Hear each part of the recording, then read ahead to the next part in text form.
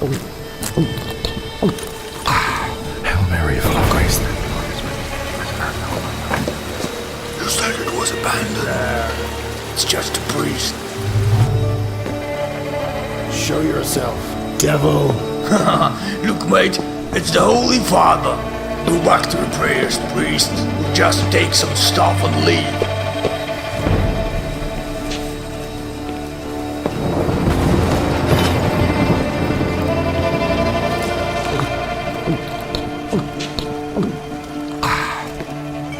Saracens! I am the Crusader of the Lord! Come and be purged by this holy blade!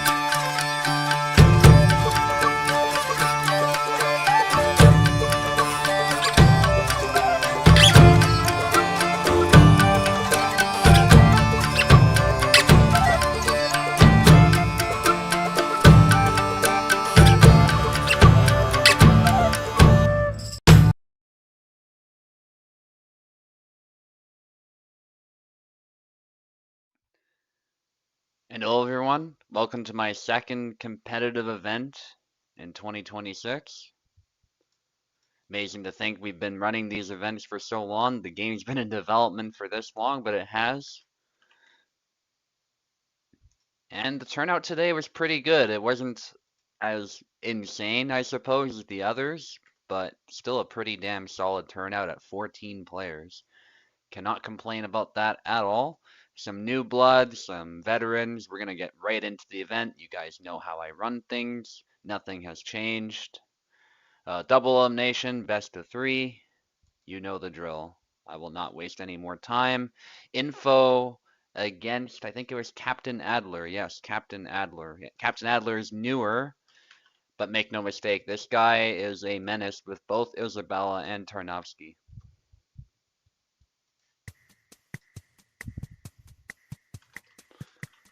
I'll get in the commentator's cabin as well. If anyone wants to commentate with me, you absolutely can. Just let me know and I'll let you in.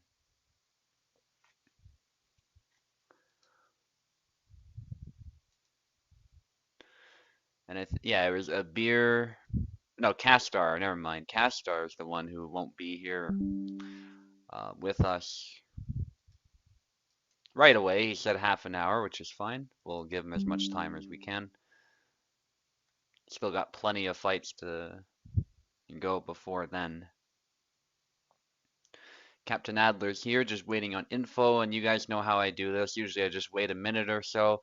If the other fighter doesn't show up right away, that's fine. We'll just skip and come right back just for efficiency's sake.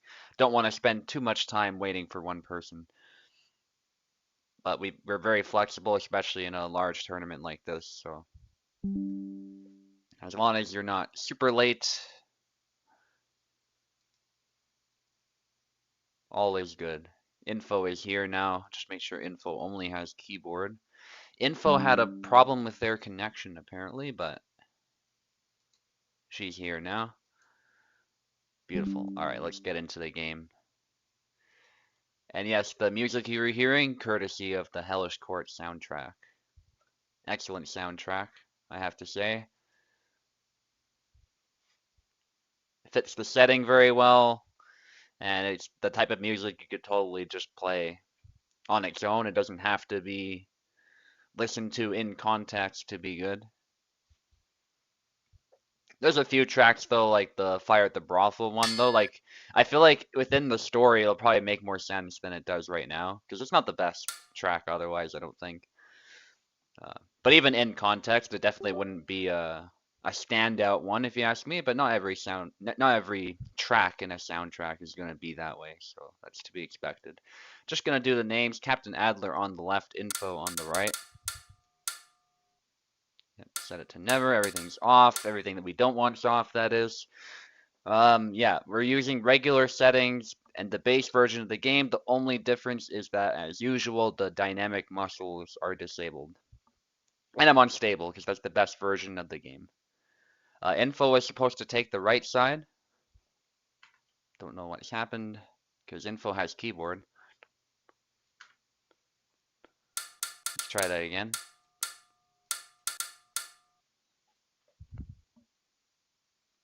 There we are. Sometimes you gotta click the window info if that's what happened. If you just, for some reason, the controls didn't work. Sometimes we gotta back out and try it again too. It could have just been that. Oh, we're on, just play to 7. We're obviously playing to 7 flags. I forgot that I had the Fire Emblem flag set up. It's not a big deal. We're just gonna play this round to 7 and then I'm gonna change that. We're not doing 25 flag rounds, don't worry. That would be pretty insane. Good thrust by info. Captain Adler's goal is pretty clear. He wants to displace the rapier with some big cut, or just go in and close the distance and kill Marie.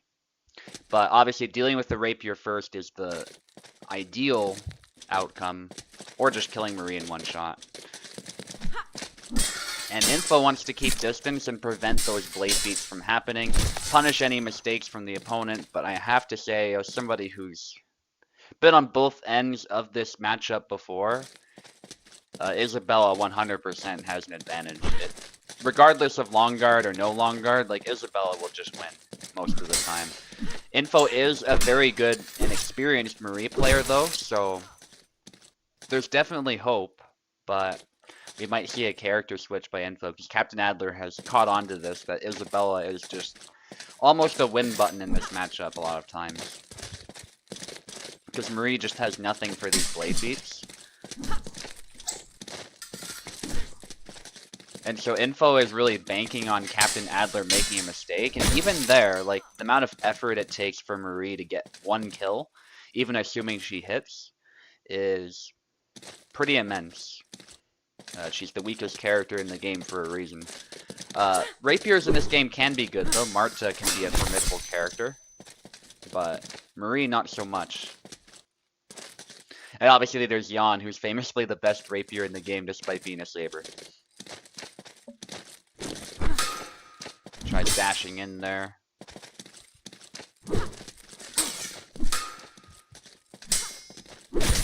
And that's a double, but still looking very good for Captain Adler. Also, I'll go in and change it so that you guys are just seeing the game capture. That'll probably make it look smoother for the viewers. It's not a big deal right now though.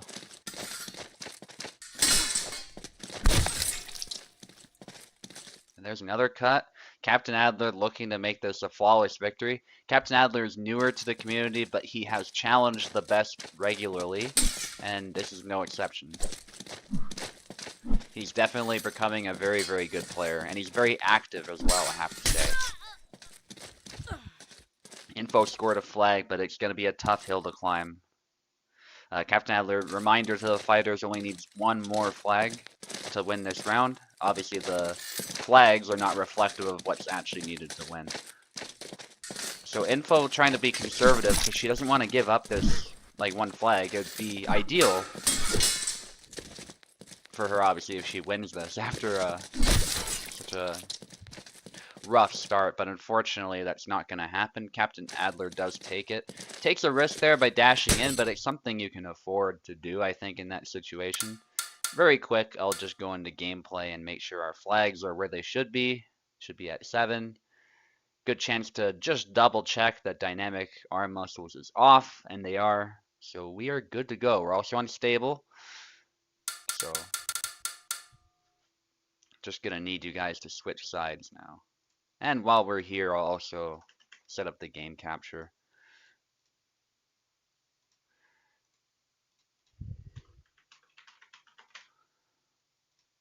Where are we? Here we go.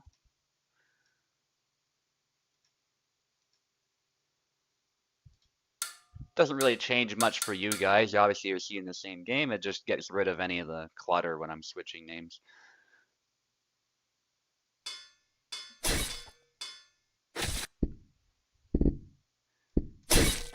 Okay, so Info sticking with Marie. Not sure if that's gonna be advisable, but there's also something to be said about the fact that Marie is her main at the end of the day. So it's quite possible another character would still not work very well. She's put a lot of work into making Marie at least decent, and she actually can challenge a lot of players with this Marie, thanks to the amount of work that she's put into it. But again, this matchup against Isabella is very often just unwinnable. It's basically down to whether or not Captain Adler makes a big mistake. And it has to be a big one. Even a slight mistake, Captain Adler can probably recover from it and still get that kill shot. Now in real life, like if we're talking like longsword against rapier, they actually are pretty equal. I would say the longsword, obviously, it can beat the rapier aside easily in real life. That is true. It has more mass in the blade. Can even bend the rapier. That's something that T-Bow talks about. Because yes, they used spring steel for these rapiers back then, but the steel they used was inferior to modern steel. So there was an actual chance that somebody with a two-handed sword, whether that's a longsword or a greatsword, it could very well bend the rapier permanently. And we still sometimes see that today, actually, with modern fetters, so it does happen still. So So what the rapier wants to do, at least realistically speaking, it's not so easy in this game, unfortunately. But what the rapier user wants to do is to deny contact with the longsword. Because the longsword will win in the bind. It has just superior leverage, it has superior power on the cut. So the rapier will try and disengage instead of just letting the longsword beat the blade. And that will allow the rapier user to set up another attack. Using the fact that the longsword might be striking the blade, against the longsword user. And that's something Marie really needs, just some kind of answer to these blade beats, because otherwise it's so difficult. I mean, if Captain Adler wanted to cheese it even further, there's other stuff he could do, but I'm not going to mention that here. I want to give Info the best chance she can to win and not give tips like that. Info's well aware of it anyway, but... Also, you see how weird the lighting is? Like, you can't even see Marie's face there. It's just a shadow. And that's some weird update that Kubel did with the lighting. And on this map, I can at least bear it. It's definitely playable. But there's some other maps where it's just blatantly unplayable with how bad the lighting is. And I told Kubel about it. He's definitely read it. So we'll see what he does with that feedback. But so far, it's a whole lot of nothing.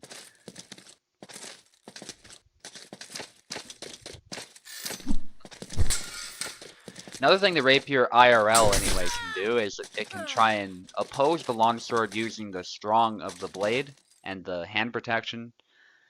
And if you do that, you might be able to set up a counter thrust. Unfortunately, whether Marie can do that or not in this game is iffy. I have to say Info's doing a great job now though, good recovery.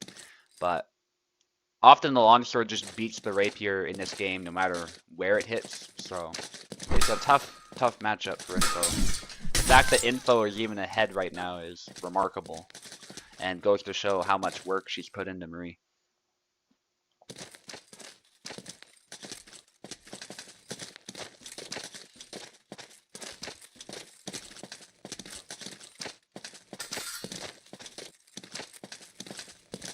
Back and forth by Info, trying to provoke a mistake. Nicely done. Captain Adler there made a bit of a mistake by continuing to fight within the rapier's range and not within his own range.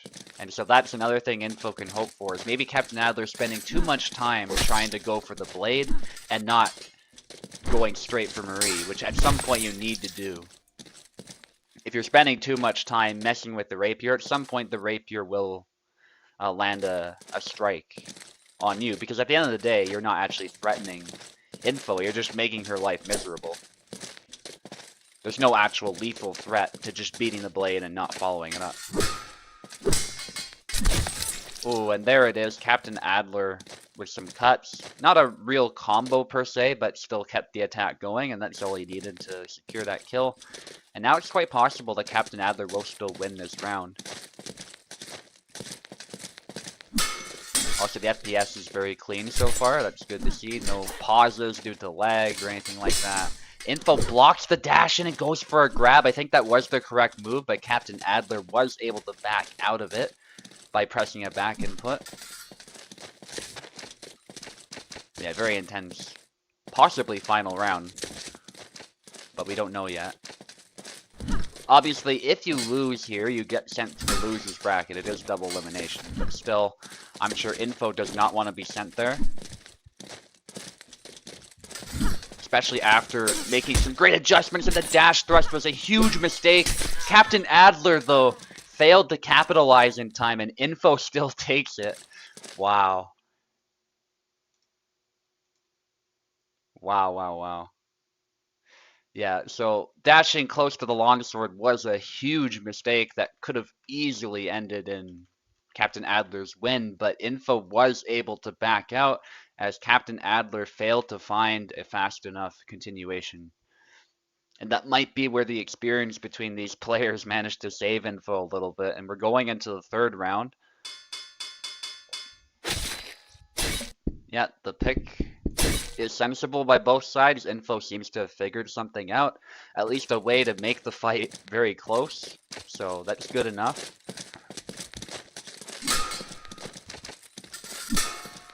Y cuts there. Captain Adler backs off. Upcut. But again, not getting the correct measure. Only attacking the rapier. And Info, I imagine, is also looking to get Isabella to run out of stamina in some of these engagements as well, which is a realistic possibility. Isabella's stamina is really not the best. That is one of the saving graces that Marie can have. And a bunch of quick pokes there.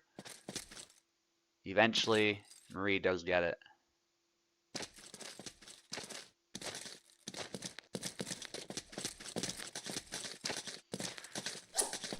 Oh, and the cut is a huge mistake there. Generally, you don't want to cut with the rapier because of that reason right there. You're essentially giving up complete control of the center, and you're giving up your reach advantage. And so, Captain Adler did the right thing, just move forward and punish that. The cut also tends to do less damage. If it does hit the head, it does sometimes kill. In fact, it's quite likely to kill if it's a big cut, but otherwise the cut will not kill. So it's usually not a threat that Isabella has to worry about. Still, that was a good kill.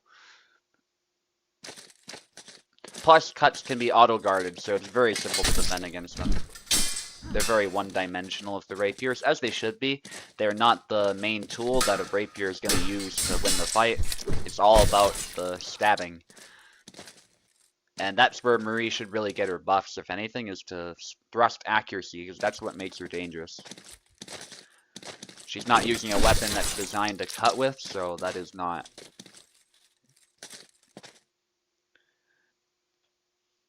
really where she should be buffed. Still, Info doing good here. Manages to get some offense going, but can't finish it. Again, going for a cut, which is a little bit of a mistake. It was easy for Captain Adler to recover and block that. High guard by Captain Adler, trying to keep distance, but hit to the leg was still pretty important. A dangerous hit, place to be hit, by the way, is the thigh right there. You can die instantly pretty much from the femoral artery being popped. But in this game, legs have more health, because generally speaking, hits to the leg are less dangerous. But obviously, it is worth noting that if you get run through the leg like that, there is a high chance still that it will be a fatal hit, especially back then. But you can see it definitely did take out Isabella's mobility, so Info is taking it slow. The dash-in was a huge mistake once more, though, again, giving up the reach advantage so that Isabella can instantly punish. I understand that Info wants to get the initiative, but you've got to play to the rapier's advantage. And once you dash in, you're just essentially playing Isabella's game. The cut is a huge gamble. Sometimes it does work if the opponent's long guarding, but Captain Adler seems to have realized that long guard isn't always necessary, so. Because Marie's accuracy is not the best, and those blade beats are nasty. Info able to interrupt, though, with that thrust. Still no kill, despite that. And now she's getting back in the corner. She might start fighting like a caged animal, though, and there it is. The dash, at just the right moment, can still be very effective. But you've got to be so sure that that stab is actually going to connect. Because if it does not connect, then you're just putting yourself in a lot of danger. I do appreciate that about Info, that she is able to turn up the aggression sometimes. It does throw people off. And a bunch of pokes by Info as Captain Adler gets impatient, but still no kill. They are light stabs.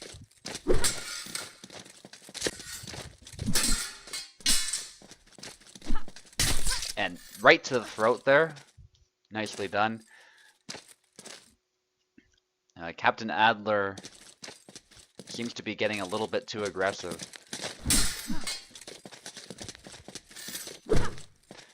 But there's a balance to be struck, as we've seen before. He's made the mistake of being too passive in some of these engagements too. There's definitely a balance you want to strike with that. And yeah, Info unfortunately wasn't able to land the thrust and got blade beat and killed.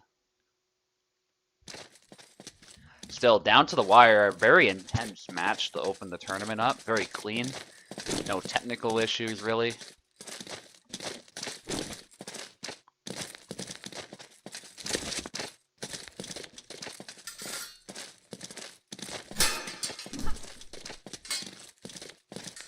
blades collide a little bit. They're testing each other's guards, not trying to give away a flag. Info knows she especially can't afford to do that.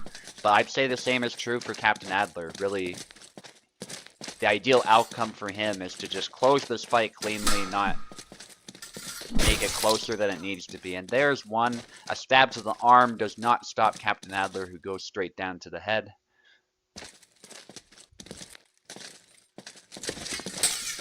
And parries there. Info again making the mistake of dashing in close when she has the longer weapon, and Captain Adler instantly punishes that. Info still did a great job though. Like I said earlier, it's a tough matchup.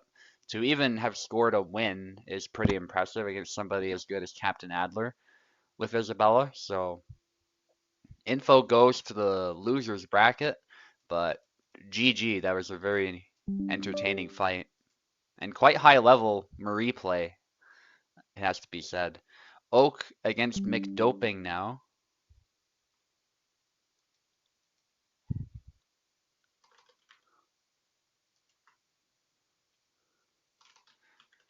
Pico says he'll be like 15 minutes, and that's fine. We're doing Oak against McDoping now anyway.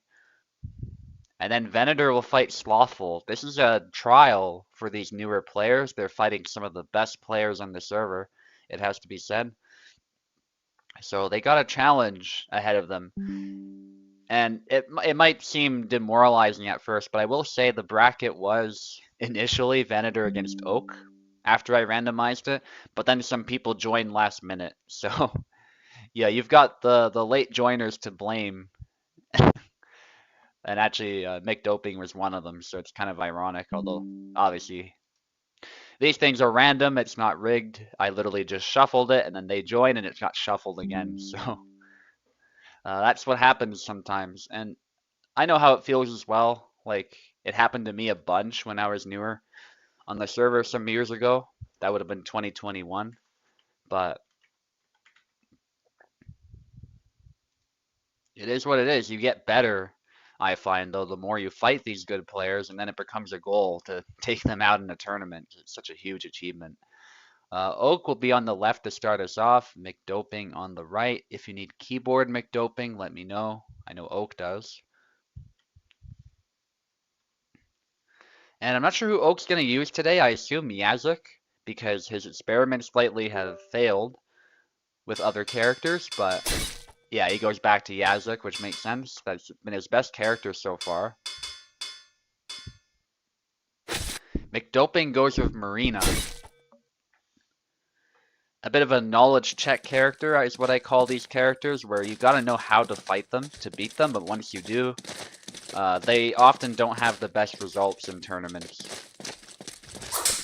So Marina is really like B tier, I would say. You can definitely intimidate players with her, and we've seen her win before. She's not weak if you compare her to, say, Marie or Calc, but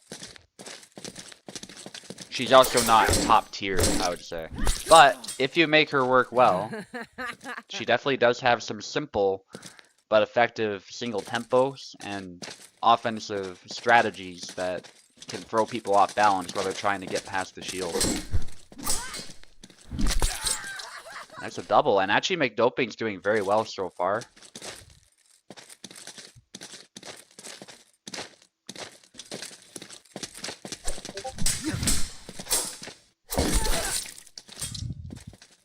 Okay, a lot of people asking to skip fights, but that's fine. Venator is eating, so we'll have to skip his as well briefly.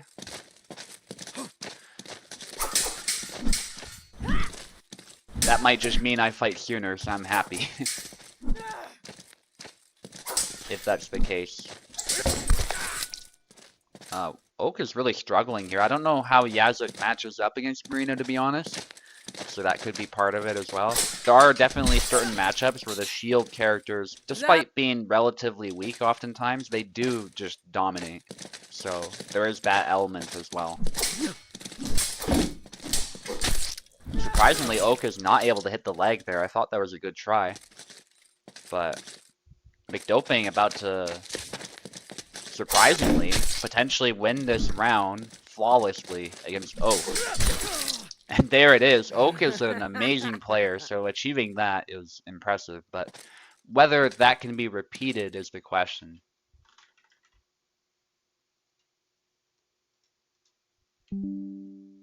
It's Oak.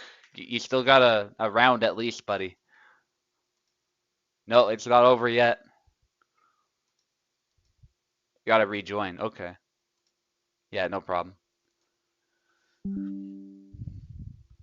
Yeah, it's not over yet. Oak still has at least one more chance. He might get two more chances if he manages to win this one. I'll just reassign the controllers. We're switching sides. McDoping on the left. Yep. Same characters. I'm not surprised. I mean, Oak is the type of guy who doesn't typically take a picture and frame it. What?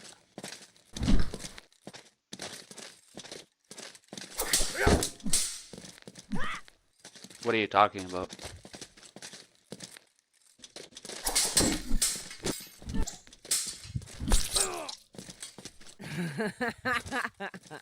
Oh, you mean just that Oak lost so badly. I see what you're talking about. Yeah. Yeah, it is a pretty huge moment here. Okay, what's going on?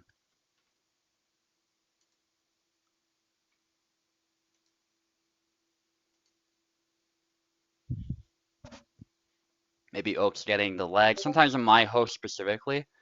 No, it's fine, Oak. Okay, so we're gonna pause, and we're just gonna let Oak in through Steam.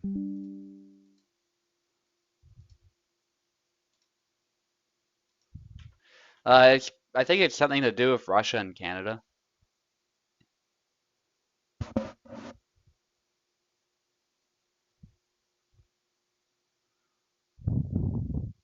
Yeah, it's hard to overstate how big of an achievement that is, and McDoping already scored the first flag in this round, although I think it was because of lag, so.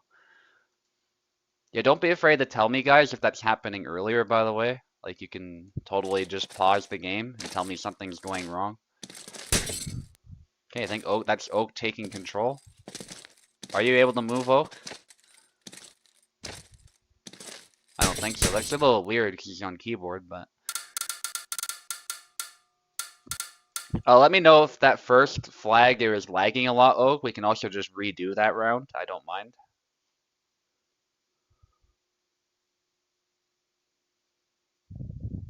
I'm not alt-tabbed right now, though. That's weird.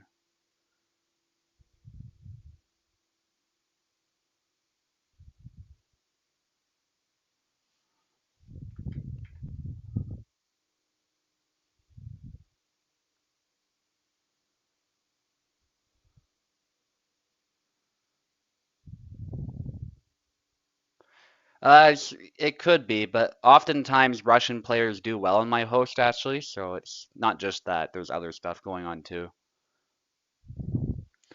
Very often EU players and NA players can still play together, no problem.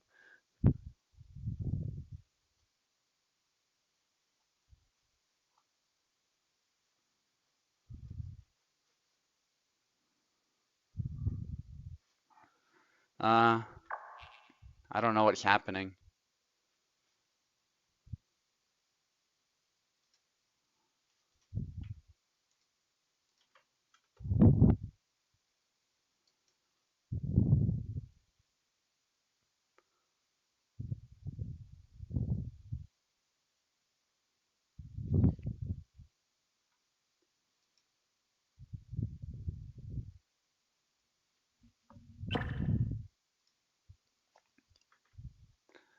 All right, go ahead. And the first flag was legit, so we'll play as if that was scored. Oak said it himself, so.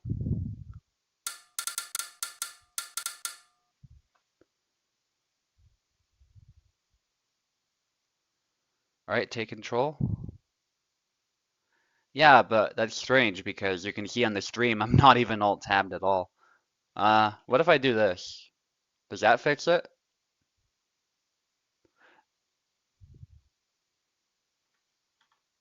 If I do that?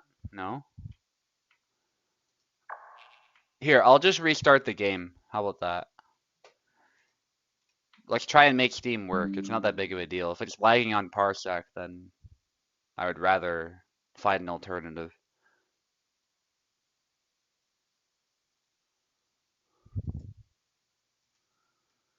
Oak is just having an issue with Steam Remote. You guys can't see it. Apparently it tells him I'm alt-tabbed, even though I'm not. And he can tell, like, he can actually see the background, which is weird.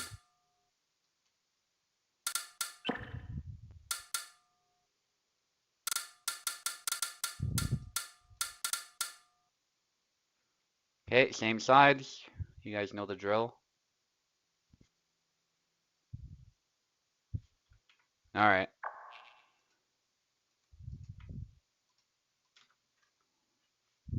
Oak's gonna try Parsec after all.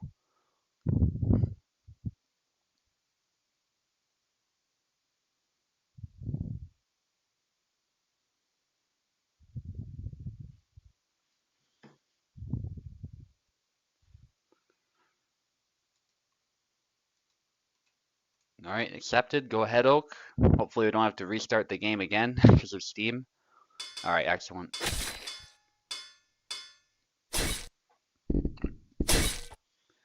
Again, don't be afraid to pause the game if there's problems.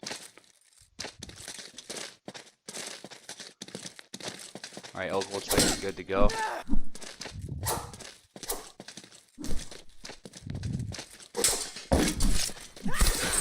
Ooh, and that's actually 2 flags, correction, not just 1 from McDoping, because that first one was legit.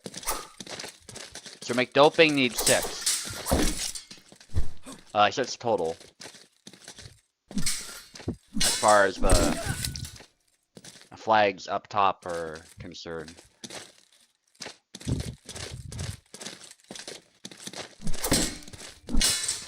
Yeah, Oak is playing very linearly, I have to say. I wonder if that's part of the problem.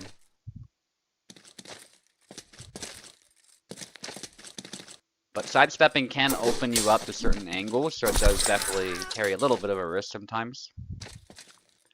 It can be a bit of a risk when you sidestep and then open up, say, your non-sword side to the opponent.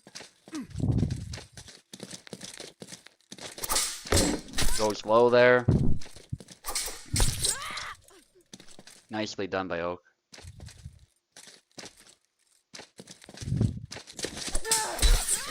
Another one, nice.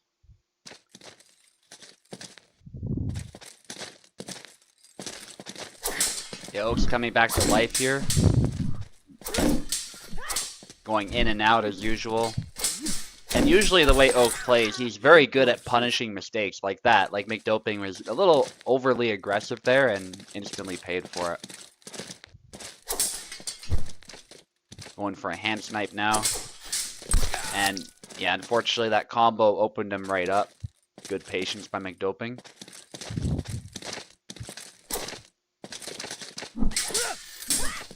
Ooh, Oak somehow not hitting the head. I'm not sure how. But good recovery. And still really persistent with those cuts and still lands a hit in the end. And this is often what happens. When it's a brawl, Marina will just straight up lose. Because her HP isn't as high and she has some openings despite the shield.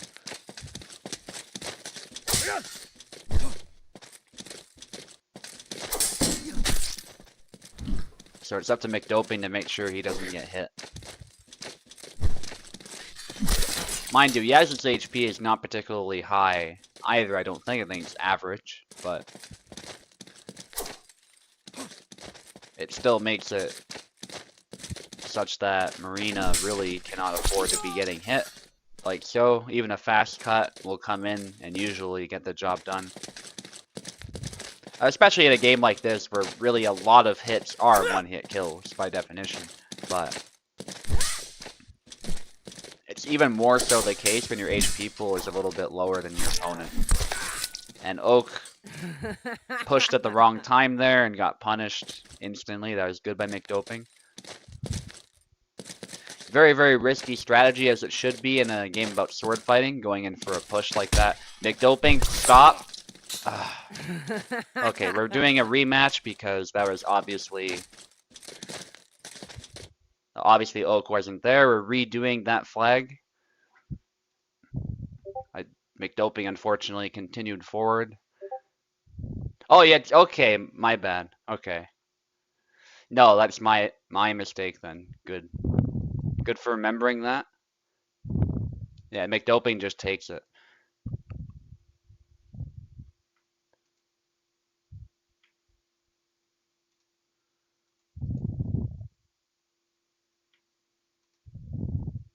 Okay, Venator's not here. Pico and Abir are not. It was Castar actually who's not here. So we'll do Piper against Luck in that case, which will be an amazing matchup between these two. Very aggressive players. Luck being faster, I would say, but Piper just more all in on the offense and the side steps and stuff like that. All right. Piper will be on the left to start off, Luck on the right. Piper often plays well on North American hosts, in fact, even better on North American hosts, despite being British. So Luck will definitely have his work cut out for him, but we'll see what he can do. It's really a toss-up as to who can win this, as they're both veterans. Goes with Hassan, actually. It might be a little bit of a mistake, but we'll see. As Piper's strongest character is definitely Alex, but we'll see what he can do.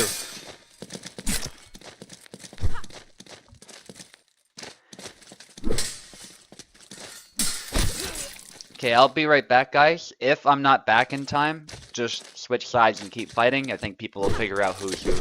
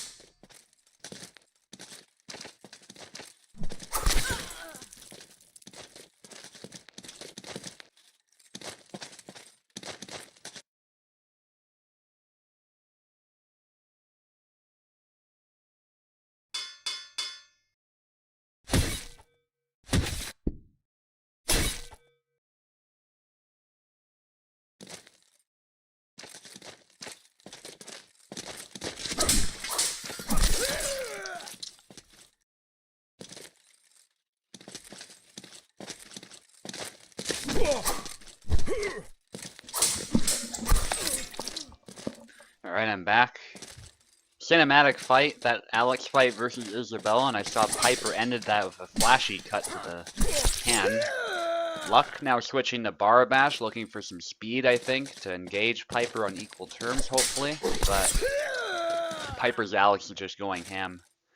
Very, very powerful character, especially in Piper's hands. He loves going on the offensive, and Luck struggling to find an answer here, but the sidestep was a great idea.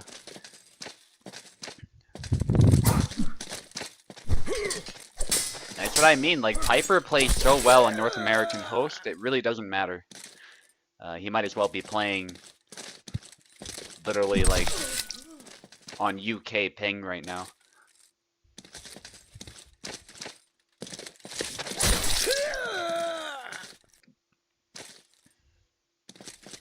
Now that he switched to his main, it's become very tough. And I think Barabash was a decent choice. It's just Piper seems to have an answer for everything that Luck is trying right now. The sidestep, I don't know how that didn't land, but Alex's guard is very formidable. So these things happen. It's up to Luck to lock in, though. It is definitely not over.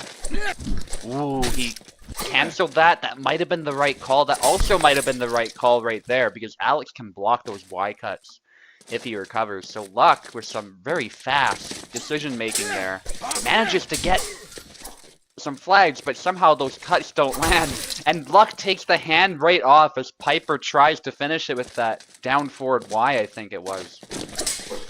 And the sidestep by Luck, excellent comeback.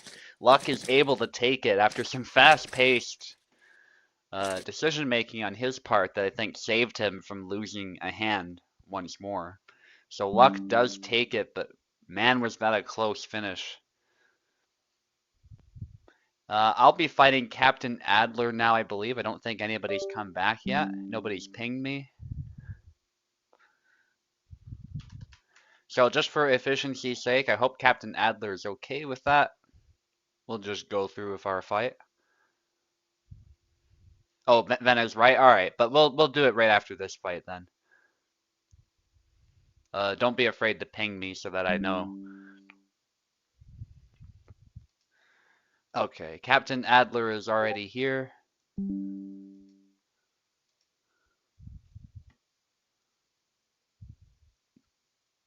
And I'll be on the left, Captain Adler on the right.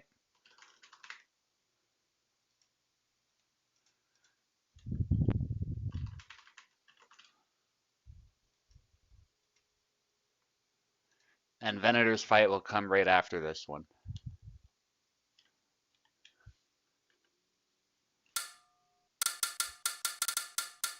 So far, a very smooth event, it has to be said. Not much for technical issues, although Oak was having the issues with lag, which was unfortunate. We'll definitely give Steam another try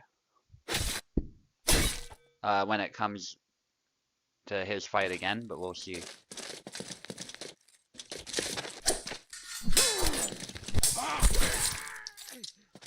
Anyway, good luck, Captain Adler.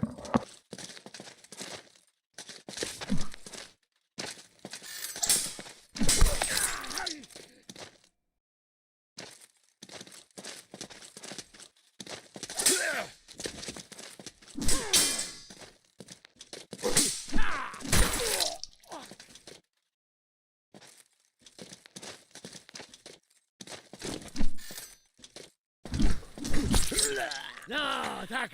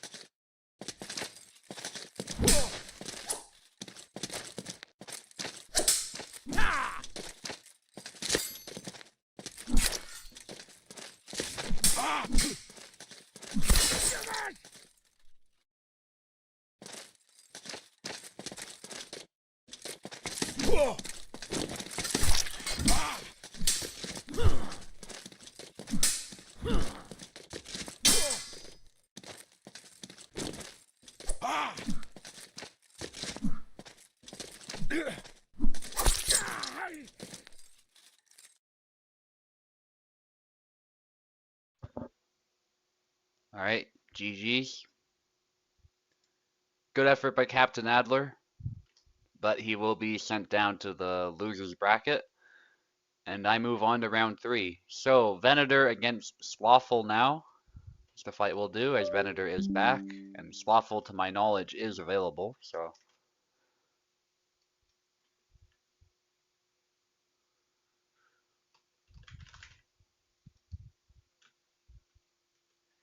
you guys aren't in order. So, Venator's fight's supposed to come before, so we're doing that one first.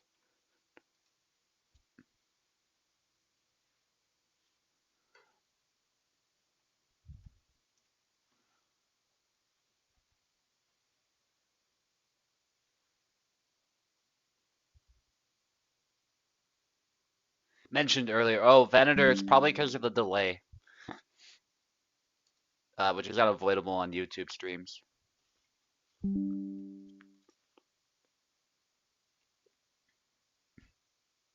Yeah, it's all good.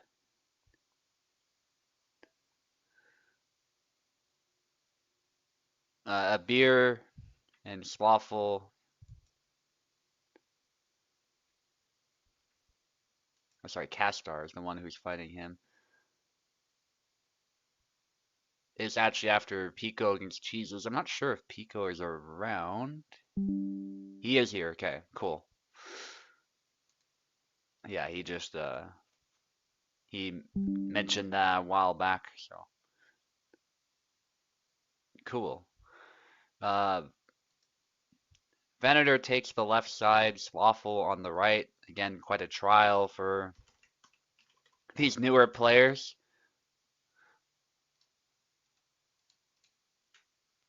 But that's just how it turned out. It was originally going to be like veterans against veterans, but some new joiners caused it to shuffle again, and so here we are.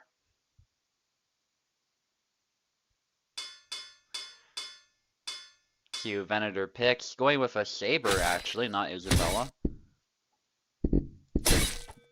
Mind you, he does a great job with Sabers. He can play Barabash, Jan, and Alex very well. I think Piper declared him the best Alex player recently, so that's pretty high praise.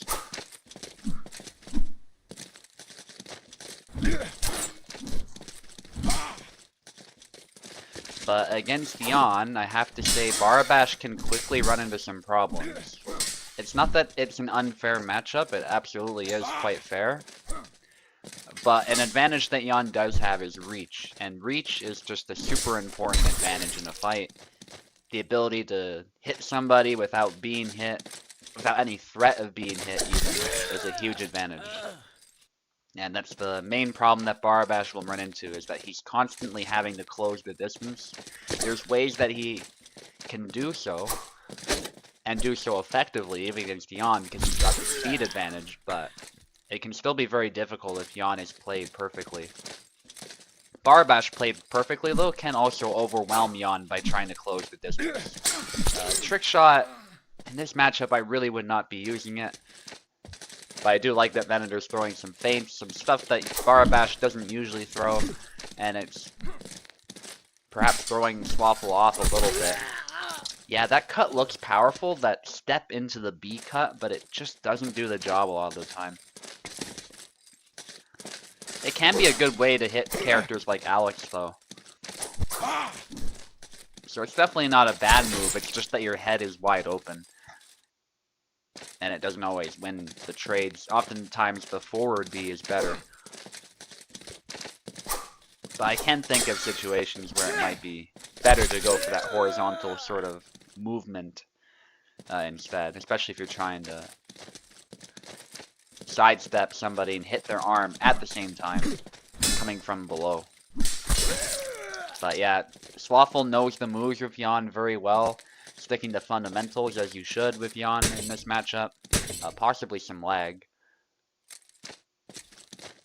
Swaffle seems good to go though. So we'll just wait it out. Good sportsmanship by Swaffle. Yeah. Sometimes that happens on Parsec. I get it sometimes even though my connection is very good. It's actually better than it's ever been lately, but still sometimes will happen, especially when regions are different. I'm just glad it wasn't permanent, because that can immediately ruin a fight.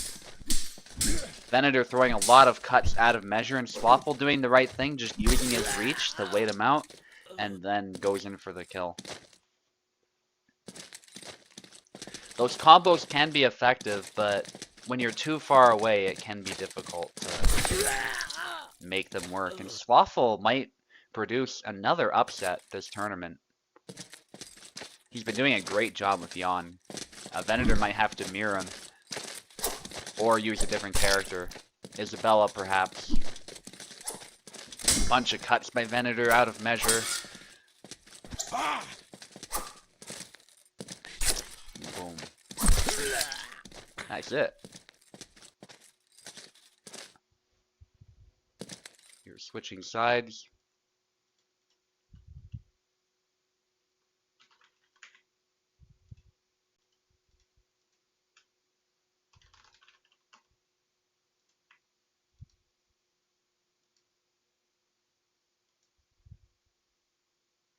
Oh wait, I think I mixed up the names. So Venator was the one winning that whole time. Yeah, my bad. I just realized. So yeah, all that praise that I was giving Swaffle, that's for Venator. Yeah, I'm not surprised. Like, Bara was a little bit strange, so I was like, huh, he picked Barabash. But that skin should have probably clued me in earlier. So, my bad, Venator. Venator's winning big time. Yeah, like at least in this case, it's pretty clear.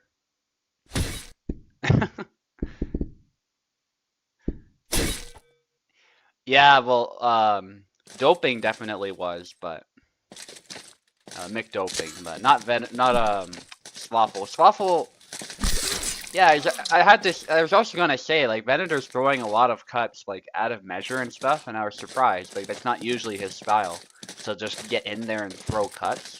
So I think Slothful nonetheless has made the correct call to try and match Venator's reach. That might give him some chances, and maybe the praise that I was giving him, despite the fact it was misplaced, will still give him a bit of a morale boost. I don't know how I mixed that up. Maybe I'm just sleep deprived. But that is what it is.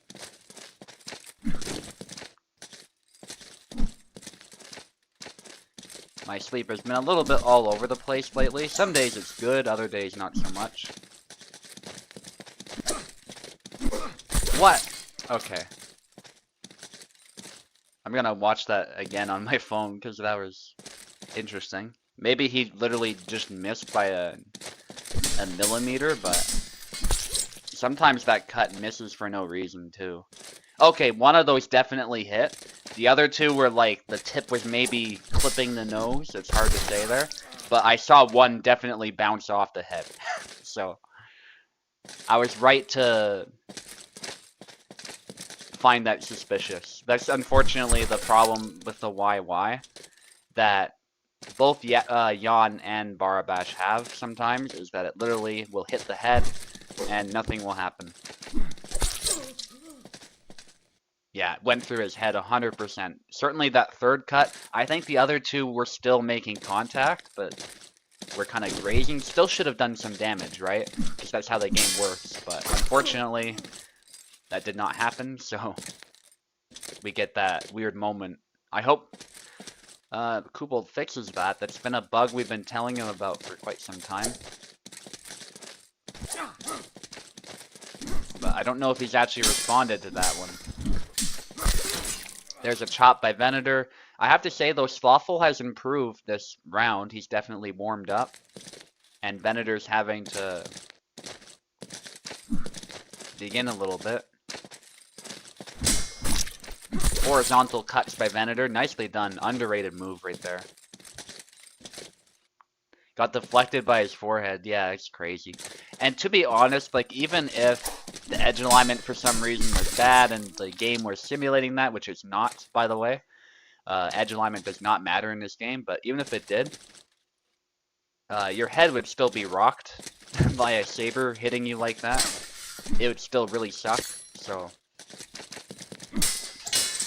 yeah, it's BS on all counts. Plus, sabers are pretty forgiving with the cut. So it'd be pretty hard to mess up the edge alignment that badly, I think, to the point where your edge is not even making any contact.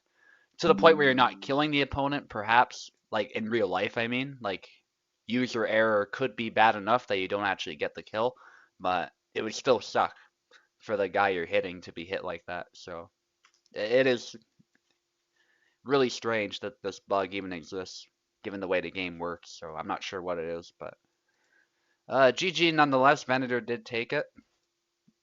Regardless of bugs or whatever, they didn't stop him from getting shit done, so good effort though, the Slothful. You're still not out of the tournament yet, although you do have another tough fight to go here against Oak, so I wish you the best of luck with that, and I hope you're learning some things from these fights and still having some fun regardless. Okay, Pico 100% is on the left for this fight against Jesus.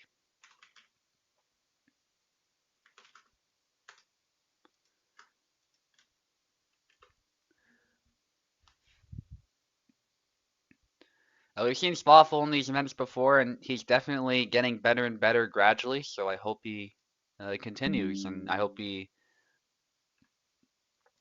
continues to work on his saber play, as he will get better if he does so. I think the biggest problem I saw was just that sometimes he was throwing cuts sporadically out of measure. That means he's not going to land because he's out of range. So that sometimes can make you very easy to punish. So I think just working on the distance management would be the big thing for him to work on. And sometimes that's not super intuitive, so it might look easy to do for people who are viewing to sort of land your shots consistently and to understand your range. It looks simple to the viewer, but it actually isn't. It's something you work on as you play. You get a sense of not just your own range, but the range that your opponent has to work with. Yes, you're on the left, Pekola.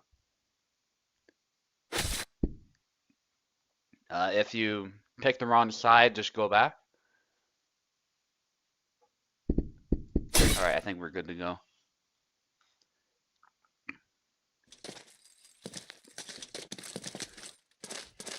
Oh, Pico has no audio. Okay. Good to know. Because he's in a different voice chat. That's why. Okay. It's no problem. Cheese is getting some lag. Both of these guys are NA, so that is strange if so. Give him a chance, I guess. See what's up. Don't be afraid to let me know what's going on. Maybe he's frozen completely. Or his internet was shut down. Because he's not even chatting right now. Okay, he did long guard, but I don't think he's good to go. I think that was accidental. Because he's still not moving. I think he's trying to input stuff right now. It's horrible. Okay. Do you want to just try reconnecting? If not, we can try Steam. Tell you what, we'll reconnect first, and then we'll try Steam.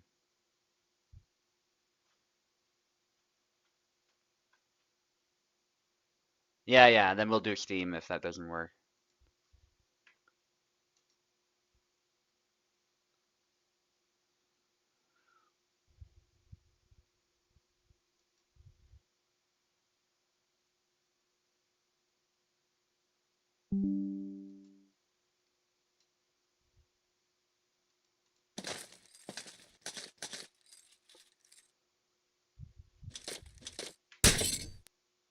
Same thing, I assume. Try and take control first.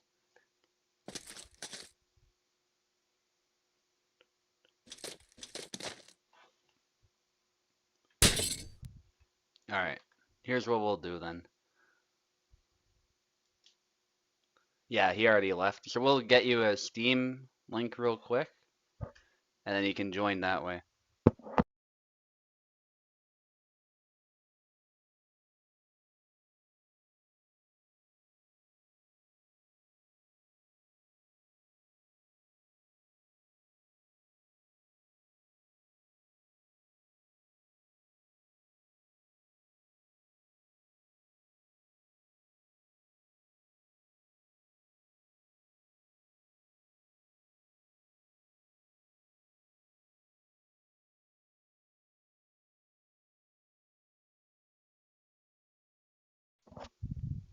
Right, there you go.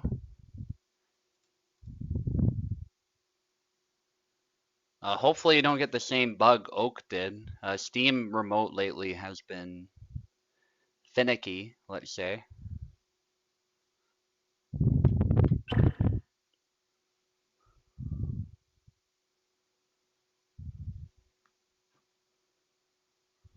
Okay, there he is. And you've got controller. Jesus, your connection quality is very sporadic.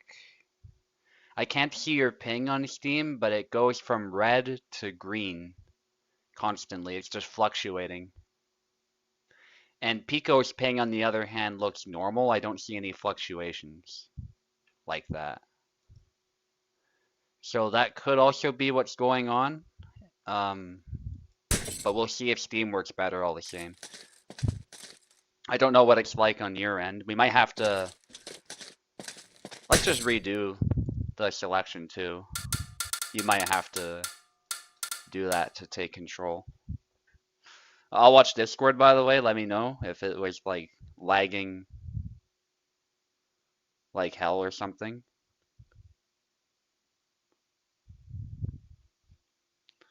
Because, yeah, your connection did not look too good.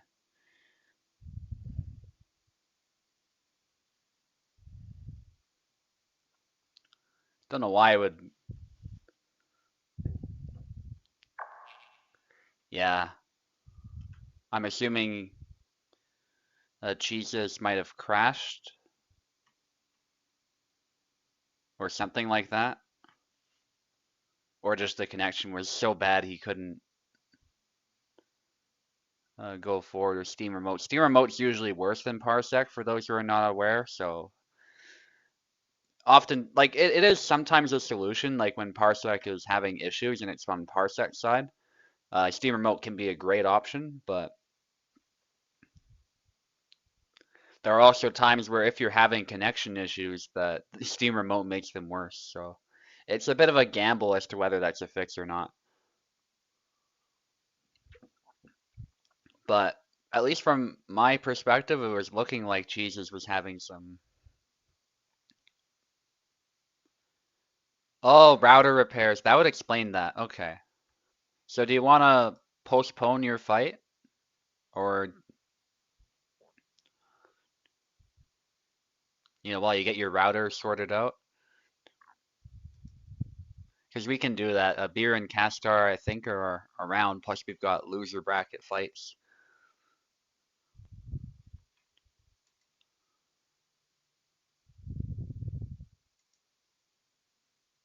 I'll ask him.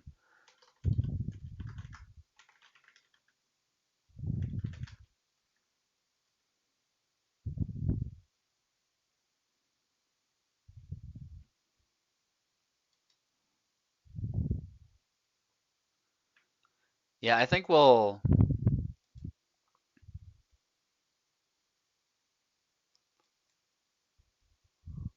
just wait for Jesus if it'll only take a minute. Yeah, so that would explain it. It looks like there are repairs going on, and the router was reset.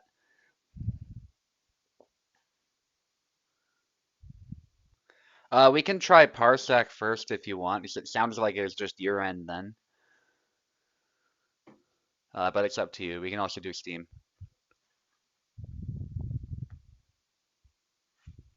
Yeah, because Parsec's usually better. Emphasis on usually, though. Unfortunately, our reliance on third-party software means that we're essentially relying on them maintaining good servers, so. But that's what we've got. We can't... There's no native multiplayer, and Koopold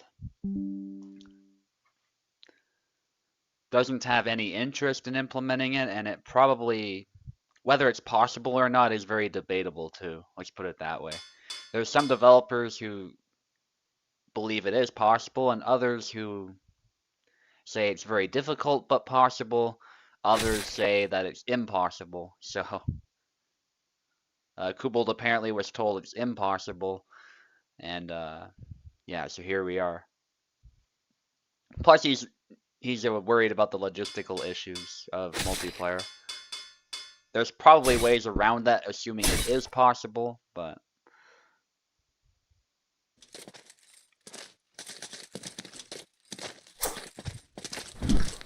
But yeah, that's basically why we're using Parsec and Remote. It does usually work pretty well, though. Pico got a flag, and I'm glad it's much better. Cheatson said not only is it playable, but he said it was much better, so... That's good. Samuel's arm briefly just broke, his sword arm. His wrist is often broken as well. It's a bug that's been with us for quite a while. The wrist broken bug, though, is not something that really affects his gameplay. It's more just a visual thing.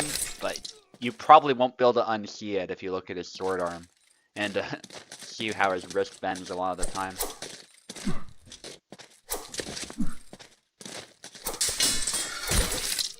Nice chop by Pico. So far, a pretty close fight.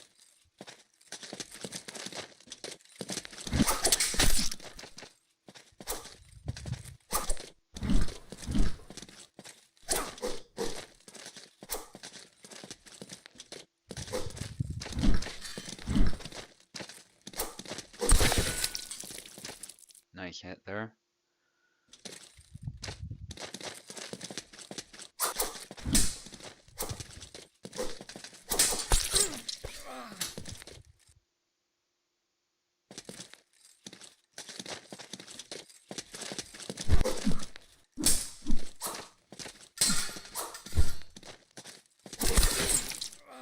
Nice hit there.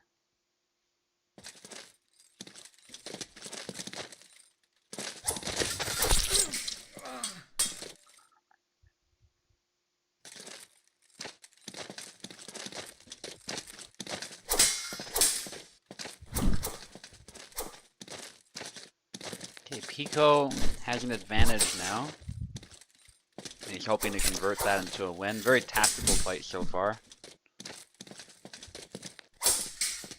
Pico is a tricky opponent in general for anybody to fight. Not only is he a veteran, but he's very fond of these cancels and just tricky tactics to catch people off guard. Jesus is able to draw some blood as well. Pico might get tired, as Calc does run out of stamina pretty quick. I was talking about how weak Calc can be, and the fact that Pico can make him work this well is very impressive, like given his current state.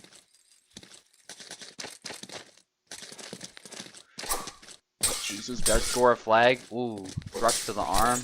Another thrust there by Pico, but he's getting tired from hitting Samuel, and it's a double.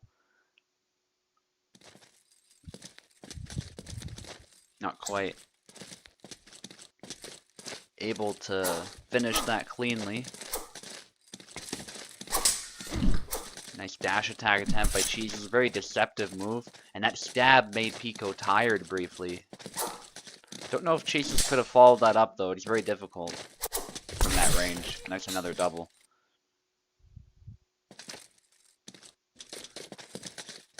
Maybe a down forward X right after would have worked or something like that. Or a dash, but it's tough to say. And there's the chop straight to the arm there. It's a very good move in the current build. It's one of the moves that Calc will often rely on. And Jesus closes the distance with a quick kill there.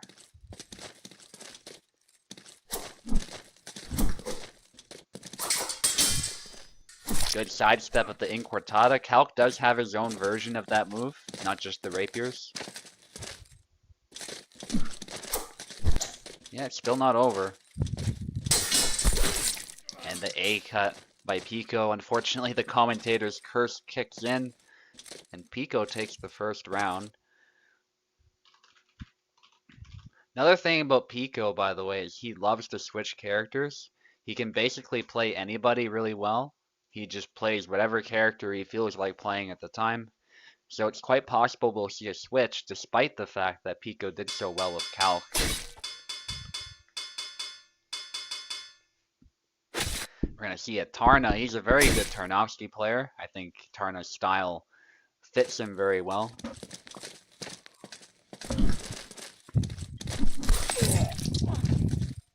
But there's a flag for Jesus.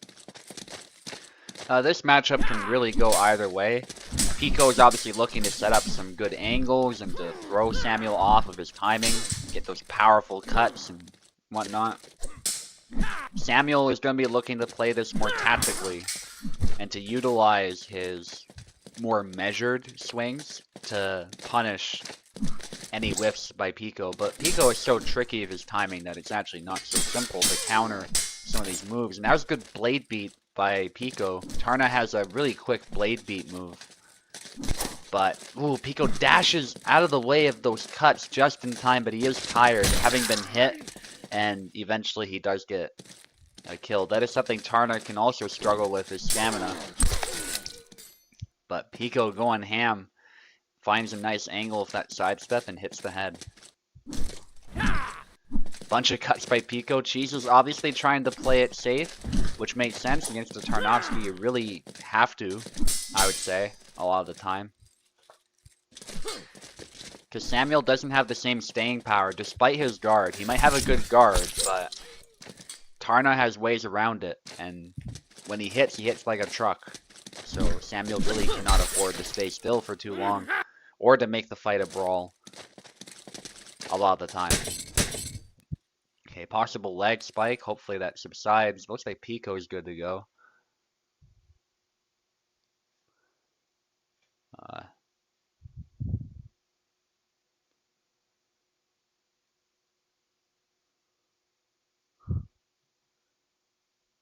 Lagging again. Yeah, I assume it's the same problem, but I'm not sure. Your ping looks okay, 68, maybe I don't, depends on where you are in North America. That could be a little bit high, but it's within the realms of normal, assuming you're in North America. So hopefully that subsides. Yeah. Unfortunately, if it doesn't, I don't think Steam will fix it, so I hope it gets better.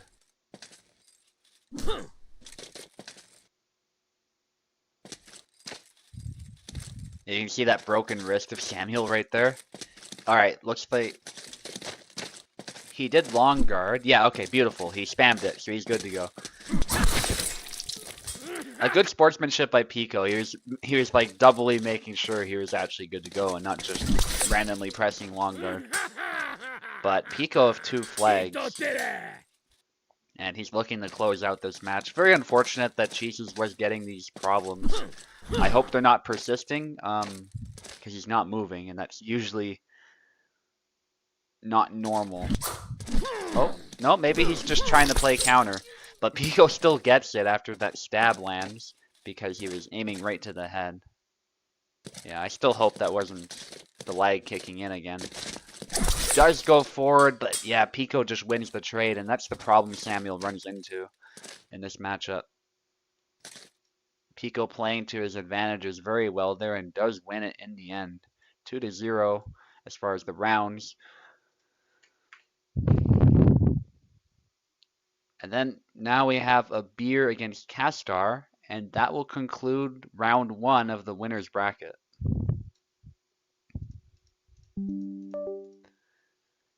And I'll also complete the loser's bracket for round 1, that is. So let's get a beer and Castar in here. These two are pretty closely matched, I would say, both with regards to experience and skill.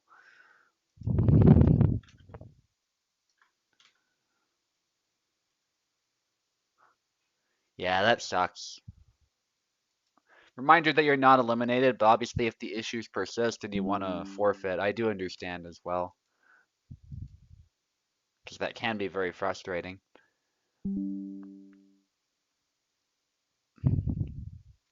IT department wins, yeah.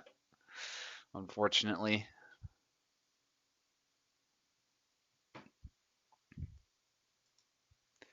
Castar is here, we're just waiting for a beer.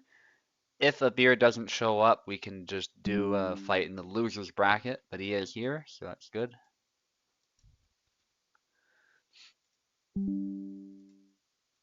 A beer on the left, and Castar on the right to start us off.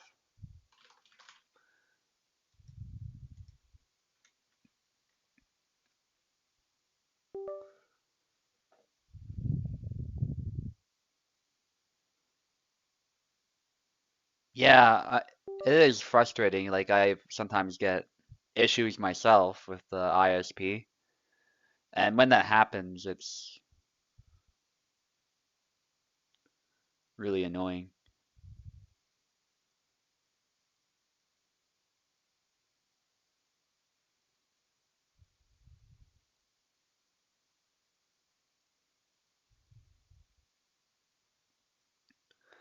Oh, does anybody need keyboard? Castor? Yeah, click the window. Sometimes that fixes it. Otherwise, we can just back out.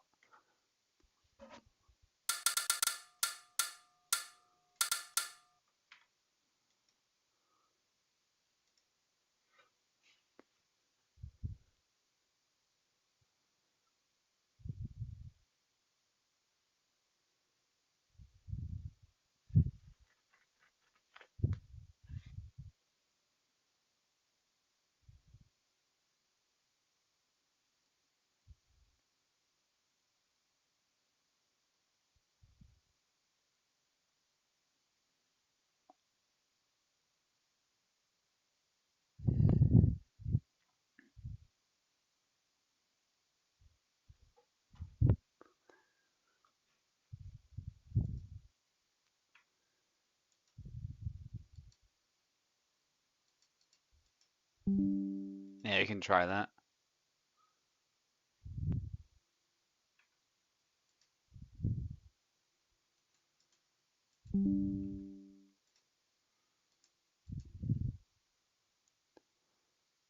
Yeah, I can do that. Go ahead and try.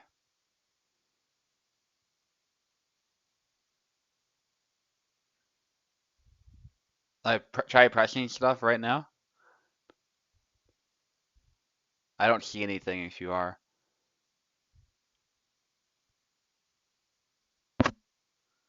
Yeah, absolutely nothing. Beer, can you try?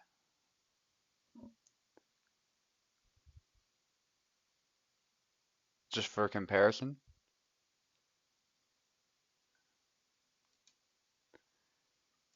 Alright. Yeah, I'm not sure what's up with that. I'll just restart the game, I think. Sometimes that fixes it too. We have used Steam a few times, so you never know. Maybe at some point Steam has somehow corrupted stuff, but because sometimes the applications, even if you don't have them on at the same time, they can still interfere with each other.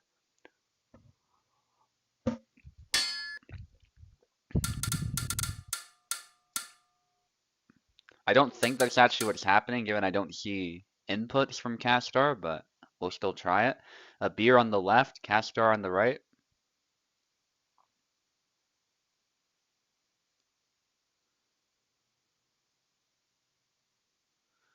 A beer on the left. I can also reset gamepad as well. I'm not in a different window.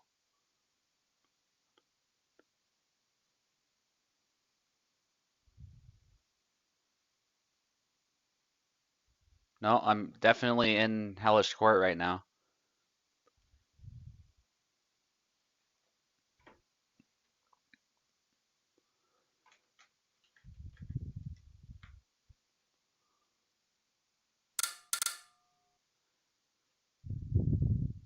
Now it works. What? Yeah, that is weird. One moment. 'Cause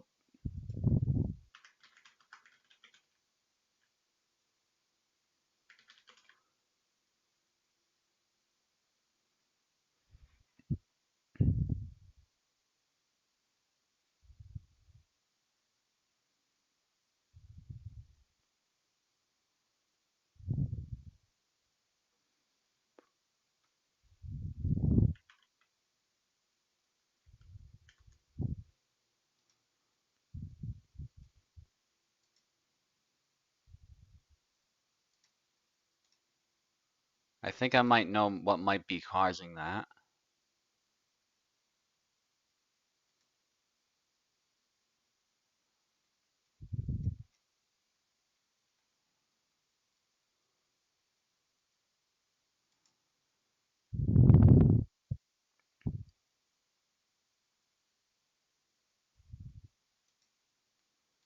Yeah, I don't know.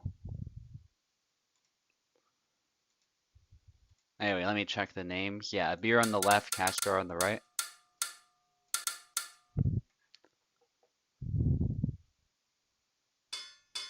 Anyway, what I think might have caused that, because It shouldn't cause that, but I think might have caused that with the Discord overlay somehow. You know that thing that says that you can go live or it shows the people voice chatting, stuff like that? Maybe that's the window that Parsec and Steam Remote are detecting, and so they assume that I'm clicked off, but I'm not. Because given I didn't do anything special to fix it, beyond that, I'm assuming that's what caused it, but...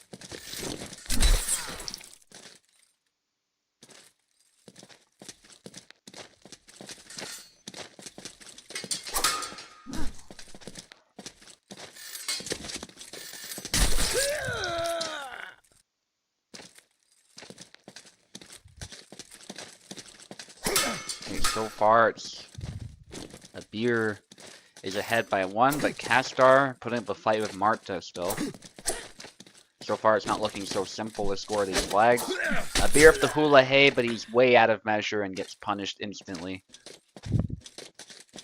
And something to be very wary of is throwing cuts at a distance where you're not able to land them. But this time the sidestep does land for a beer.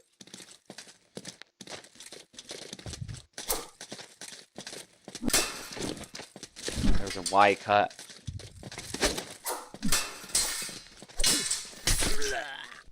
Nice.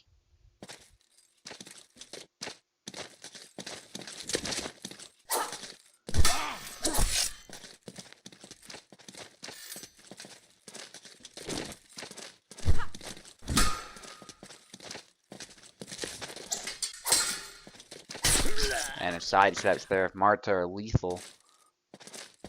As a beer did not manage to bind the blade in time with long guard. Okay, a beer's good to go.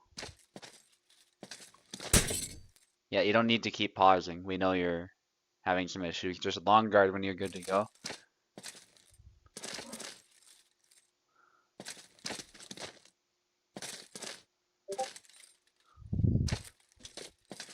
Yeah, a beer's still good to go.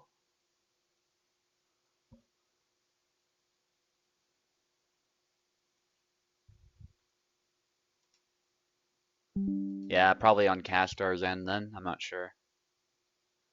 Or just Parsec on his end had a problem. It might not even be connection quality. It could just be Parsec being stupid. Who knows? Unfortunately, I can't tell what it is.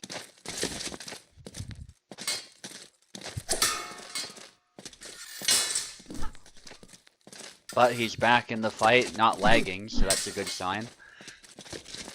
That it's not his connection quality as such.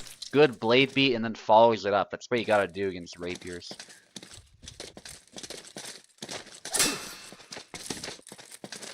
Ooh, the trick shot is not a great move here. It looks kind of odd. Kubold edited the animation too. It looks way too slow. He does it with poor technique. He's basically holding up a flag saying, "Come here and hit my hand."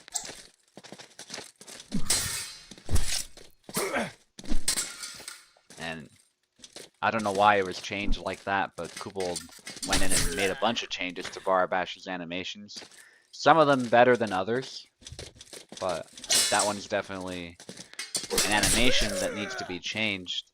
And although it didn't look like a thrust was launched, Castar probably cancelled it. The point was on the face, so a beer moved into it, I think, and that increased the damage. There is a mechanic in this game where if you run into a stab, the damage is amplified, so... And that does make sense. It goes both ways. It's not just about whether you're moving forward, it's about if your opponent's moving into the blade. That can cause more damage or penetration. This game, obviously, it's not about penetration per se, except damage, but it does increase the damage, thus simulating that effect. And Castar got the flag in the end. It's basically just like how Mountain Blade does it.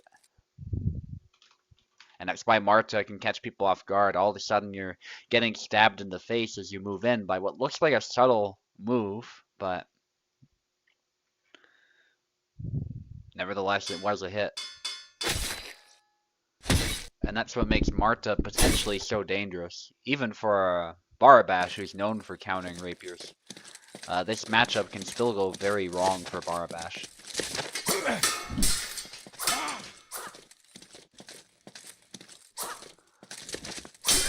Chop attempt there, but does take a bit of a hit to the hand. It was a slight graze, but still good for Castor, who's a very good Marta, it has to be said. He can also play a good Samuel. Oh, pause there.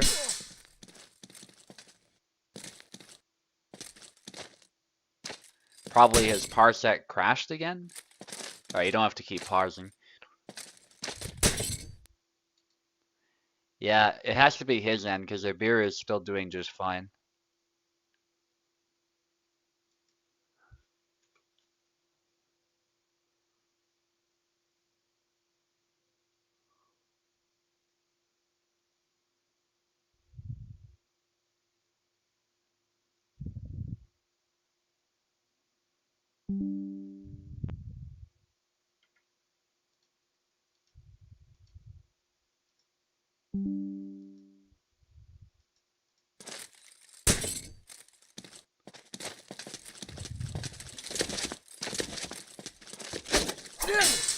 Ooh, out of measure by a beer. Almost got punished. And there's a bunch of cuts there. A beer takes it. This flag.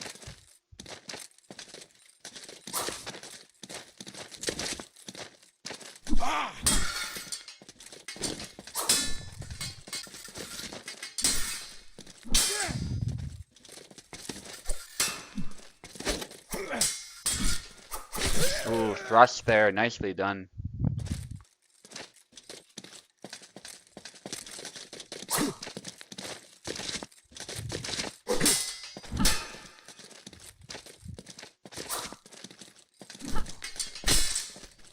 Ooh, thrust to the hand. Not able to secure a kill because of this flurry of cuts that keeps displacing the rapier. Both trying to snipe each other at this point. A beer goes in. The cuts there gets way too close for Castor to deal with it. Castor had to find a way to stop him early, otherwise that saber is obviously going to dominate up close. Because of the reach disadvantage, it really, like, Abir's goal is pretty evident. He has to close in. And there's a double.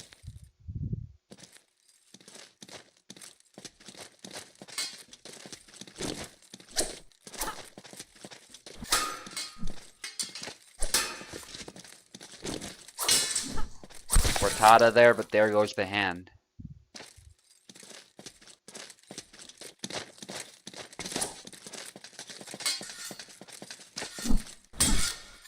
Cuts back wide, forcing a double. Nice sidestep attempt.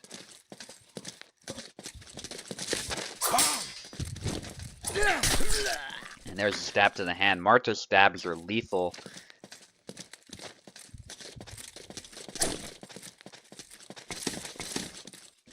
And she can combo with them as well, even if the first one doesn't kill.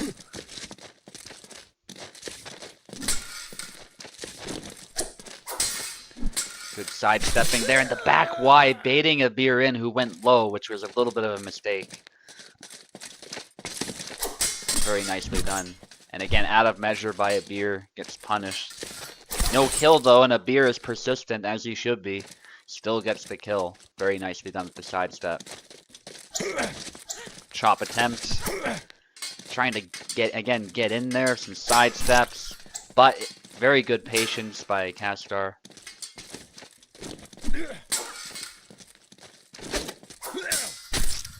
Bunch of thrust there. Castor has a chance to finish it, but he doesn't. He goes with the wrong move, I would say, which caused a graze instead of a continuation of the combo.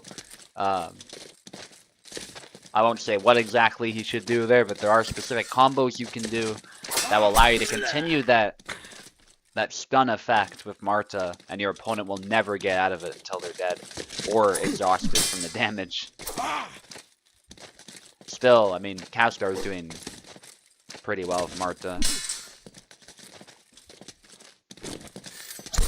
sidestep, beautifully done. Castor tried to sidestep as well, but he basically sidestepped into the cut. And we might have the same problem. Castor having... Yep, he crashed again. We're having some connection issues. Honestly, Abir, it could even just be like his parsec is having problems. Like, sometimes there's just nothing you can do. Okay, these things happen. Yeah, but sometimes parsec behaves differently for different people, and it's not always to do specifically with the quality of your connection. It could be some factor that you can't control. It could be something between Canada and the country that he lives in. Like, there's lots of different things that could be at play.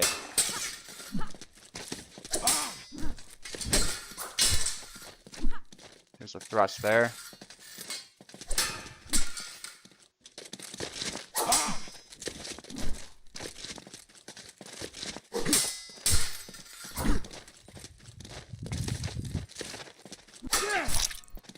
Ooh, some hits there, and he gets thrust in the face.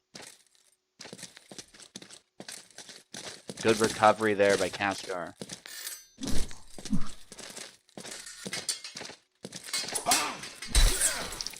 Ooh, nice hit.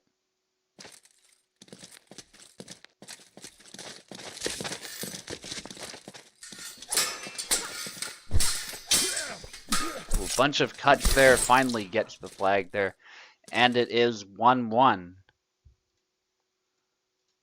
Castor was looking to finish it up here, but couldn't quite do so, so we're in for another round.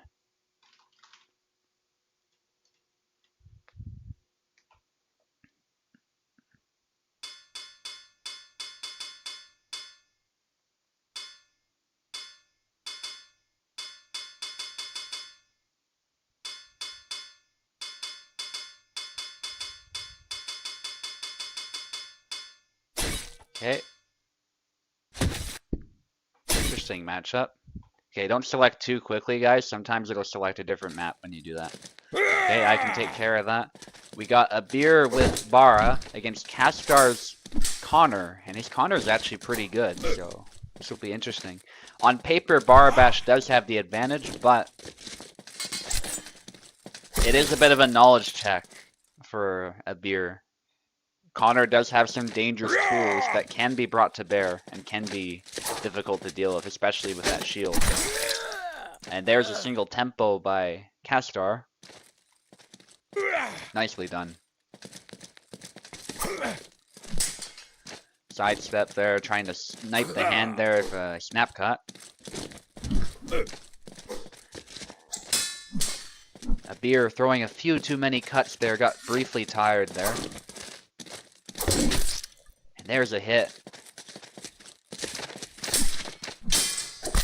Nice blade beat by Abir. Castor getting too close, and he paid for it. Connor is pretty vulnerable to being blade beaten. If you hit the weak of the blade, it will be knocked down, and he'll essentially stop defending himself properly for a bit. But there's a nice leg void, securing a kill.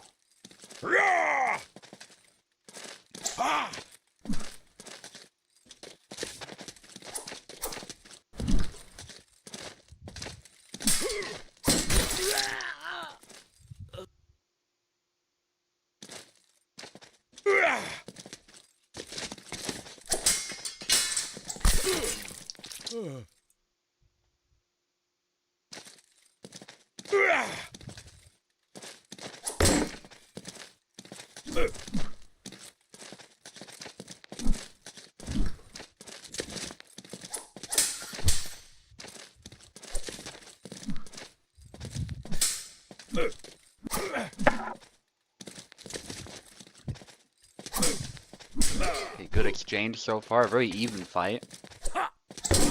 Sidestep there, hits the shield, and nice leg cut. Abir was aiming for the shield side, but then he went low. That was a good high-low sort of tactic there, hitting the leg. There's a thrust by Castar, overcommitted a little bit. And a beer punishes it. Nice feint by a beer, tries to go low. He actually, I think, he did get a hit out of that. But it was a graze. Still, any damage is good, especially against Connor, who has low HP. And it will lower stamina over time. Especially if you can get a hit like that without being damaged yourself. That's definitely a good outcome. Good exchange there. Leg cut, taking out his mobility, and there you go. His stamina's down. And a beer finishes it off there. Almost gave Castor a chance to recover, but good tenacity in his part. Still secures the kill. Even the best players fumble situations like that. So definitely nothing to feel bad about if it were to happen like that. Snipe to the hand by Castar.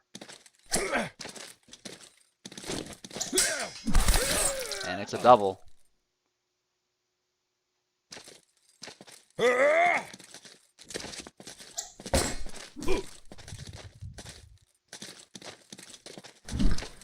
I know there's been talk because the events have been big lately, and that's a good thing. But essentially, something we've been discussing is like, is single elimination better than double a little bit? And that's definitely something I will experiment with. So I didn't want to do it today. I thought I would just stick with the same format, see how many people join, and go from there. But I think next Thursday I will give single elimination a try, and I'll take feedback from the players, because I think that still offers a reasonable amount of playtime, but it also lowers the time spent very significantly. So it'd still be best of 3, but it also, the advantage of single elimination as well is it also adds a lot of pressure to the fights. So it is definitely something I'll consider implementing, and I think I will give it a shot next event if we have the numbers to do that. I don't think we need to change anything just yet, but it is just worth noting that when you do get a big event, they do last longer. So it is definitely something to keep in mind. Still is down to the wire here. Good cut there by Castar, but he hasn't quite finished the job yet. Good patience, going for a sidestep. There's the YY, and then nicely done blocking the Y cuts, which were aimed at the shield and not Castar's opening, so he was able to land a stab, single tempo. And now we're down to the wire.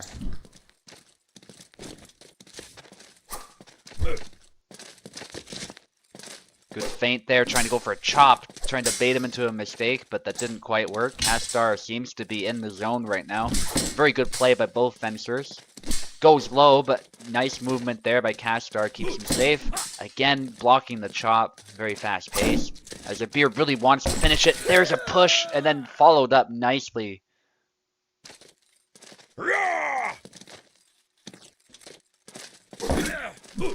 I don't think it's necessarily too much, but it definitely does increase the time, so we will experiment with single elimination for sure. It's definitely not the first time we've done that, but I do understand that it is a lot more time, so we will experiment for sure with single elimination and see what people think. And if a lot of people prefer that, we can do that more often. Castar takes it in the end.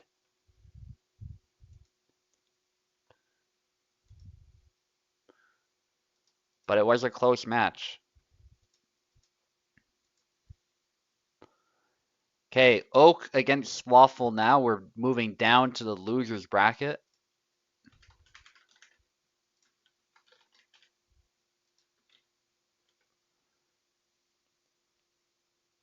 Yeah, it was just that you attack the shield, Abir, with the missing the whirls.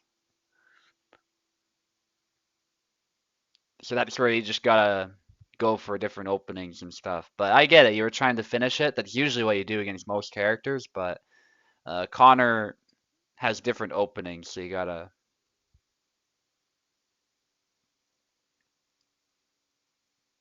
Oh, I see. Okay.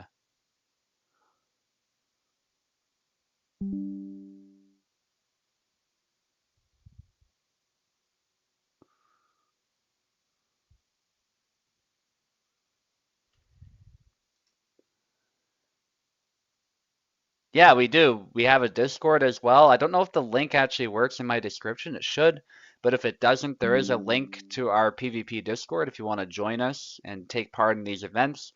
Otherwise, you can look up my Discord link on my YouTube channel proper.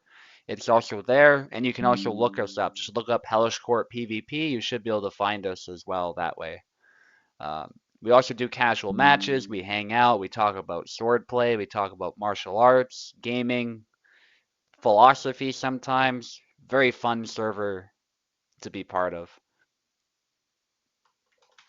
So if you're looking for online matches, our server is the place to be. We do weekly tournaments, by the way, and actually lately tournaments have been happening a lot. So there's definitely a lot more activity lately and just more players participating than before. Okay, Oak on the left, Slothful on the right. Hopefully it's better for Oak.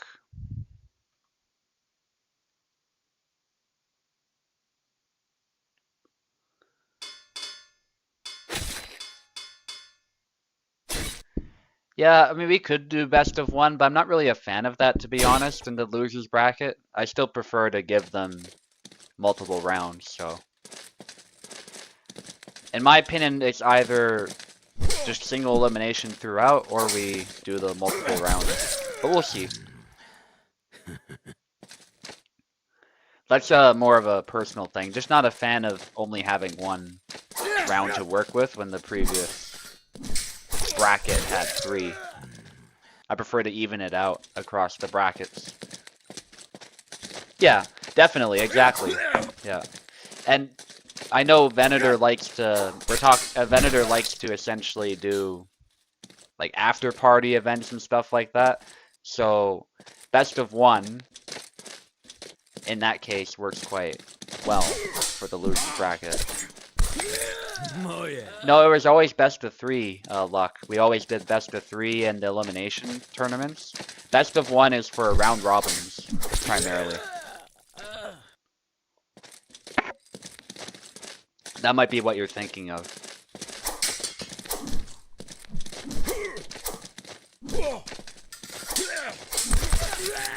And it's a double.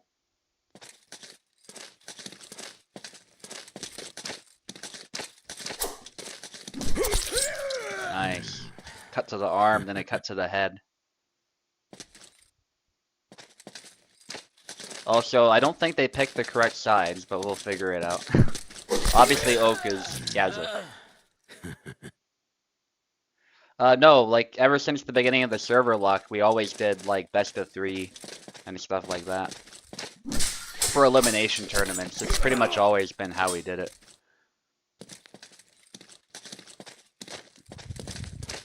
Yeah, if you're talking lower bracket, that might be what... Then you're definitely correct for Venator's events, but... Okay, I think the wrong sides were picked, but that just means I don't have to change the names, so... That's all good. Oak takes it. Just switch sides, guys. Yeah, so Oak obviously always plays Yazik, so it's pretty obvious that was him. Very convincing win to start it off. I'll just be right back, heading to the bathroom. You guys can carry on fighting.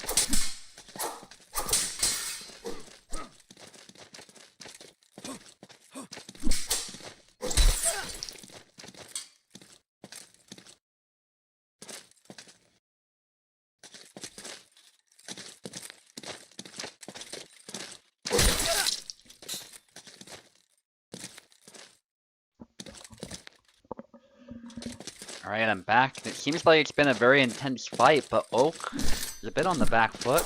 He said, by the way, that his parsec got better, so that's good. I hope the lag doesn't come up again. There's a hit to the head. Oak's definitely playing very well, so I'd be very surprised if that lag was still going on for him. Nice. Swaffle also seems to be fighting really well. Oak starting to climb back, making it even. That's what he does, even against the best players. He punishes small mistakes, and he never gives up. He just makes the comeback as needed. And he can feel pretty comfortable as well, having won the first fight. So he's on track to finishing this.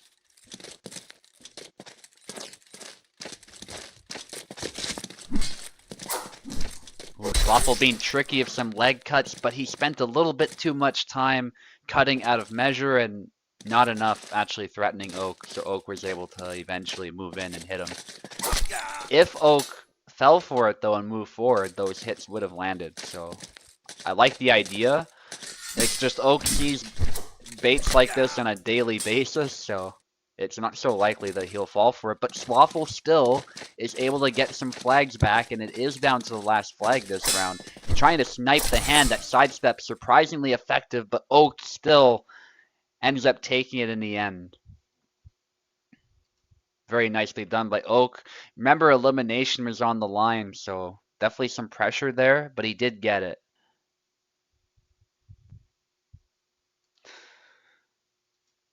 Thank you for competing, Swaffle. You definitely gave Oak quite a challenge there. That was very well done on your part. But you had some tough fights back to back. Even for the best players, it's not an easy... It's not a reasonable ask, I would say, to expect them to win consistently against the likes of Venator, Oak, Tau, you know, these sorts of people. So... Still did well, all things considered. Great job. Nearly won that round and made it even tougher for Oak to win. So, yeah, that sidestep is not seen very often, and I think it caught Oak off guard, but it was hitting the hand. So it obviously was a good idea, especially if Jan's reach. Piper finally getting a chance to fight. He's been sitting in the loser's bracket for quite a bit. Now he fights a beer for elimination. And a beer will be on the left to start us off. Make sure you pick the correct sides. It really doesn't matter that much. Most players seem comfortable on either side, but I think it's still good to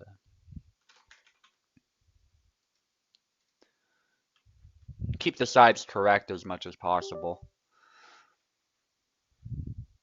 And yeah, reducing, Venator was talking about reducing the lower bracket grind. I understand that as well. And again, that's a matter of preference, really, is what that is. There's definitely something to that, especially if you're struggling. It might give you it might make the work to get back to the winner's bracket seem less grindy. But perhaps that grind is part of the charm of double elimination as well. So there's definitely two sides to that debate. And, you know, different tournaments do different stuff with double elimination. There's definitely not one way of doing it that works. There's different ways, so...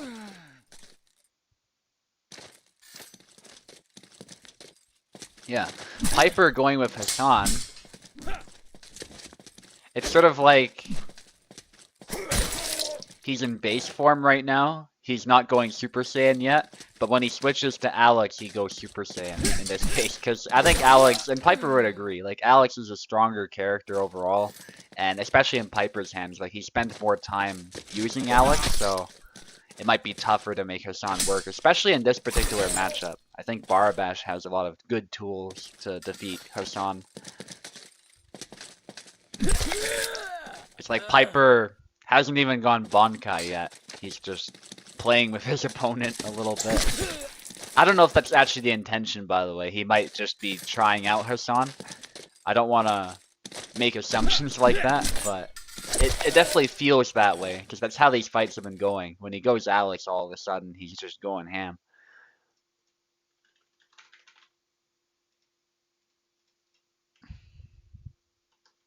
But we're not done yet. A beer with a convincing win so far. Even against Piper's Hassan, that is still impressive.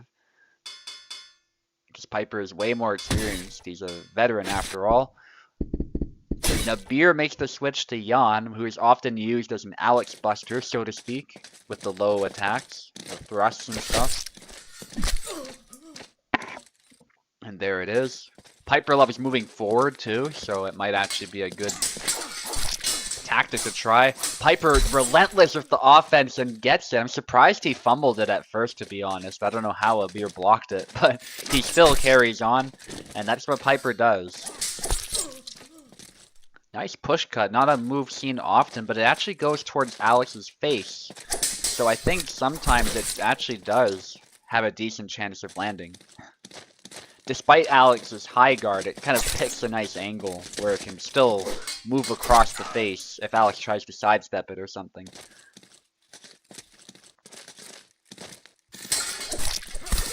Sort of a similar reason to why Barabash's Thunder Punch, despite not being a thrust technically, it's technically a cut.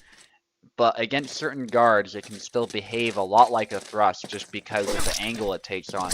And I think it speaks to the fundamental problem that Kubel was talking about, where it's tough to get auto guard to adjust to a thrust properly a lot of times, unless it's actually already in the way. At least to get it to do so reliably. So even if something has cut properties, so to speak, it can still kind of behave like a stab, as far as how it behaves when it hits auto guard. At least that's what I suspect. And yeah, Piper takes this one. Very fast fight. A beer definitely not making it easy. Did great there, but Piper's offense is just relentless. Even the best players can quickly find themselves cornered. Piper is a terrifying opponent to fight.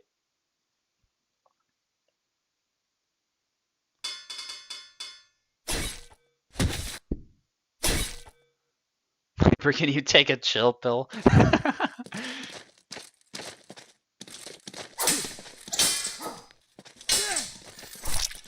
We're just going in order, Mike. If you're fighting in the tournament, your chance will come.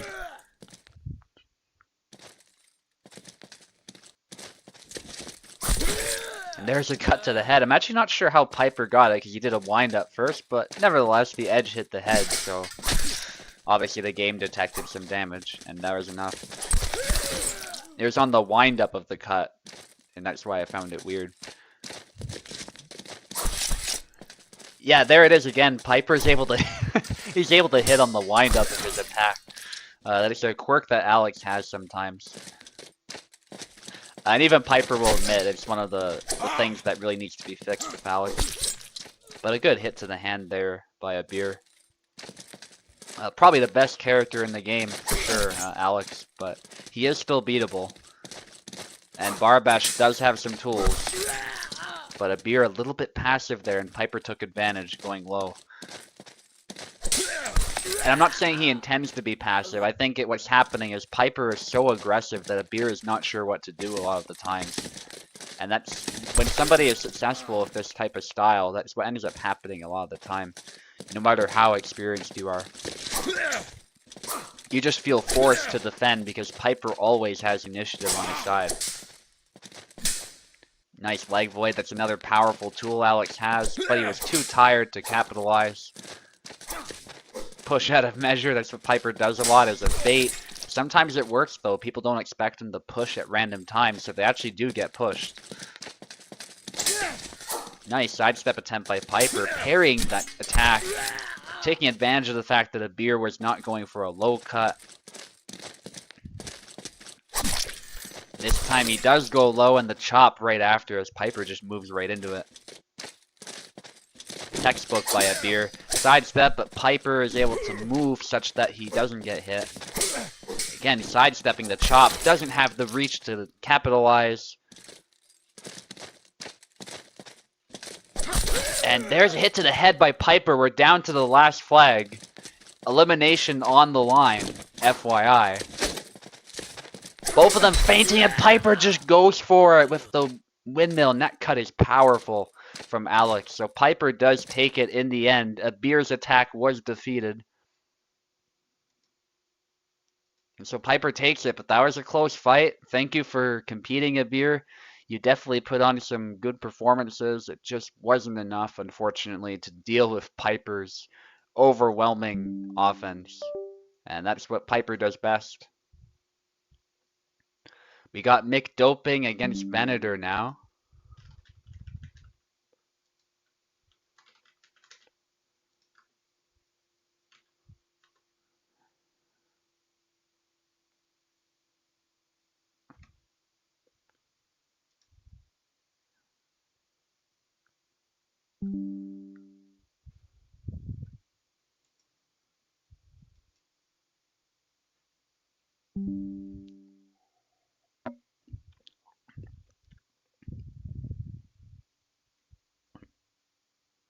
Who won the game one?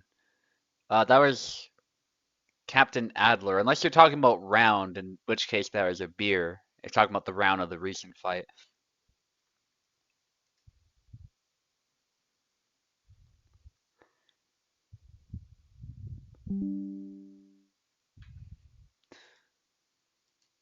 Well, a lot of them were blocked a beer, and I know Alex is really strong, but so Piper's strategy, and Piper's admitting this. This is this is his words. He is purposely throwing the first fight with Hassan so that his Alex can just clean up. So it is confirmed he's basically turning off his full power and experimenting with Hassan to see what he can do.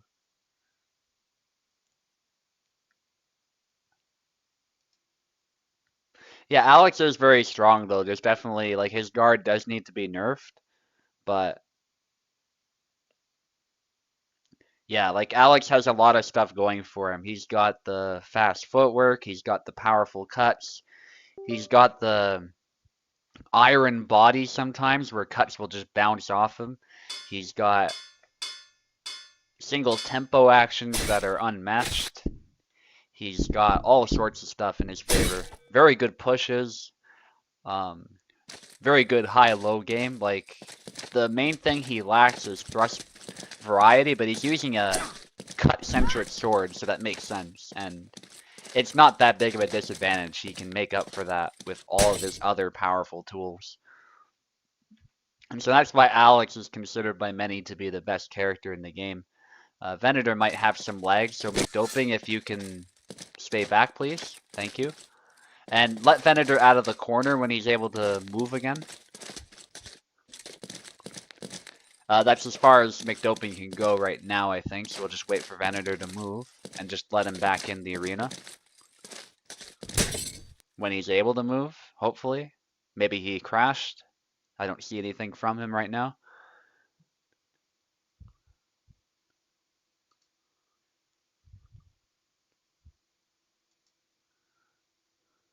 Let it pass? Yeah. Often it will pass. If not, again, we can try Steam. I can even mess with the bandwidth settings if we need to. There's a lot of stuff we can try. Can try reconnecting as well. Alright, you able to move now? Just long guard if you're good. I think it might have briefly subsided, then it started again. That's annoying when it happens. Yeah, that sucks, Venator. Let's see what we can do.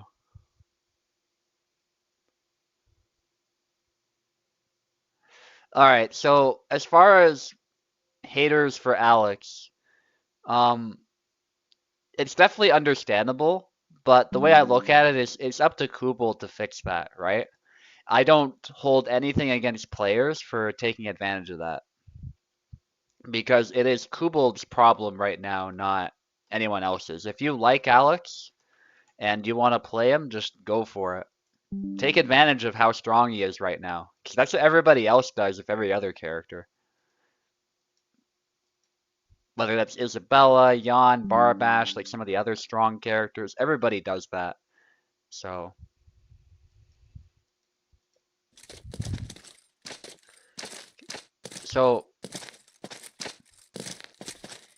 it's on Kubel to fix it. It's the players can use whatever tactics they want, and it's up to us to figure out how to stop them as well.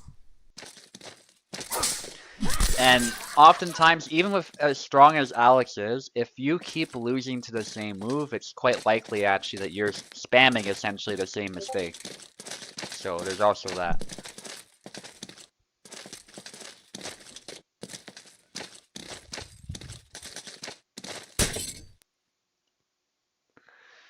So that's how I look at it as well. If somebody is spamming something and you keep getting killed, you're probably spamming a mistake yourself. So there's also that piece as well. It's not just the characters. Alex is still beatable. We've seen him get beaten before. So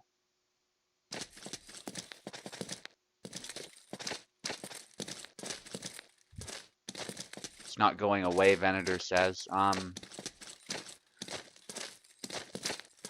We can try Steam as well. You can also look at your ping. You good?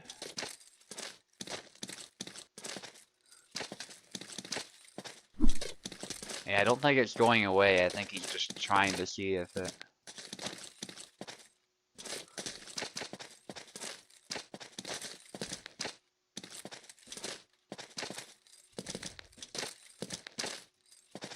Yeah, that's annoying. Let's try Steam, maybe? I know some other people are having issues with Steam, but I think I resolved that.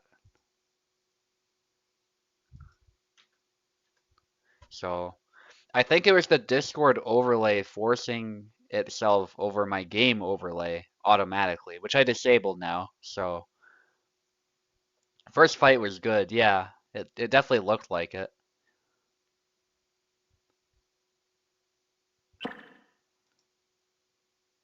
Okay, it says yellow bars. That's not necessarily an indication there's a problem though. Like Steam Remote will often say that based on distance. So let's just see if you can move first. I might have to reset controls. So I'll do that as well. Okay, try and take your sides. If not, we can restart.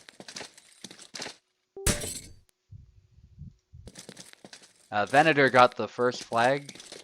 That will remain because it was a legitimate flag for sure. So, okay, we might have to.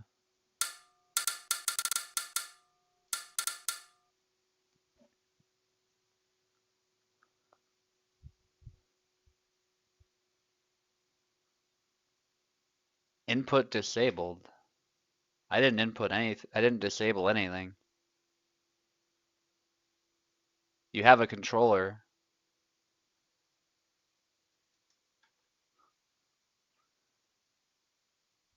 While the host is busy. I'm not busy. That's weird. Because I'm not clicked off right now. So it's not Discord that was causing that then. What could be? It was an annoying overlay anyway, so I don't care about getting rid of that, but yeah, I can do that.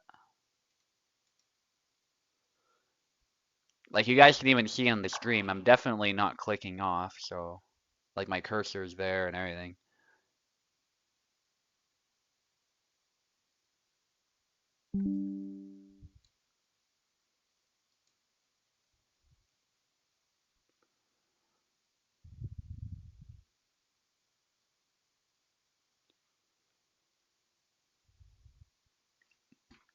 Yeah, I don't know what's up with that. I thought I fixed it. The Discord overlay is definitely gone, so that's good. It probably also eats up memory that we don't need to to spend, so not that it matters with my PC. My PC is very good, but it's still, you know, it can add up over time.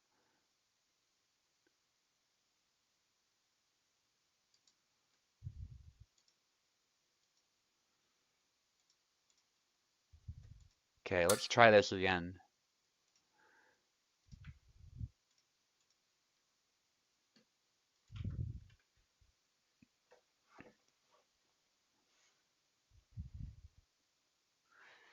Okay, well there's a link there if Parsec doesn't work.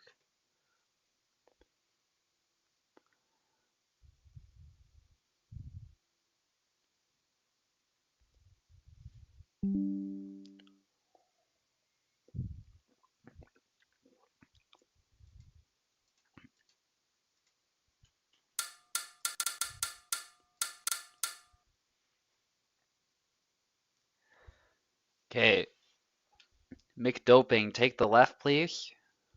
Venator, take the right. Yeah. Same picks, we're just resuming where we left off. So go Marina. Yeah. So Venator has a flag, I'll remember that this time.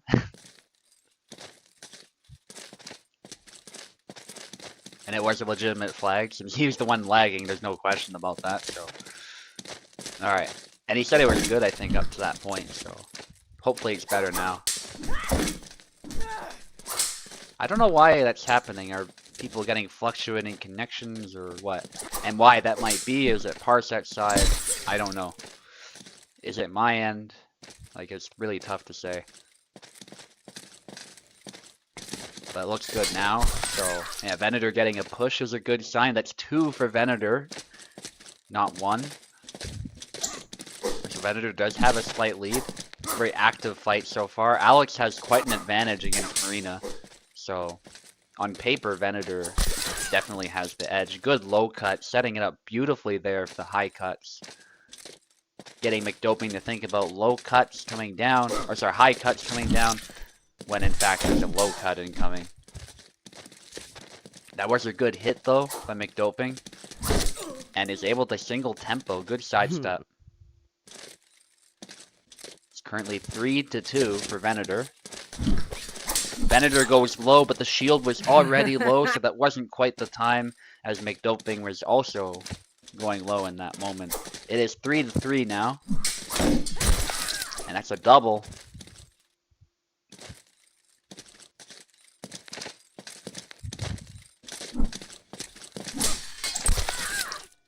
McDoping's definitely dangerous, make no mistake. We saw him defeat Oak earlier.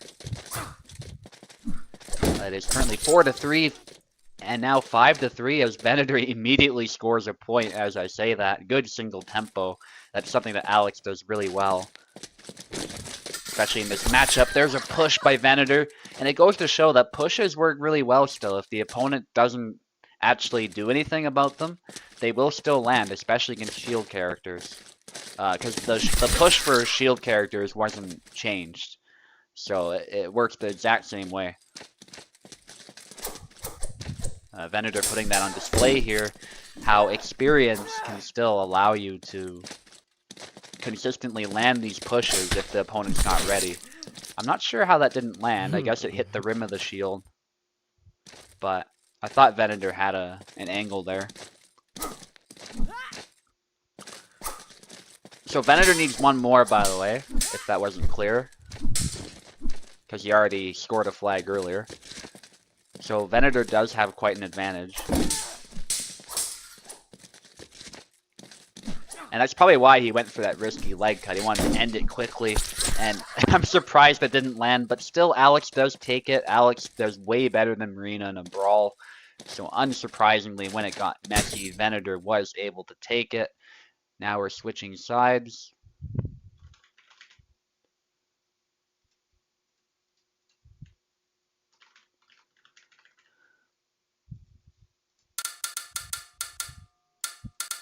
McDoping, as he's figuring out here, had a really tough fight ahead, and it's definitely showing. But he definitely did not do bad, especially for somebody who's so new against somebody so experienced. And he's trying to mirror a Venator of Alex, which is understandable. I think the matchup earlier was quite disadvantageous. So, given how powerful Alex is, maybe he'll be able to make something work. despite Venator being possibly the best Alex on the server right now, actually, with how much work he's put in over time. There's a jump there at the wrong time, I would say, although it looked like it was going to land for a second, so I'm sure Venator was a little concerned. But it turns out it wasn't quite the right time. McDoping throwing a lot of cuts.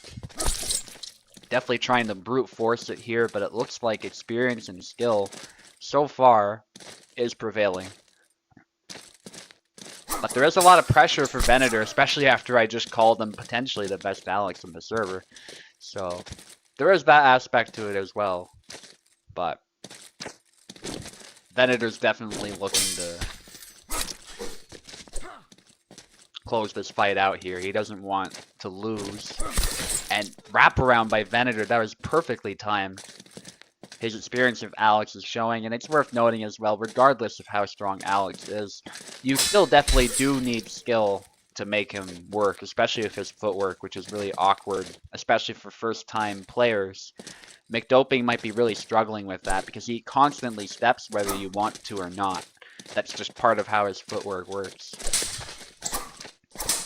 Going for some hand snipes there, a bunch of upcuts, and Venator obviously punishing that as they're out of measure. And yeah, experience definitely prevailed there, as often happens when you randomly pick a character. But I still appreciate that he tried to match Venator there. It definitely did make some logical sense. It just didn't work out in the end. So good try there. But experience prevailed. You're still not out of the tournament yet, though, McDoping. Yes, you are in the losers bracket now. Mike against Pico now.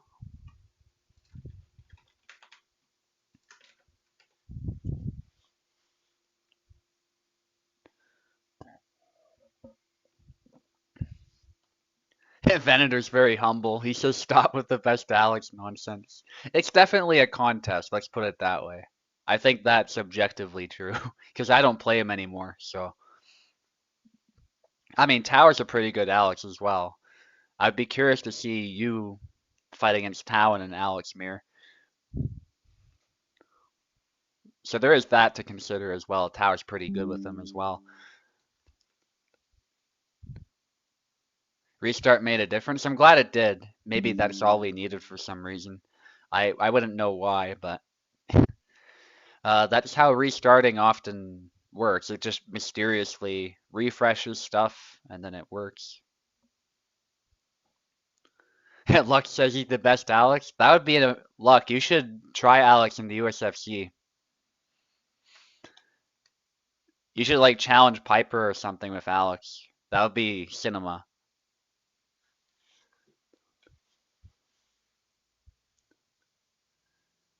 Because Luck is a very fast, aggressive player. I'm really curious actually how he would use Alex. I haven't seen him use Alex, I don't think, before. It's definitely not a common thing. He might have experimented in some casual matches before. But yeah, as he says, he doesn't play Alex. But in all seriousness, I would be curious to see that match play out. I don't see Mike. We might do Castar against Luck instead if he doesn't show up right away. There he is. I see him typing. There you go. Oh, he's probably logging in, yeah.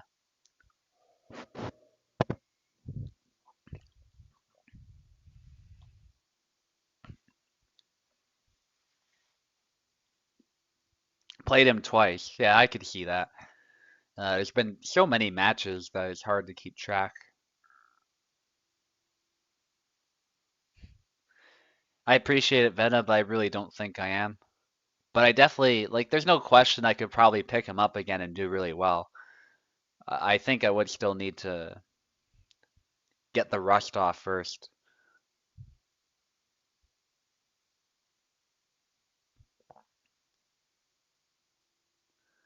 But it is true, there was a time when I think it's pretty safe to say that was true, that I was the best. With Alex, specifically. Because there was a time when like virtually nobody else played him, so that also helped. I think not a lot of people were putting time into developing their skill with Alex, so that also helped a lot.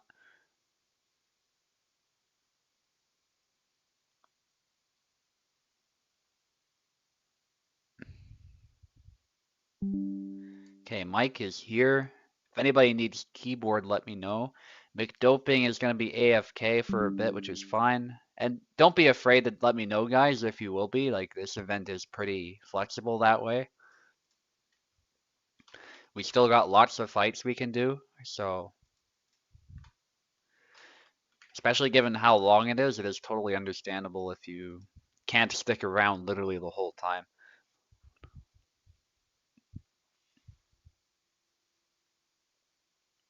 Yeah, so Mike on the left, Pico on the right. I think I gave him keyboard. Let me just double check that. Yeah, should be able to select.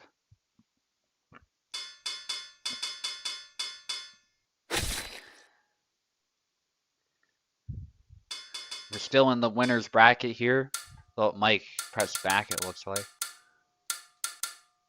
Yeah, make sure you press the A if you're on Xbox, and I guess the equivalent on PlayStation would be X. Mike is on the left.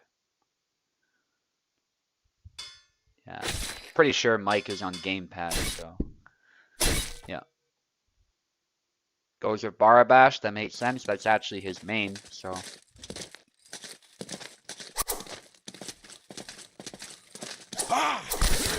Low cut gets punished instantly by Pico. Nicely done. That is a good opening to aim for against Calc, but obviously in doing so you are exposing your head, so you gotta set them up first. Those leg cuts. Calc does have a reach advantage, and when his blows do land properly, Calc is actually surprisingly good with his damage. Like, he will actually out-trade a lot of sabers.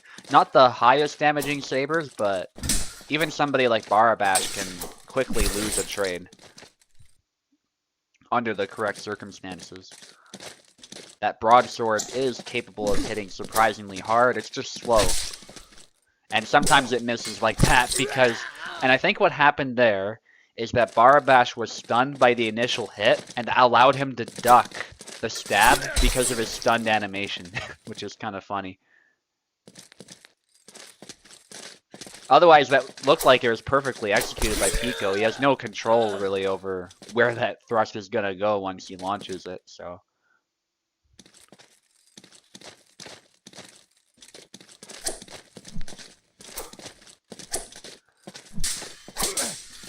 Pico looking to single tempo or at least parry riposte, but Mike is relentless.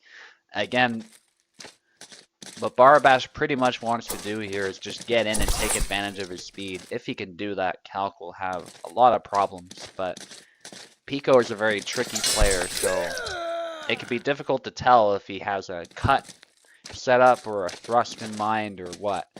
And it might be some combination of the two because of how versatile Calc can be, despite his shortcomings. And there's a double. Stab straight to the face as Pico moved into it. Oh, that's some why, but I think we have some lag, so if the fighters could back off, unfortunately, that cut's probably going through, but Mike, if you can try canceling, unfortunately he can't. Yeah, it's just, there's not enough time. Yeah, so Mike got a hit, but it was not a kill at least. And not a devastating hit, so. Pico got a hit as well, though, so, oh, but the second hit was cancelled. So Pico was not able to get the double out of that. Upcut, but the thrust carried Pico too close, and he was not able to land a hit as a result. Cut to the head, no kill, but there's a splash to the knee, actually. It hit the knee, it looks like. To finish it off. And now Mike is doing a bunch of side steps here. That horizontal cut is actually underrated, but it can be easy to punish. Pico eventually getting a hand snipe there. In a close fight, it has to be said. Mike did a great job.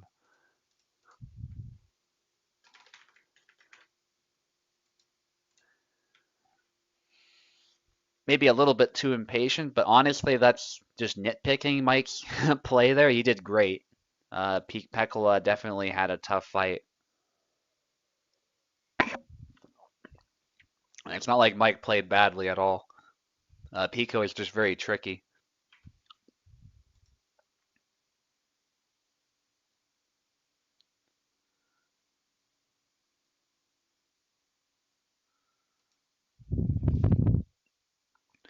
Well, that's the order. Not much can be done about that.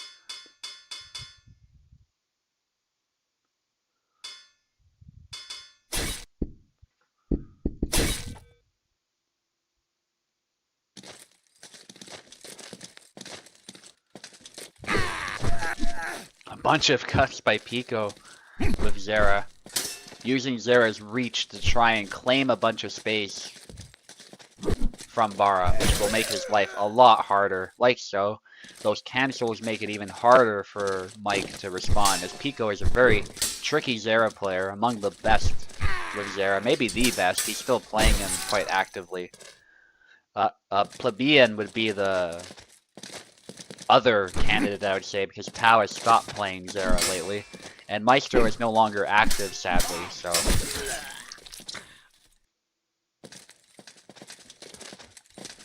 Pro Fencer is playing Helldivers 2. Those of you who are veterans of the server will know who that is. One of the mods in the server, still around a little bit, but not active on the server anymore because he runs a fencing club. Also a fellow Canadian, lives over in Montreal.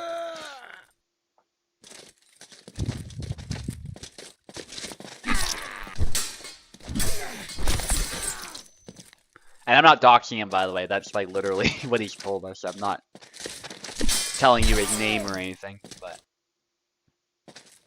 that's all public on his YouTube. He is from Montreal. Very cool dude.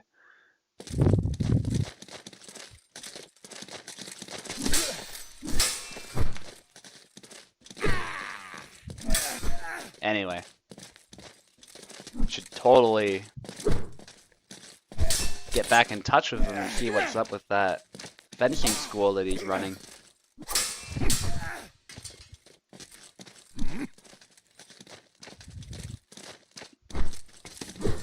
A bunch of whiffs by Pico as he's trying to catch Mike out.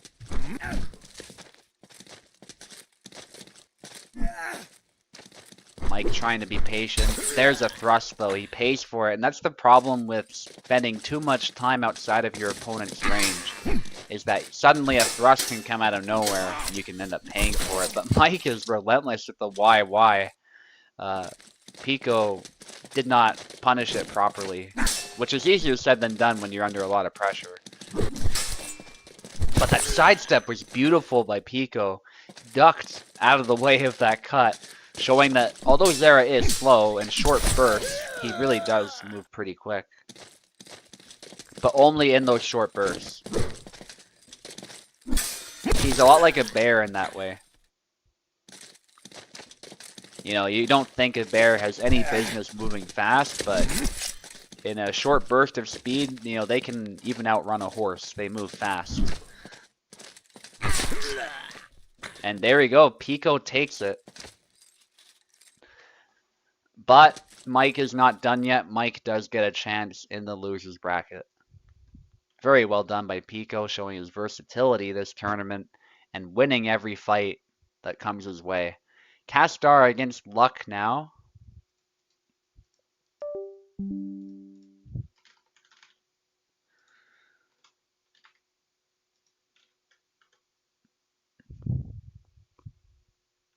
Let's get both of them in here, and then we'll head down to the loser's bracket, where a lot of people, I'm sure, are waiting to begin their fights.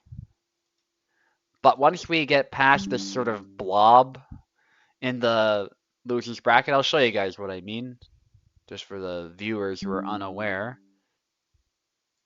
If you look here, like there's a lot of loser's bracket fights we gotta get done, but once we've done that, we're past essentially the longest part of the tournament.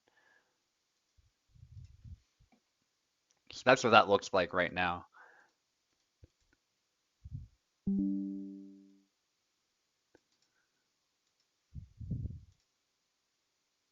Castar will be on the left, Luck on the right.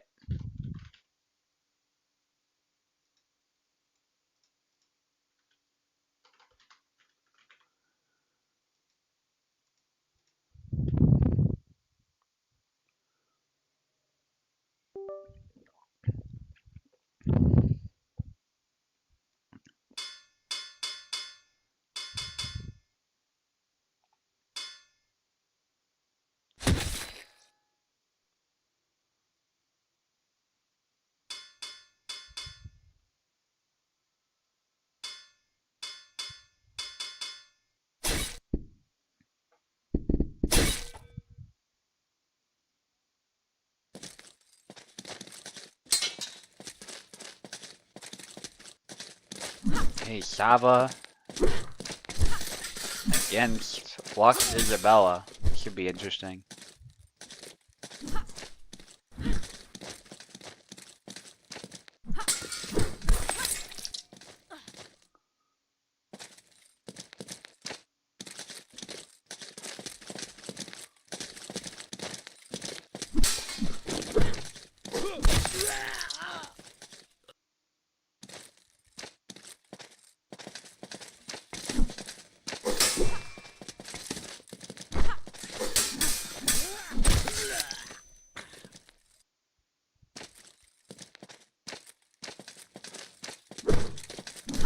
Okay, so far Luck has a slight advantage, keeping space there with Isabella, getting out of the way of that dagger.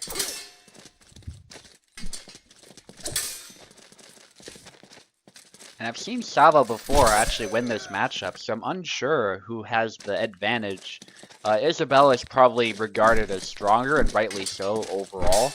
But this matchup might be able to present some problems for Isabella, because that saber can sometimes get in the way of her sword.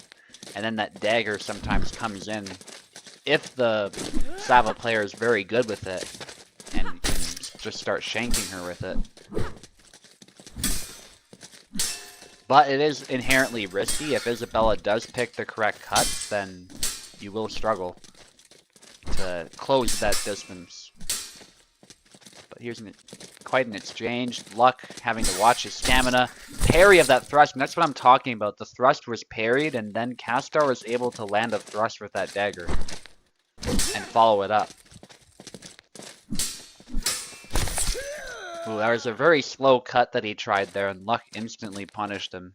Sticking with the fundamentals here, Luck is not really reinventing the wheel. Might be a matchup he doesn't play very often, so probably the best way to go about it. And what we often see the best players do in these situations, like Luck, is we see them begin adjusting and then suddenly they turn up the aggression once they figured out how to overcome the matchup, and they start getting fancier. Luck having to watch that stamina though. He loves throwing a lot of moves. He's a very fast player. Fastest on the server as far as reaction time, without a doubt. And it's especially evident when you see how he plays Yan or Barabash.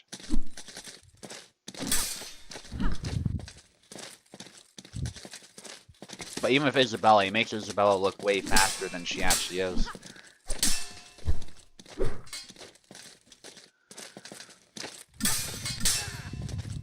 Push attempt out of measure. The dagger thrust misses, and Luck with a nice attack there.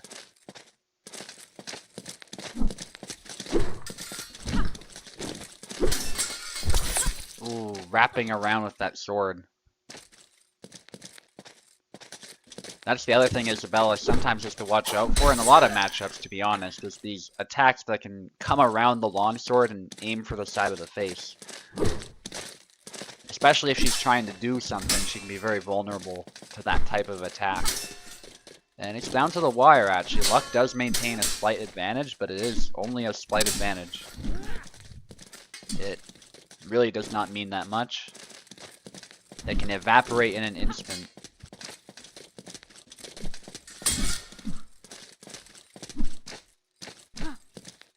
Okay, nothing happened. It looks like there was no commentator curse this time. In fact, it's a double. I was kind of waiting to see if something would happen that would completely contradict what I said. Yeah, that doesn't happen often. Usually there's some type of commentator curse, and that was an amazing backdash by Luck, as he actually dodged that cut completely, and he follows those attacks up with the snap cut, which actually does land. And that's what I mean about Luck's reaction time. Like, he just completely dodged that dagger thrust. It could have also been a read on his part, to be fair. Maybe not so much a reaction, per se, but still. I think that does speak to how quick his reaction time is to at least understand there was a threat that could be coming his way and still getting out of the way in time. And you can see how tight he is with these cuts. And there's a push in the snap cut by Luck. Again, showing how good the push can be still under the right circumstance. But it is a risky move, and Luck still took that risk, and it worked. But now we're switching sides.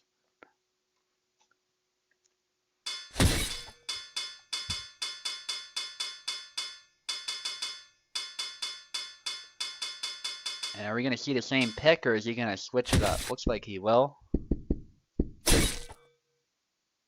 Castar going with Samuel, which is actually a sensible pick in this matchup. Often Samuel does have the advantage because of his reach and the angles that his cuts are able to take up, but it's by no means a foregone conclusion. Luck has shown time and time again how competent of an Isabella player he is. Ooh, and the snap cut after the thrust is lethal. It is able to secure the kill despite the trade.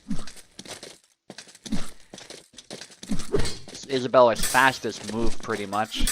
Luck is already out of stamina, case in point, and surprisingly there's no graze damage from that thrust, despite the fact that the edge completely, like, rocked Samuel's head. Very surprising, but I bet that's Samuel's guard at play there. It is unusually good for a Saber character. That is one of his advantages. But they carry on fighting.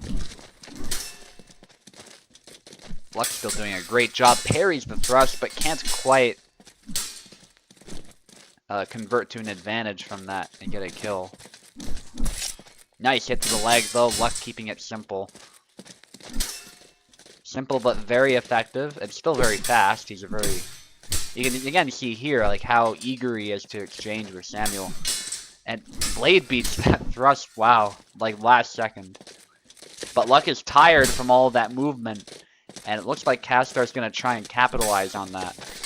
But he is not able to. He dashes straight into that push. Luck could have even grabbed there, to be honest. It would have been fancier.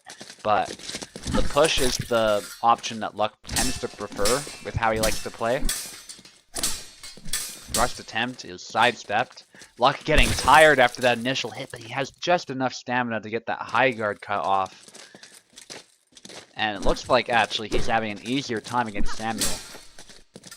It could be that he's more familiar with that matchup. There's a trade of cuts there, but once more, Luck's still very much in the fight.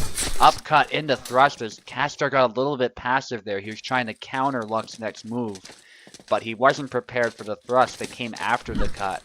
And that's the tricky part of that move, is that there's two attacks that are guaranteed, and one of them is very likely to bypass your guard, unless you're prepared for it. And a bunch of cuts there. Castar finally getting a flag. Very well aimed attacks there. Big slash there.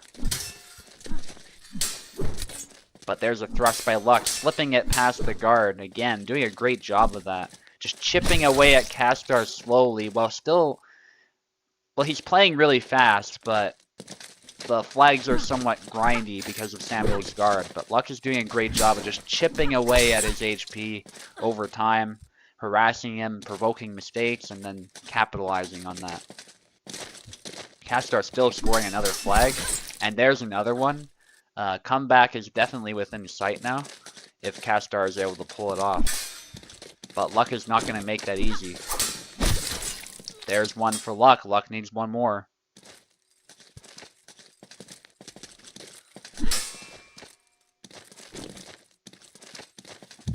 Some feints by both of them. testing each other's guards, and there's a cut that comes down and around and hits Luck's hand. That was nicely done. Breaking up the tempo when Luck didn't expect it. That might be what Castar needs, to surprise Luck a little bit when it looks like Luck has a clear advantage. And there's the upcut and the thrust once more, as Castar was focused on the defensive there. He's pretty much forced to keep defending, and Luck was able to exploit that with that excellent combination that is very tricky to deal with sometimes. Castar will now be in the loser's bracket, and now we're on to the loser's bracket fights, starting with Captain Adler against Piper.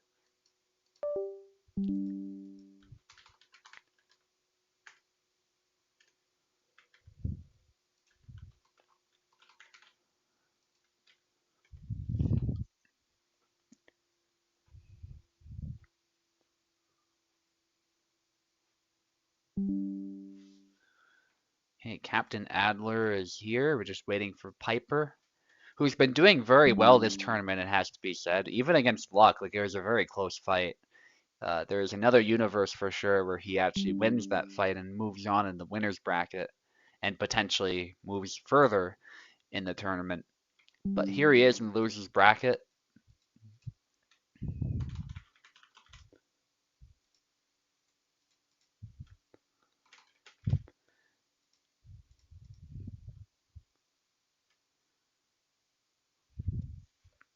Okay. Yep, Captain Adler, take the left, Piper on the right. Make sure you click the window, Piper, if it's not working. You could also just have to go back. There you go. I think I heard Piper's controller connect. And I think, yeah, Piper's going with his original strategy of starting with Hassan, purposely putting himself at a potential disadvantage so that he can then use Alex later. Alright, I'll be right back, just running to the bathroom again.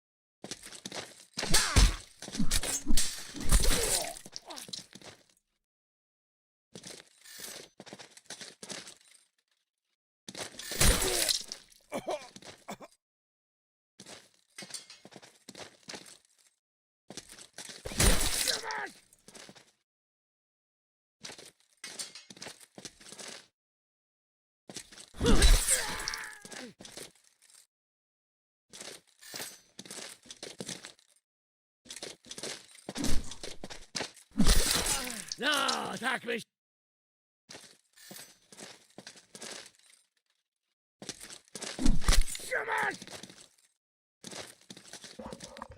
Okay, I'm back. Looks like this is Piper's first win with Hassan this tournament. But it's not over yet. And yes, I know I'm not actually spelling Captain correctly, by the way. That's literally how Captain Adler spells his name, so that's why I write it like that. Just for people who are not aware. Hassan by Piper again. Captain Adler switching to Isabella, which is, I think, sensible, given that Tarna didn't go so well, and Isabella is another character he knows how to use. And a character he can use very well, by the way. Last time we fought it definitely was not easy.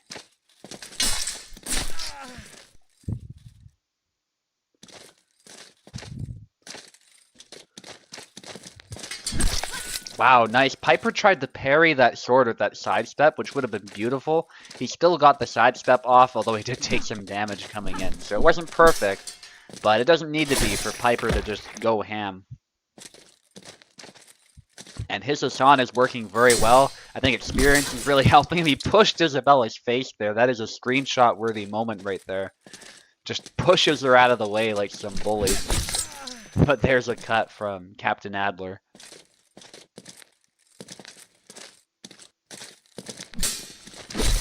And a double. Goes to show, again, pushes are actually quite effective used properly. There it is again, and Captain Adler can't respond in time because he's not prepared for them. He's trying to counter Piper's onslaught, and that's why he looks a little passive sometimes, but that's actually making it even easier for Piper to finish it. Playing defensive puts you at a lot of risk, essentially, when the initiative is no longer on your side. And Captain Adler's definitely trying to win it back. It's not that he's trying to turtle up like that, but he basically has no other choice because Piper is dominating so much. So masterful Hassan play by Piper this time. And Captain Adler has been eliminated, but great effort to Captain Adler. Great performances. It's just the competition, as I always say, is stronger than it's ever been before. So somebody like Piper can absolutely do a good job. We got Mick Doping against Cheeses now. McDoping has done a really good job this tournament. He got defeated by Venator in the end, but he was able to win against Oak, so he's definitely much better than a lot of people might be thinking from what I saw of his Marina play. So we'll see if Cheeses can overcome that.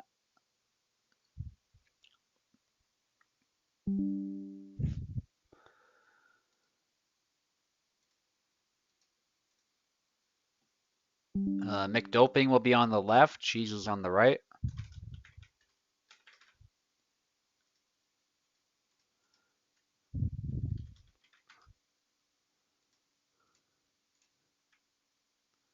Oh, somebody pressed back, it looks like. That's fine.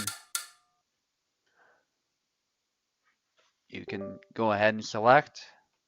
Person on top is always on the left, by the way, in the bracket, for those who are not aware. That's how we decide who's on the left, who's on the right, and it's randomly selected every match. Okay, both look like they're good to go. I know Cheeses had some issues before, but I think he's good to go. Marina's laugh did not play there, which is interesting. Maybe that's a bug. Interesting one, where her laugh is muted despite the fact she's clearly laughing.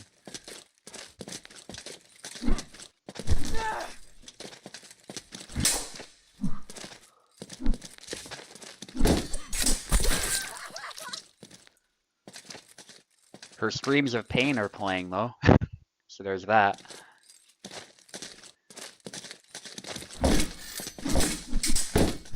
Probably some of the most satisfying screams of pain in the game for a lot of players.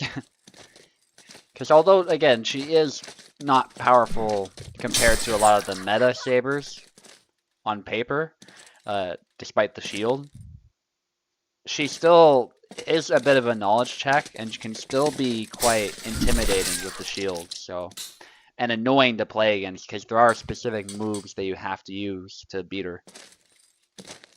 So there's no question she can be a tough nut to crack sometimes because of that shield, but as we're seeing, Cheeses is able to utilize Samuel's reach and angles to get past her guard very reliably. And it helps that Samuel has reach on his side as well. It's a very important advantage in this matchup. But McDoping still does win a flag. It's by no means a foregone conclusion that Cheeses will win this, despite his experience compared to McDoping. Cheeses at this point has been on the server for quite a while, so he's a very experienced player.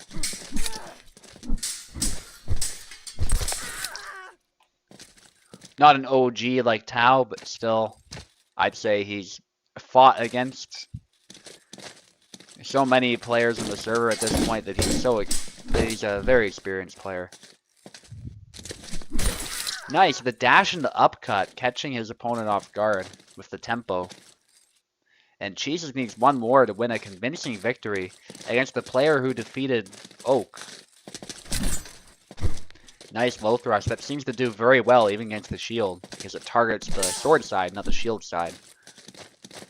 It also takes out her mobility. There's a nice leg cut, speaking of taking out mobility though, and McDoping is still in the fight. And definitely showing some determination to turn this around.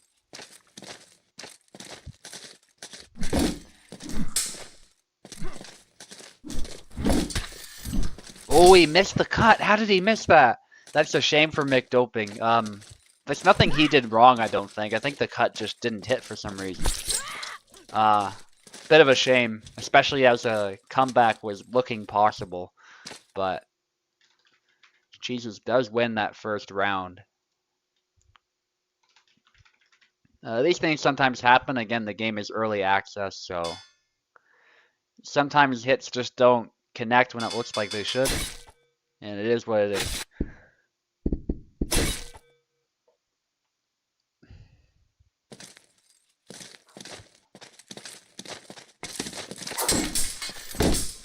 Yeah, Cheese is definitely very confident here. There's a nice back Y.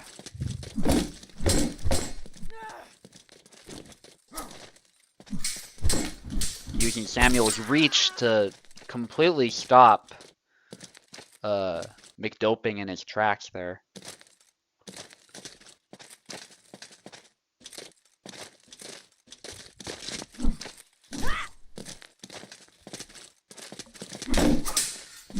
Combination of cuts there, but get single tempoed in the end. That was nice by McDoping. Perfect angle.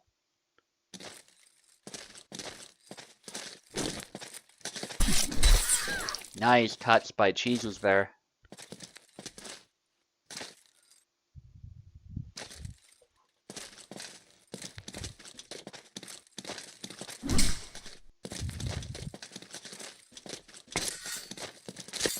Taunt attempts by both of them. And Cheese is actually losing the trade there. Making it 2-2. It's definitely a more disputed round so far.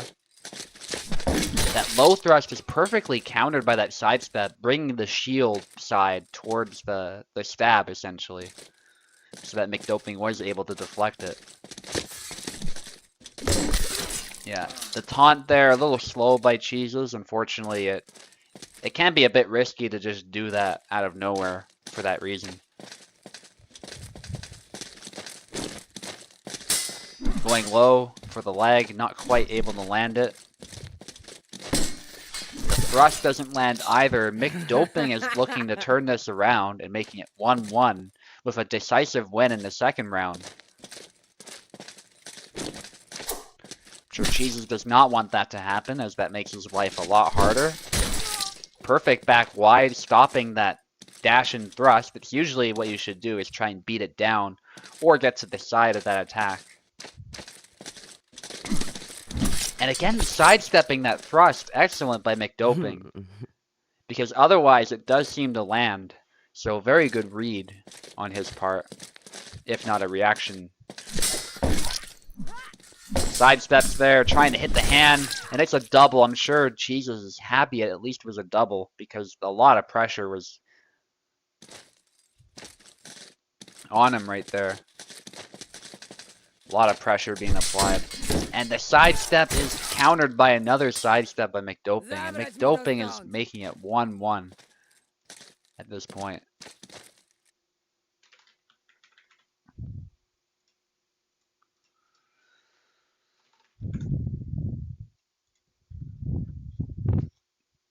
Okay, we're switching.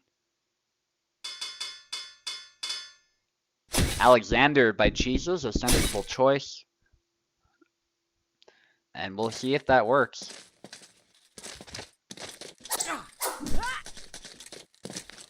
Again, whoever loses this fight will be eliminated, so a lot of pressure on these fighters as we head into the last round of their fight.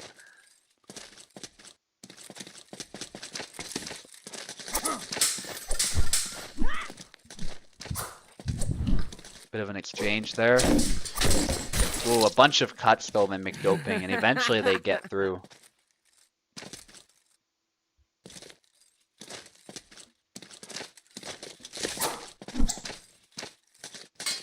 Goes low there, nice.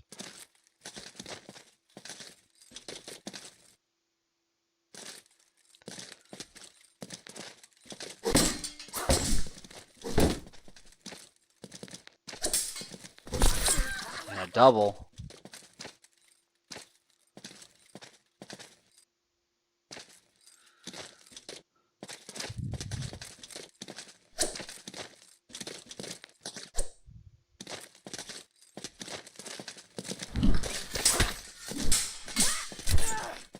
Ooh, a bunch of cuts by McDoping, just brute forcing past the guard. And it's 2-2 now, very disputed fight. Despite the initial success that Cheeses was enjoying, that jump is very risky, and he pays for it a little bit, but he gets a grab after the punch, making it a brawl, which is really what Alex wants to do, combined with his single tempo potential and movement. But there's a hit by McDoping. Zabrać mi to stąd!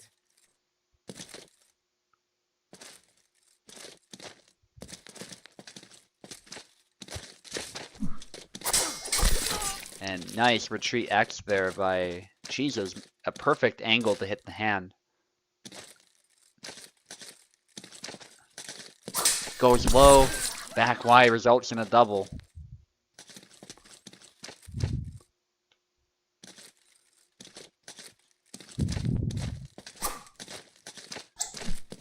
Bunch of cuts there by Cheeses. Goes low. Good retreat there as McDoping looks for an opening. Goes low there. Perfect leg void Zabrać mi to by stąd! McDoping. Definitely showing some promise with Marina here. Yeah, it's not easy even for the best players to take on McDoping. And here we go, McDoping with a lead, which is huge, I think, for this match. And there's another one, getting an advantage now. It's still possible for Cheeses to make a comeback, but it's looking less and less likely. Let's see what happens. It can go wrong very quickly for either fighter, but McDoping takes it. 7-4 in the final round. Thank you, Cheeses, for competing. Sorry about the occasional issues you were getting. It seems like it was on your end, but it's just very unfortunate when that happens, especially if there's not a clear reason. But I hope you had fun regardless. Did great, but McDoping was a tough opponent.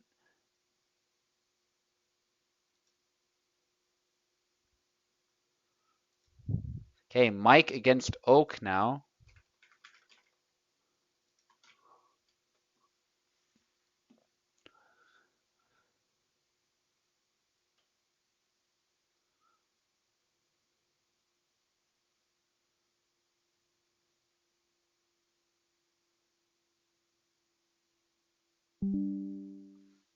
Second match was much better. That's good.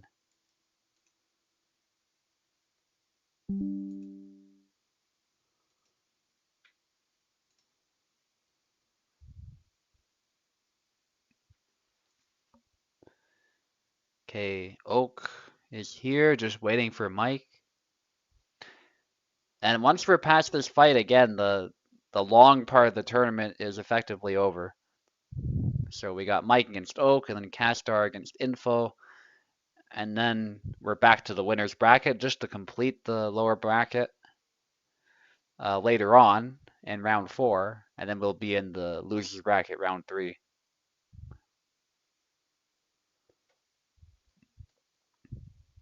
So we're much closer to the end than it might seem at this point. If Mike doesn't show up, we can just have Oak. Or sorry, not Oak. We can have Info fight against Castar, which might be a rapier fight, which will be interesting. Rapier mains aren't super common lately because, unfortunately, Marie in particular is not very strong. Marta is, but Saber definitely is more popular lately, as is Longsword. I'm gonna kick you, Oak, just because I'm gonna see about doing a Castar against Info. Because I don't see Mike right now.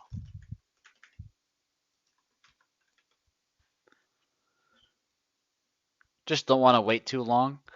We can come back to that fight as soon as Mike comes back. But for now, we'll do Info against Castar. And if one of them's not around at the moment, we can also do my fight against Venator, which comes up next in the order, actually. So hopefully Venator's ready. Hey, Fro Fencer, I was actually talking about you sometime in the stream. I saw you were on Steam, so that's why I mentioned you. But welcome to the chat. The legend himself has graced us with his presence.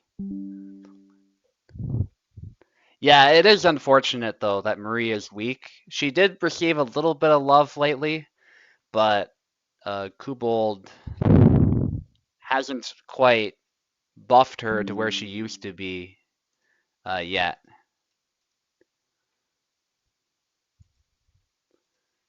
She used to be quite a menace, though, I have to say, like, in the hands of Bozovsky especially.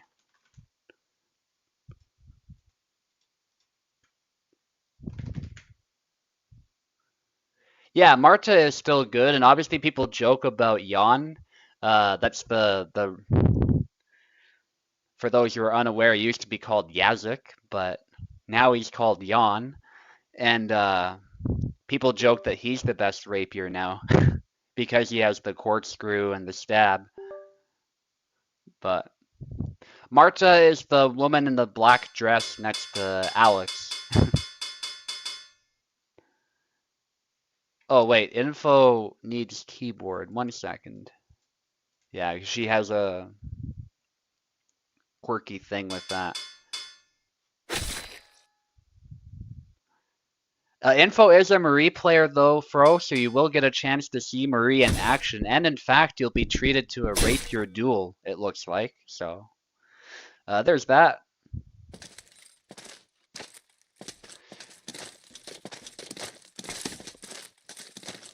Yeah.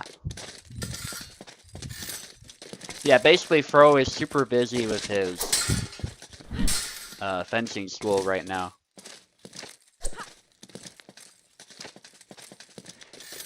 And, you know, occasionally he pops in as a mod as well, just to check things out and whatnot. Just got a new place with full speed internet, maybe he can get back into things if his free time. Nice, yeah. So Fro might be making a comeback, but emphasis on might. Because I know he's super busy, it's not so simple.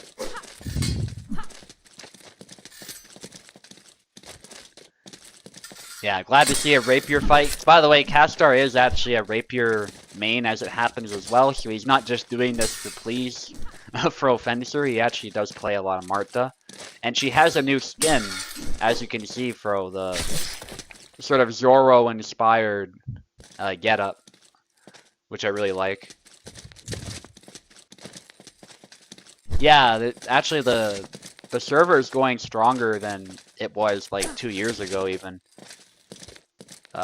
The events are bigger than they used to be, there's more new players. So things are going really well for us over here.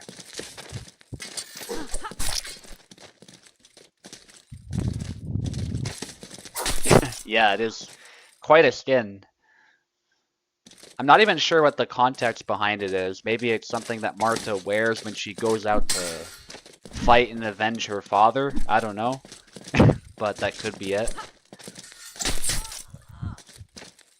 Because there's a whole thing about that in her story.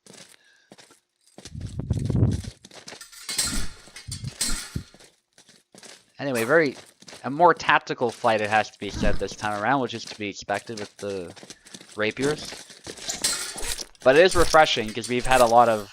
They were great fights, don't get me wrong, their own way, but very aggressive sort of saber fights.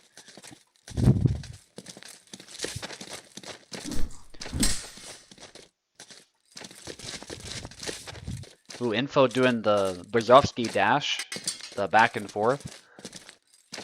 We call that because there was a player who used to main Marie a while back who would dash just like that. Named Brzezowski, so. You could also call it the Brzezowski shuffle. Some double lunge attacks there by Info. Able to sneak past the guard, it looks like. That's why Castar is moving. But there's a stab straight to the hand. And that's the funny thing with Marie, is sometimes she actually can just one-shot you with a stab. Which makes sense given the nature of the game, but there'll be other times where I think the game registers a graze, but her tip is clearly landing perfectly, so... Marie's problem is that she's inconsistent. Despite having some really good looking tools in her belt. But in this rapier matchup, Marie actually does have a decent chance of winning, so that's good. It's a lot more fair, I think. Since the weapons are similar.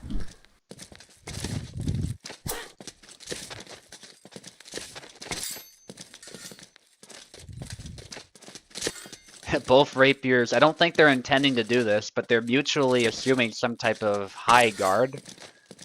As if trying to block a cut from above. I think that's the taunt causing that to happen. Tricking the auto guard. But it looks kind of funny in this context because it is not a guard you would ever want to assume in a rapier fight like this, for the most part. It would be more as a reaction to a cut or something if you were to do that. Well, you know, cuts can happen in rapier fights, but they are a bit rarer. You're much more concerned about a stab with these types of rapiers. Saluting each other, maybe. There definitely was some... They were using blade away as well to try and taunt each other.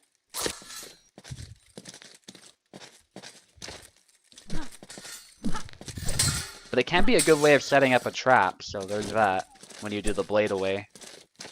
Exposing the body completely. But low guard is probably the best way to do it, because then at least you're still presenting a threat. Which an experienced fencer would be aware of, but maybe someone less experienced wouldn't be. That was a good cut to the face, by the way, very nasty. Castar doing a great job in this matchup.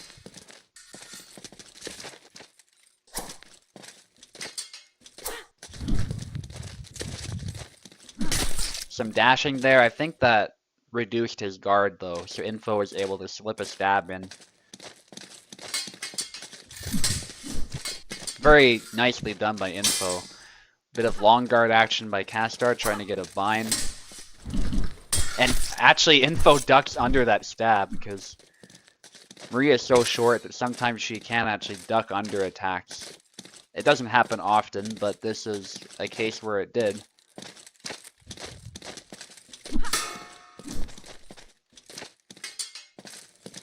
Okay, that looks like a bit of a bug. I don't think it actually affects the quality of the auto guard in this game, but it might. I have no idea. Just the bugged guard to protect the head. This time it's going low because of the low cut. Interesting. And a nice cut to the head after parrying the rapier. Castar also plays Samuel a bit, a saber character. So, making use of some cuts here, both of them. It's become a saber fight, less so a rapier fight. Nice low cut to the leg, but no kill. It is dangerous to be throwing cuts like this though, because obviously rapiers are primarily stabbing weapons, especially at range. So if you throw a cut at the wrong time, you might be opening yourself up to a thrust. But Info takes the first round. It was a very close match, it has to be said, but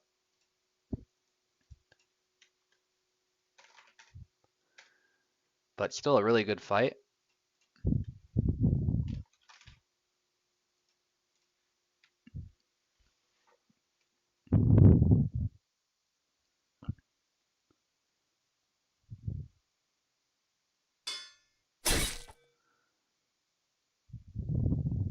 Okay, back to Marie for Info. Castar might change it up,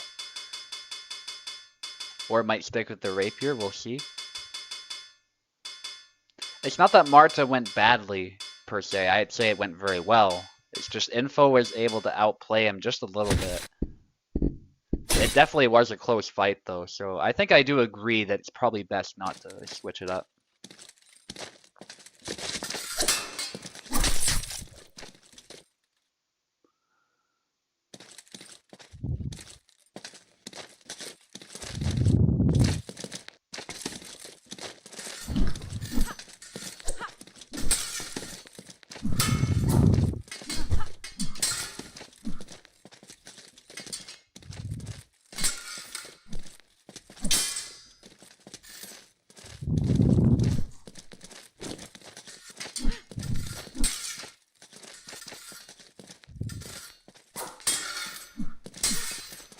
Ooh, cut into a thrust to the body, so it's a double.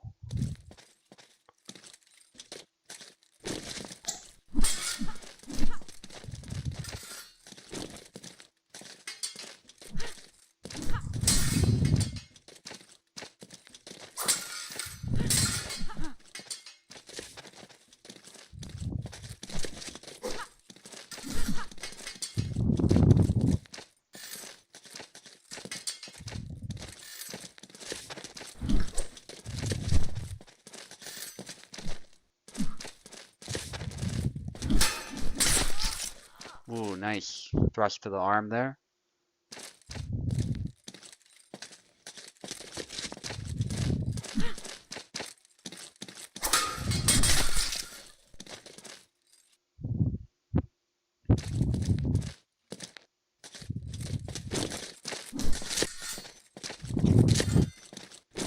And so far, it looks like Castar has an advantage this particular round.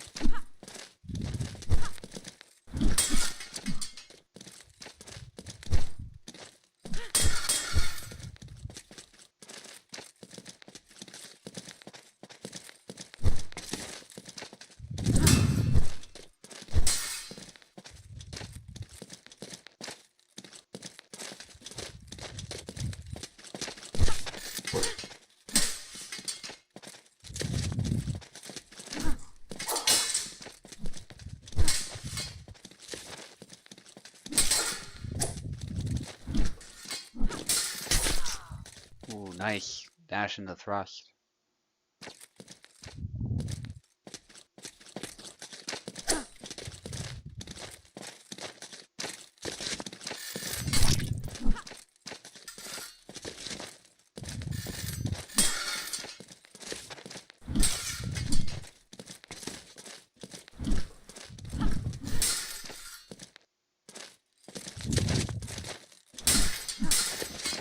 Ooh, dash into thrust there.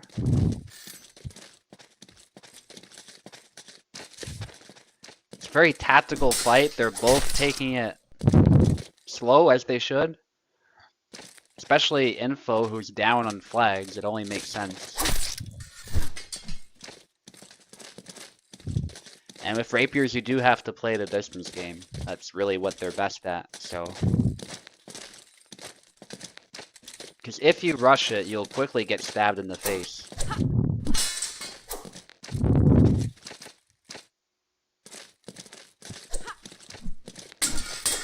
That thrust is displaced ever so slightly, and Castar almost gets a hit, but not quite. And it's really what it comes down to, just these slight angles can quickly change.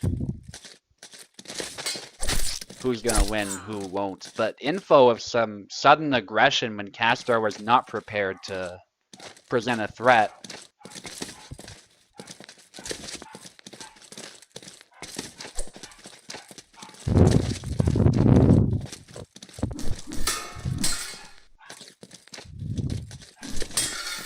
Okay, I literally just had a package delivered, so I'll be right back.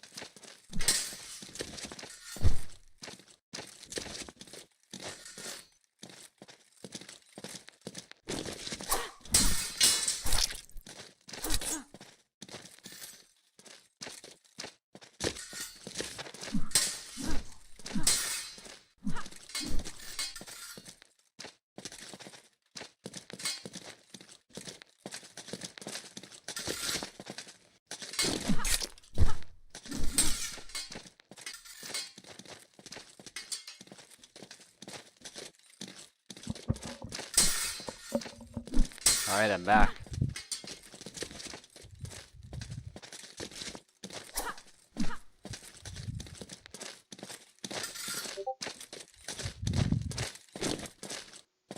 And they're still at it, trying to find small advantages here as they're playing very actively too, it has to be said. I'm very impressed with both of their play so far.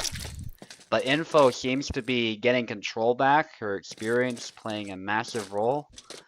And Cascar might lose soon. Info trying to finish it quickly with just a barrage of attacks, a push into some cuts. But obviously the rapier isn't that great of a cutting weapon, so it is a very risky play. But it does work quite well. It does chip some damage, chip some stamina. Goes low, there's a stab to the leg, and then a cut to finish it off. Nice combination by Info. And Info does manage to take it, but boy, was that a tough fight. And do not let the score fool you with that. Thank you for competing, Castar. You did a fantastic job. Like, that could be Hall of Fame worthy, to be honest. It was a very tactical rapier fight. A marathon fight, but a really intense one, it has to be said. So, probably the best fight of the tournament so far. So, thank you for treating us to that, Castar. You did a great job. Info just did even better.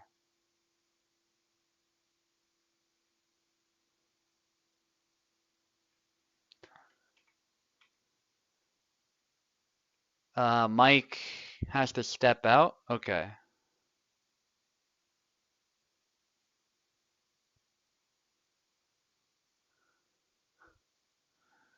So that's fine. We can just move forward with my fight against Venator.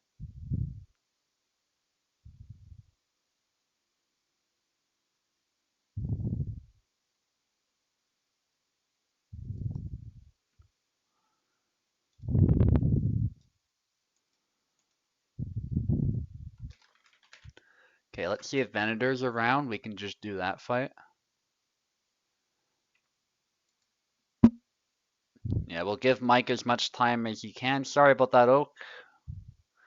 But it is what it is. We'll just head back to the winner's bracket, I think.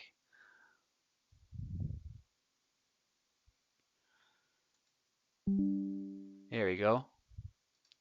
Give Venator a chance to fight as well while we're waiting. And I will take the left. Let me know, by the way, Venator, if you run into problems, because that is obviously very unfortunate. When it does happen, it seems to be on and off as to whether it'll actually go wrong or not. So just don't be afraid to pause.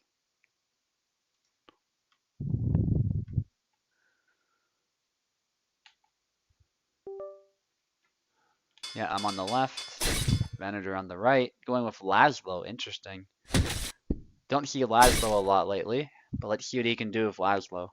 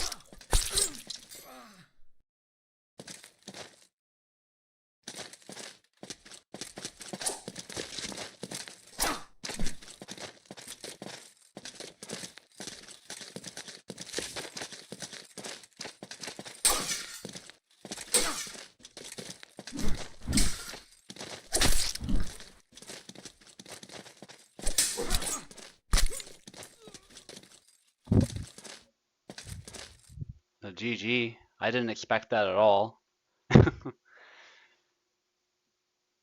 Some weird interactions, but Venator still deserves the win for sure. And very well done.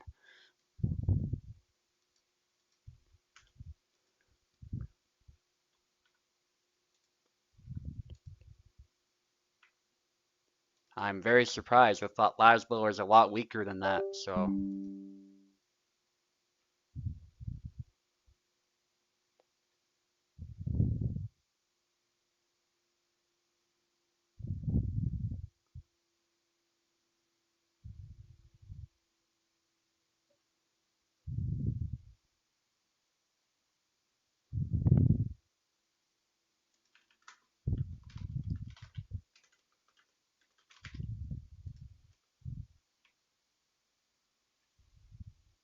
Yeah, he's definitely. We thought he was nerfed. That's why I'm kind of stunned. But Venator played him perfectly. What can I say? So, very well done to Venator. We'll do Pekola against Luck if Mike is not around. I don't think he is, so.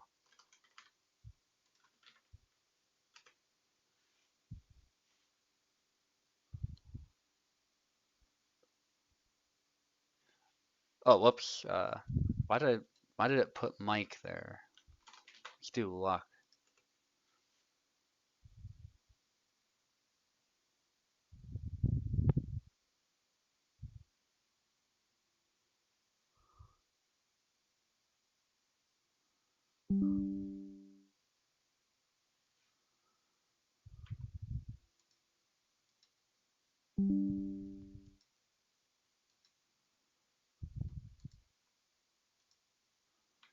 Okay, Pekola on the left, Luck on the right. This is going to be an intense one, no doubt about it.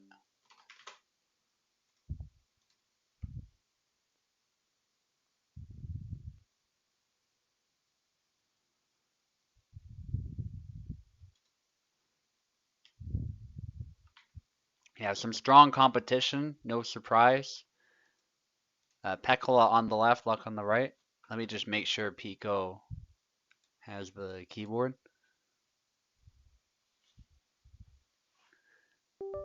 Yeah, Luck should be able to select.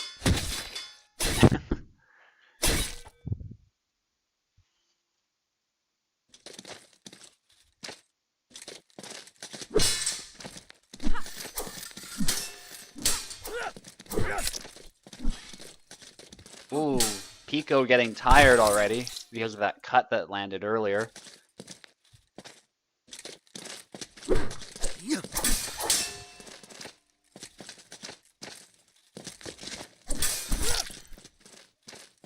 Good exchange of cuts there. Very fast. Both of these players are fast. Pico with his fast cancels, Luck with his fast reads and reactions. Their styles are a little bit different from each other, but in some ways their mannerism is similar. So many familiar names. Yeah, a lot of the OG people are still around.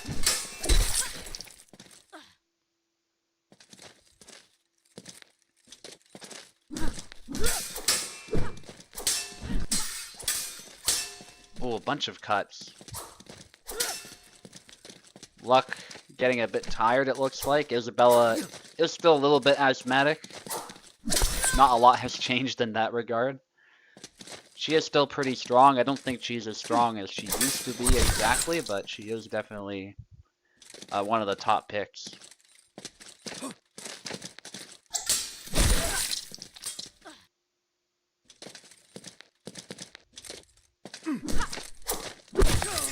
Nice snap cut there.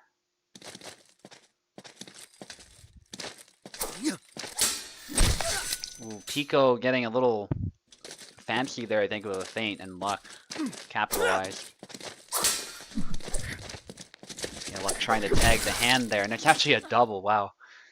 I thought Luck had it, but Pico was able to snipe the hand, presumably. And there's a sidestep countering the high guard cut.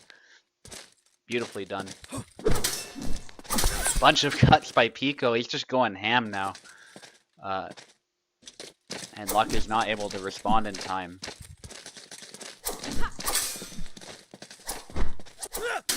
Oh, a lot of Luck just waited him out there. That was really nicely done. Good patience. Rushed by Luck, and it's down to the wire, 5-5.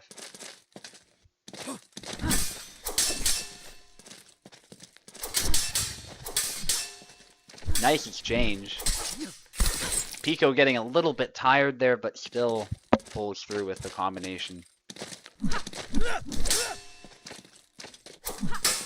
Snap cut there, trying to hit the hand.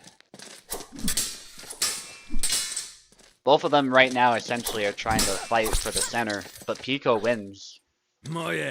Struck the weak of Isabella's blade, I think, and just went right on through as Luck was trying something.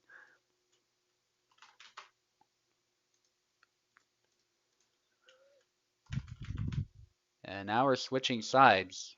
Very nice win from Pico. We might see a character switch from Pekla, though. He's basically been playing the whole roster this tournament. And no surprise, he goes straight for Yendrik, the Axeman. We'll see what he can do with Yendrik now.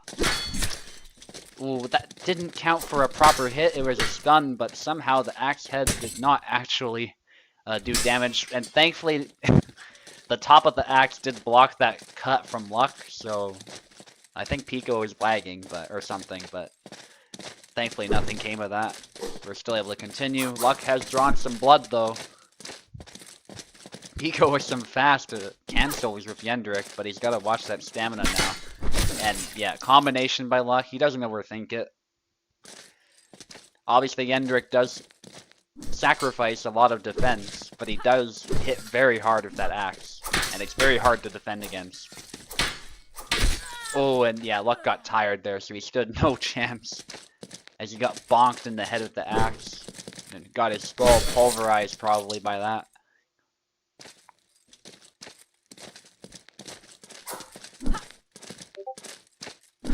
I don't know if you guys have seen tests or seen archaeology from medieval battles, but the stuff that axes do to your skull, like, it's just gruesome. Gruesome stuff. Swords are pretty gruesome too, mind you, but axes, like, they don't just hit with cutting force, so to speak, they also hit with the blunt force.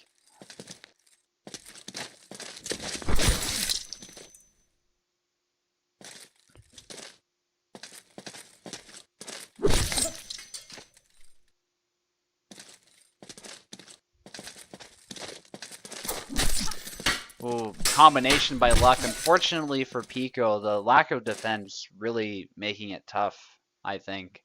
So I definitely appreciate the ballsiness to switch characters like that, but I really don't think it paid off. But Pico can kind of get away with experiments like that because he's still in the winner's bracket, so. Alright. We're switching sides yet again. Pico, thinking of using a different character, he goes with Connor. This is a new character for Fro, no doubt about it. This is a Scotsman with a shield and a broadsword. And there's an initial quick flag there by Pico as he speed books his Luck a little bit there. Not easy to do. Does the chicken dance now to taunt him. And then he pays for it by running headfirst into that sword. Some cancels there by Pico. Words are hard.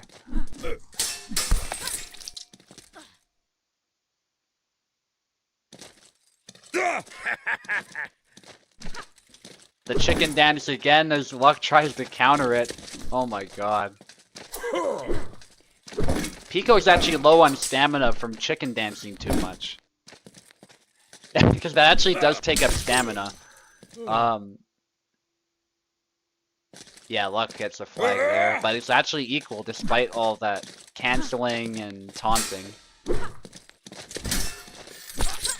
Oh, and yeah, Pico just dashes in. Sort of Highland charges Luck there, and Luck wasn't able to stop it because of the shield. High guard cut. Snap cut by both of them, actually. They both try to snap cut to the hand. Although the shield looks like an advantage at first, it does actually limit Pico's reach, so Luck can exploit that.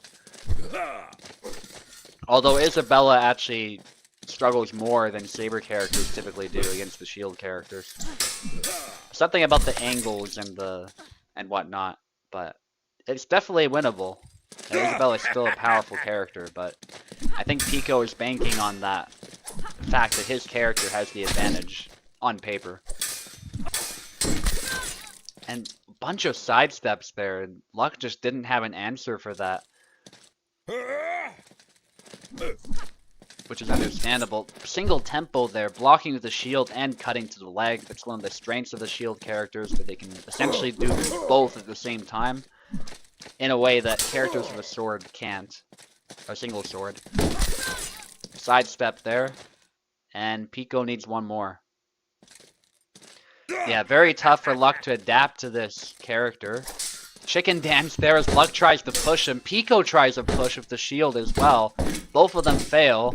Pico on the defensive though, as Luck tries to finish this flag here. Pico on the defensive again, and he actually forces a double. Very unfortunate. It looked like Luck was making some progress there, but all that progress is gone. There's the Highland charge. That's actually what that move is called, by the way. The dash into B cut. Forcing a double. Will Pico try the Highland charge again is the question. It's a very risky move. But a lot of power. High guard there. He actually does have a high guard and a low guard. Luck with a nice combination is able to get past the shield, but it's still looking very tough. Especially against a tricky opponent like Pico. Going with high guard, he actually blocks the longsword, but high guard is kind of one-dimensional, so Luck was able to gain a tempo and win that. Almost getting another flag there. Nice by Luck, but not quite. Very intense. As Pico's trying to convert to a win, and he gets a push, but no kill. He does get a hit, but it is not a kill. That was nicely done. Great timing on Pico's part. And Pico, oh, he backs off, and actually that combo seems very effective against Connor for some reason. I'm not actually sure why. I'm not familiar with this matchup. Probably just overwhelms his guard a little bit. Maybe it hits the rim of the shield just right. This time Pico does defend it. They have a little bit of an exchange. Luck tries the snap cut, but we call this attack the London stab, where he comes down low and just shanks you really quickly. Very deadly move that Connor has, and Luck was not prepared. Still, fantastic fight between these two. Luck did a great job, just wasn't quite able to overcome that Connor. Connor's a pretty strong character as well, it has to be said. I don't know if he's top tier per se, but he's close. He's, you know, like not a lot of people play him, but he's definitely pretty strong. Okay, Mike against Oak now.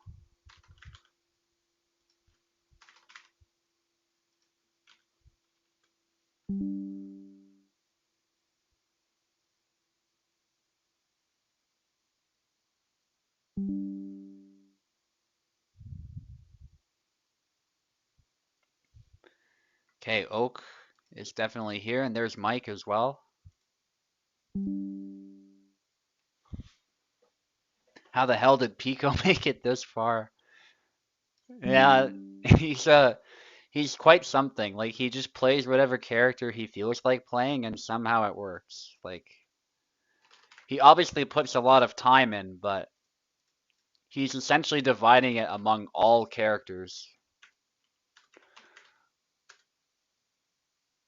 So it's really impressive that he manages that. Work today has been stressing. There you go. He's bringing that energy into his fights. Mike on the left, Oak on the right.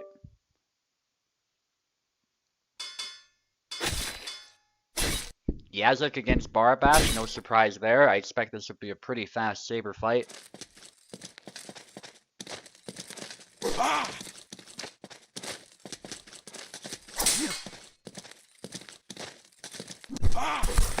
Ooh, some cuts there, but yeah, Oak is just able to stop him in his tracks as they trade there.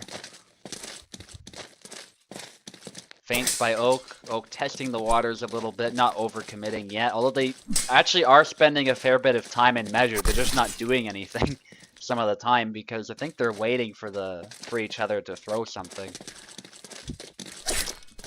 But there you go. Oak sneaks something past the guard as Mike gets too close. And that's the danger with spending too much time in measure, is you can find yourself hit before you know it, even if you think your guard is secure. A lot of factors go into whether or not auto guard will actually do what it is theoretically supposed to do. Positioning is a big part of that, and if you're close like this, you're gonna be wide open some of the time. Yeah, thanks for showing up, Fro Fencer. Hope to see you hosting some events or hanging out, whatever it is. And yeah, good luck with managing your fencing school.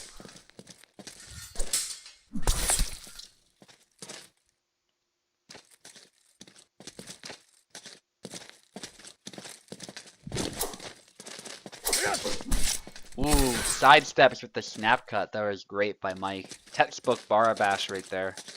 But Oak does have quite an advantage, so you'll have to make something happen with that. That's a double, a very messy engagement there. Bunch of cuts by Oak. Mind your eliminations on the line, so a lot of pressure here. Oak is able to win that flag. Needs one more now. A lot of pressure on Mike. Sidestep immediately punished. That's what Oak does best. Just the slightest error in timing or distancing, whatever it happens to be, and Oak will just walk all over you. Before you know it, a hand has been removed.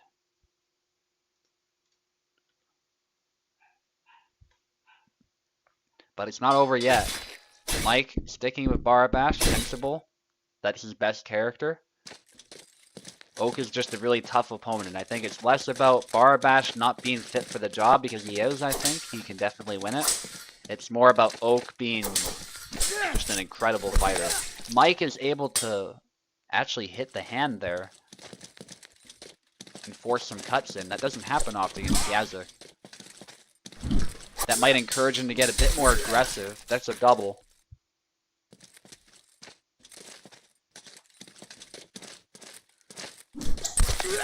Oh, yeah, good snipe to the hand by Oak. Oak's definitely not going to make it so simple. Some feinting there. Some low cuts. Mike counters them, but yeah, that snap cut to the head after the initial cut is deadly.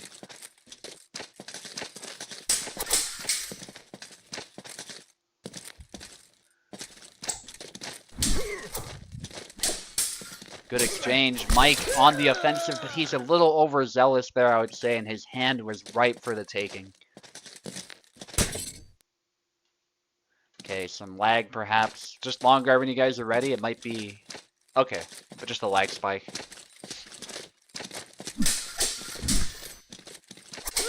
Which happened. Perfect combination by Oak. He slips that X cut in the middle when Mike didn't expect it. Mike thought it was his turn to attack, but Oak said, "It's not your turn yet, bub."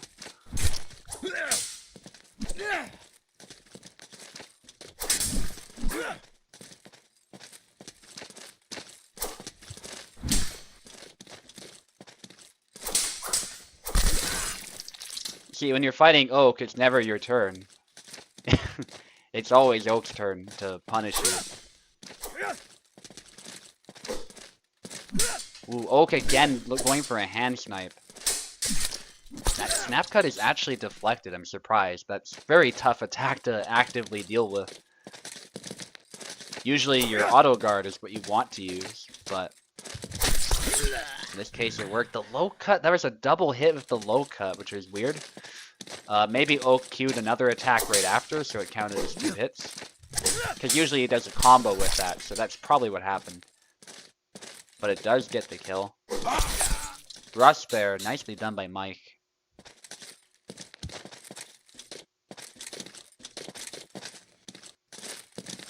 Slipping that in at just the right moment. Getting some attacks by Oak. Horizontal cut, trying to get the hand.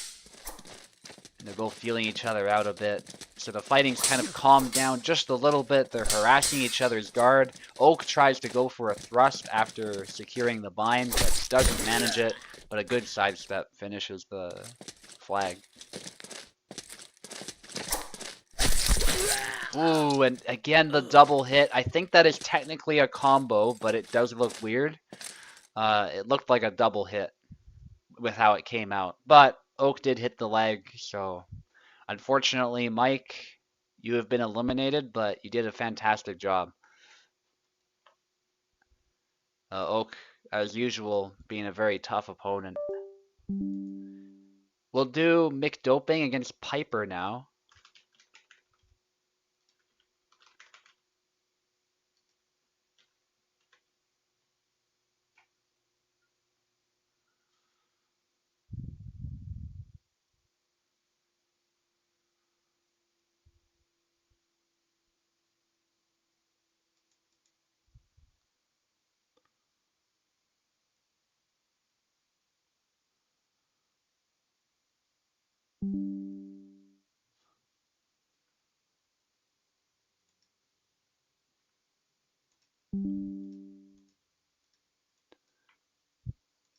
Oh yeah, Georgia is an awesome country, by the way. People were talking about that in the Discord. I wasn't looking because I've been focused on the YouTube chat, but yeah, absolutely goated country.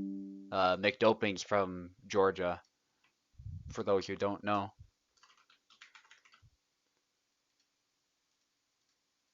A lot of awesome history there, and great people from what I hear, so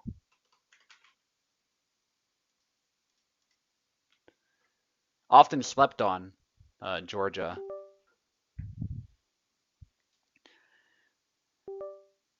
Georgia was also an important ally for the Mongols, believe it or not, way back in the 13th century. Georgian knights would sometimes accompany Mongol armies. So that's how I essentially grew familiar with their history. Is I noticed they were, like, I was reading about how they were very often in Mongol armies in that sort of part of the world. And then from there, you just learn, like, they've got a rich warrior culture, and all sorts of stuff like that. They were on the Silk Road as well, and all sorts of stuff.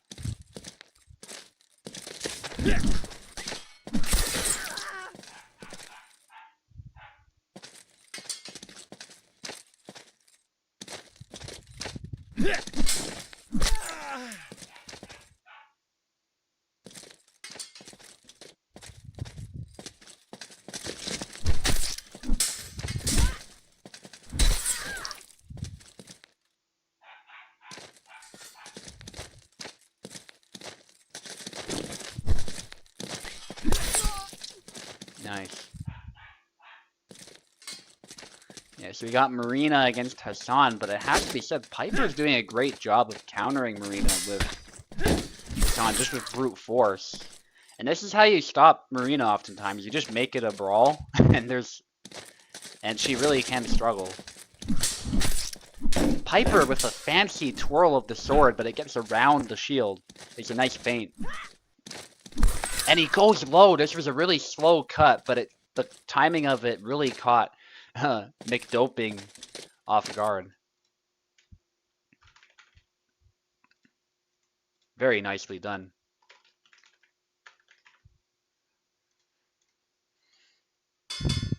Now we're switching sides. Piper on the left now, McDoping on the right. This might be a very fast fight. Piper usually makes it quick, whether he loses or wins. Usually how it goes. You got Gideon against Hassan now. This would definitely be quick. Just a matter of who's going to win. Somewhat similar fencing styles between these two as well. Piper beats him to the punch there. McDoping trying a fancy feint. I don't know how experienced he is with Gideon, to be honest. throwing a lot of cuts, and it's a double. In some ways, Gideon is actually pretty easy to pick up with his combinations. But in other ways, not so much, because he obviously doesn't have the best guard. That's kind of on purpose, though. With a saber like Gideon's, you really don't want to hold it out like you would with, say, Samuel's weapon. And that's because your hand would be so exposed. So what Gideon's doing here is he's tucking his hand away so that you can't hit it as easily.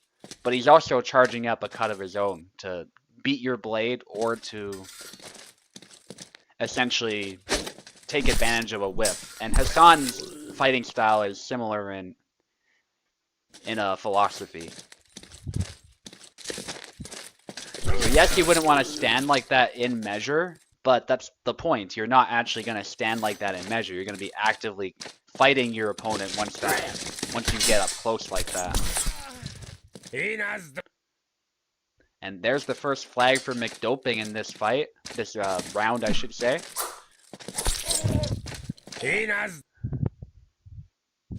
There's another one. Piper's got to be careful. Gideon is still a pretty hard hitter. There's another one for McDoping. Piper might want to change something a little bit. Yeah, there's a hand snipe punishing the whiff. And Piper needs one more. Big slash by Piper, and he's actually not even looking at his opponent. Amazing. And he still cuts the arm. Still refuses to even like look at his opponent and acknowledge him. I love it. Hassan is just being such a scumbag.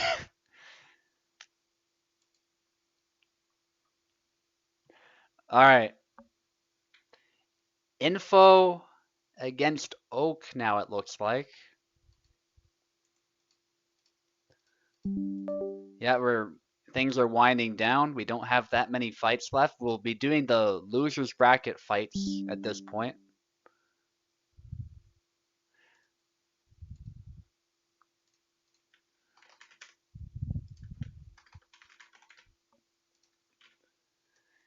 Yeah, I'm glad you had fun, McDoping. Must be late over there.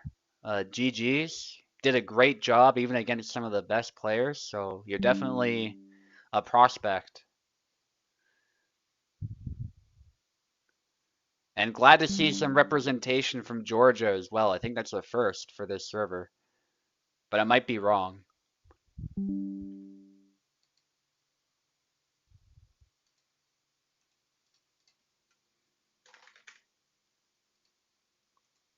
Okay, info on the left, Oaken on the right.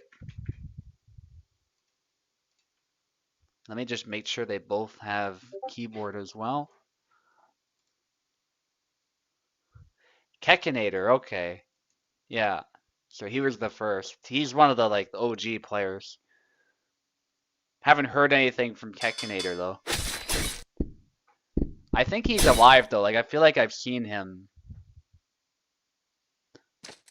on Discord or something. Like he said he was online, but on the server I've certainly not seen him and I haven't heard anything from him.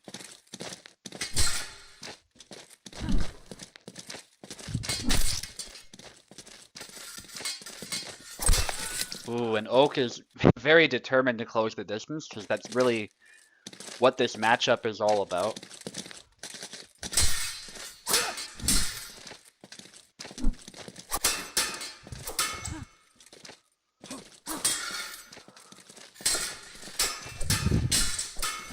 Bunch of cuts by Oak, but no kill. Again, some side steps. Oak might be slightly overthinking this a little bit. There it is, he gets another kill. This is a tough matchup for Marie because Yazid can get all sorts of blade beats and his guard is very solid. There's another hit to the head. Info stab, just not able to secure the double. Oak is also making liberal use of long guard, so it's tough. Info obviously needs to beat long guard or find some way around it with angles, but can she do that before the cut actually comes through? And sometimes the cut's not even generating power because it comes in so fast. That might need a little bit of fixing, but Nevertheless, Oak was inputting a cut, so it would have landed and it would have killed Marie, so it's more of a visual thing, I suppose, but there are situations where that could be a little bit unfair.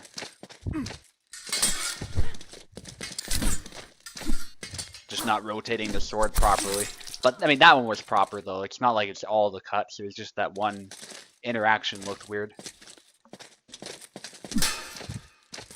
But Oak is looking to finish this quickly. And there's a hit to the arm. Info not able to land a strike.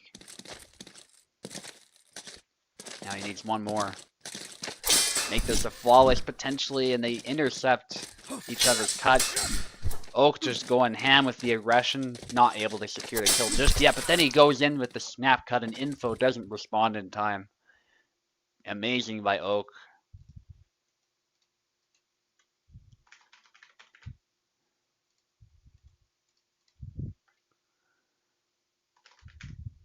Okay, I got pinged about something, I think.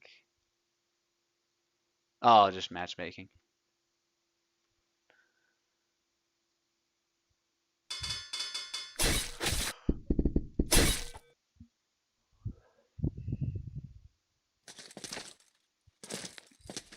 Yeah, same matchup.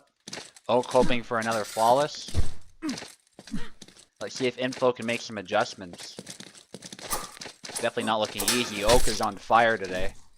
There's a cut from Info, but cuts are not very effective with Marie, so she'll have to find some way to use the point. Nicely done with the triangle, getting under that thrust.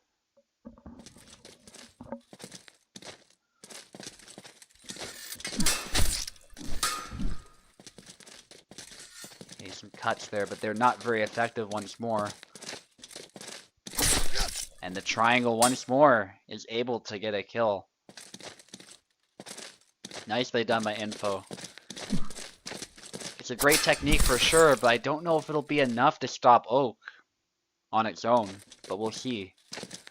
So far, it's the only reliable technique that Info has successfully been able to land. But it's easier said than done to repeat that. It's a move that really rewards skill.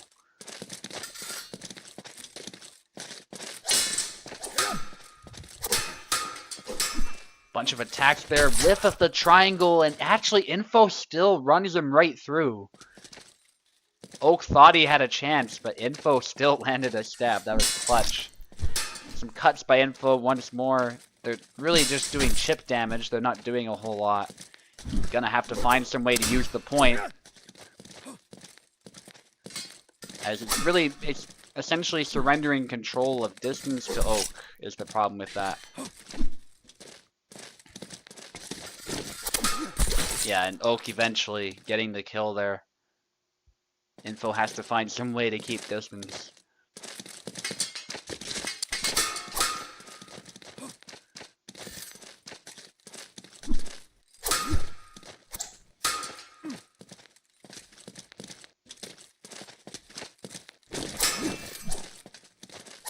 Info managing to retreat just in time. Good attempt there, but she threw another cut, and that's the... It just gives Oak a window to close in and tank that hit, because the rapier is not a good cutting weapon. Oh, he parries the triangle actively there. A little bit surprising, but the handle did intercept it, so it makes sense. And that's a double. Info is still able to force the double. After all of that cinema, it's a double. Thrust there, not able to get the kill, but nice try by Info. Another jab. No kill though for Info.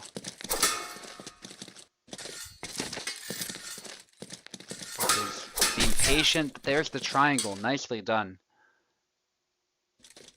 Info definitely coming to life here. Dashing in. There's a cut, but again, just not super effective. And that's why Oak is just able to march on forward.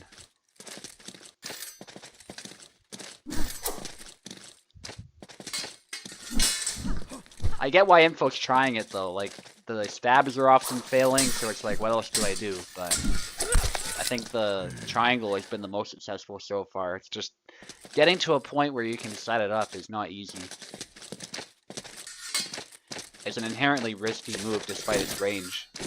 Info trying to catch him with the dashes there, but Oak is not likely to make such mistakes, and he knows the grab is coming, so he does not allow that to land. Backdash away there. Oak goes in for some attacks. Does take a hit, though. Very devastating hit, potentially, for his stamina. Oh, and yeah, the cut is not very effective once more. But Oak had already closed the distance, so there's not really much Marie can do at that point. Very good effort by Info, but Oak was able to secure it in the end. Let's do Luck against Piper now, since that's next in order. Give Oak a little bit of a break.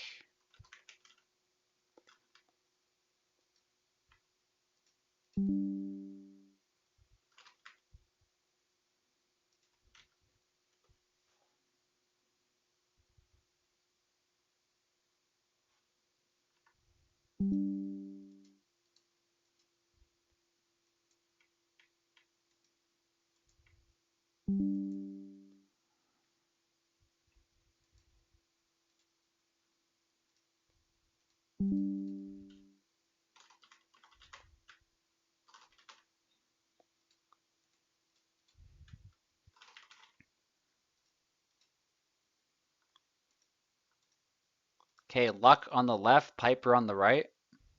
Somebody hit back. It's okay.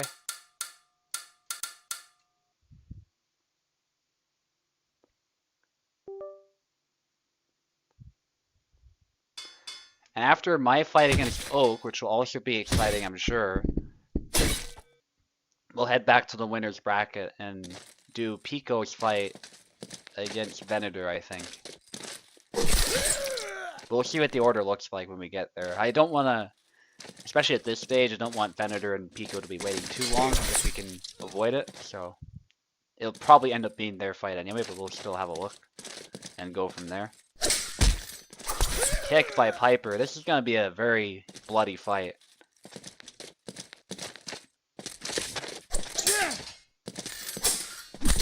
Ooh, snap cut by Luck. Great timing. And good angle, too. He was actually a little bit off line from Piper, so that probably helped.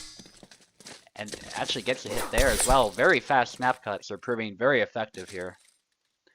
Just to get that little bit of chip damage and then follow it up. Nice low cut. But Piper somehow kills with a hit to the head despite not throwing anything. Crazy. But that's Alex for you. Before he even throws it, there's the damage.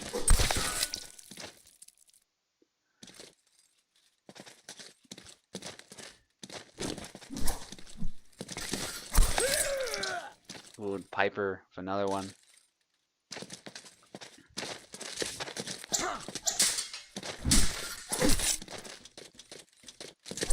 Big slash, but he sidesteps it. Very cinematic saber fight so far. And great job by Luck. That was textbook Barabash play. Snap cut by both of them. Piper did a bit of a snap cut as well. But Piper takes it. Barabash is definitely proving to be a great pick for Luck. And it might just work here. Luck needs one more. Belly lunge there. Does actually get a hit on the retreat. Which might be huge, as he does a sidestep and it's a double. As Piper goes in with a whirlwind. But before his whirlwind is even thrown properly, it is a double somehow. And there's a thrust straight to the face. Actually a surprisingly effective move, I think, against Alex.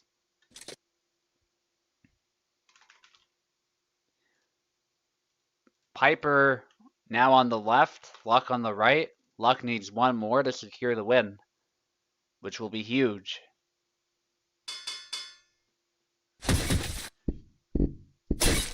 Luck has been a formidable opponent ever since returning to competitive play. Oh, and it's a trade, but Luck loses it somehow. I thought it was going to be a double. Goes low into a snap cut too, and Luck actually lands the snap cut. Nice low high before the auto guard can respond, which is very smart on Luck's part, but just didn't quite get the kill. Probably didn't hit the head. 1-1 now. Luck going for thrust. Just gotta watch the hand, but it is a good idea. Upcut out of measure, but the snap cut to the head is more devastating than the cut to the leg. So Luck actually manages it. That's a double. Your computer is very important after all, so it does make sense.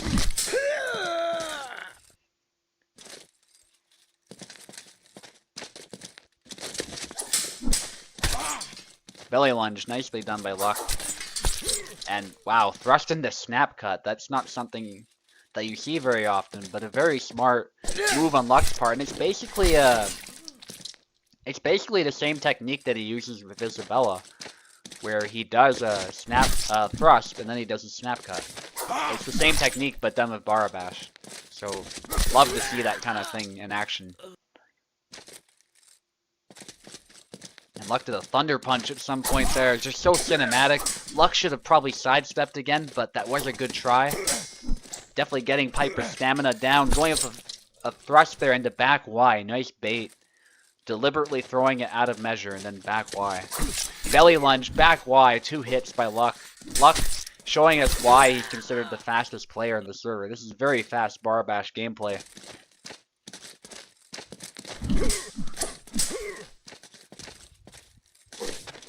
I really think Bara is one of his best characters. Sidestep by Luck. Luck needs one more. Pico telling Piper to jump, but it is actually Luck who jumps. He goes with the thunder punch, and there it is. Luck takes it. Beautiful finish by Luck.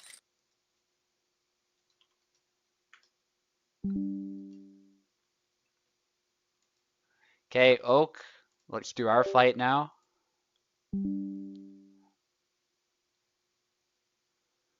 Might as well, since we did Luck versus Piper, then we'll come back. And Oak is already here, no need to ping him.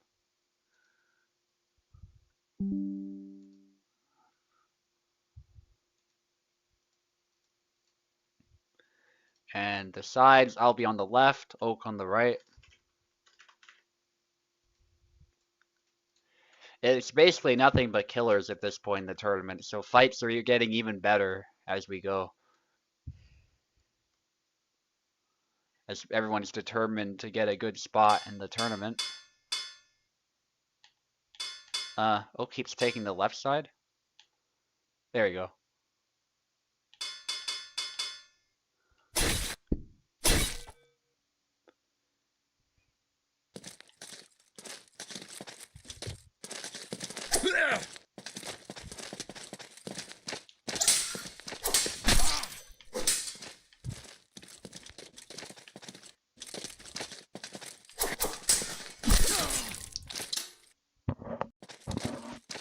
Alright, good luck, Oak.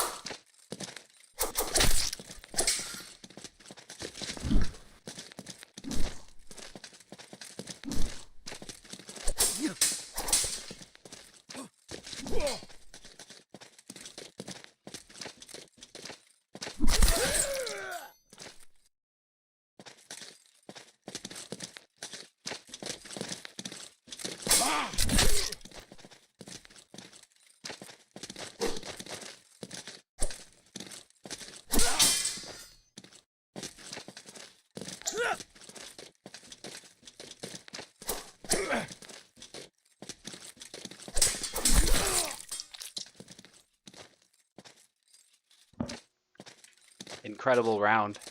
And we're not done yet. It's amazing.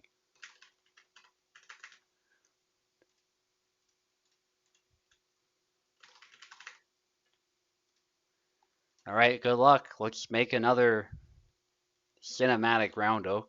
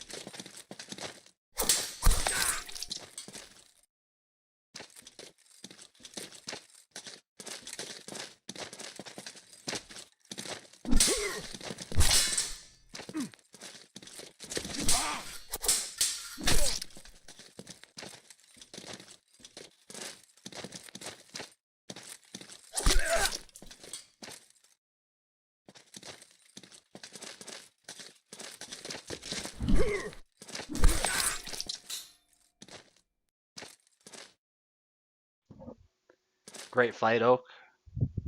Unfortunately, you've been eliminated, but you did fantastic. It felt like I had to use all my tools to have a chance at winning that, so great job. Don't let that 2-0 score fool you. You definitely made that very, very, very difficult. And it was hilarious too because there were times where I think we both got advantages against each other, but then we managed to force the double on each other regardless, so then we were back at square one. So it made for a much longer, intense fight. Alright, Venator against Pico. Let's not keep them waiting any longer. They are up next as well anyway. And we're nearing the end.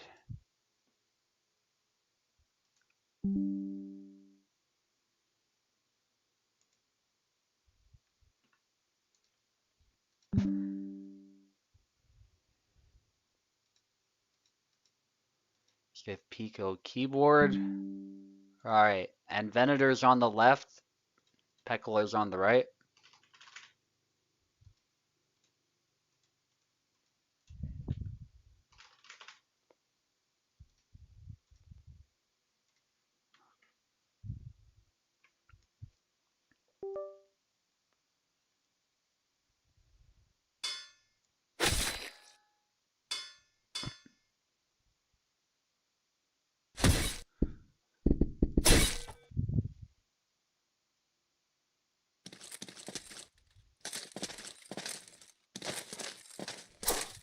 Upcut there. Pico going with Calc, by the way. But he is a very good Calc. He somehow makes him work, even though you'd think he'd be at a disadvantage. Presents an opening there, but that was a bait, I think.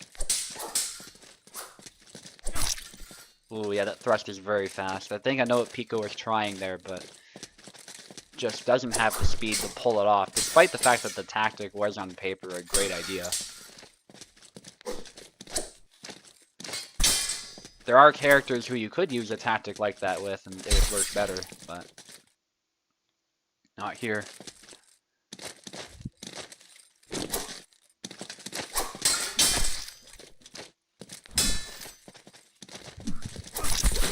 Big slashes by Pico, able to secure the flag.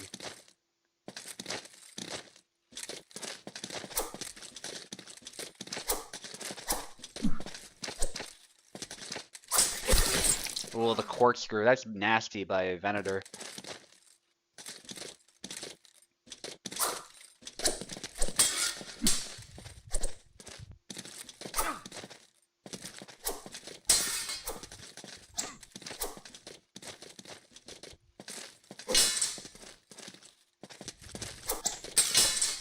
Wow, sidestep by Venator, but he's punched out of it. Got a little bit too close, I think.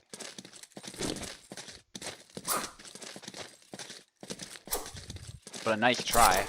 Thrust by Pico cancelled into a cut, but he still eats a cut to the head. High level plays by both, but Venator with a clear advantage at this point.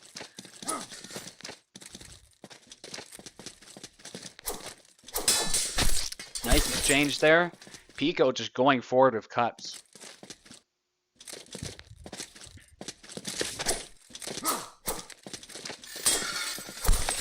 And a thrust there, nicely done.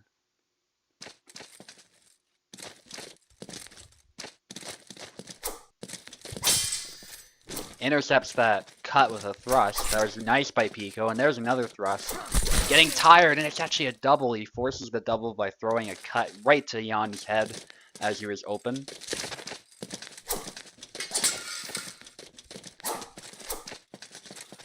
So far, a very even fight, despite, on paper, Calc being a much weaker character.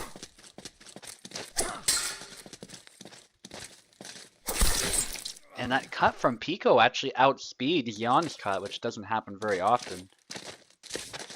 And Pico has a lead. There's a thrust to the body.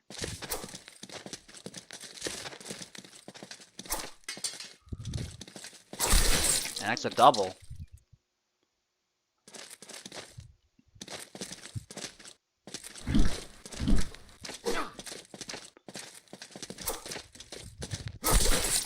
Nice chop to the arm.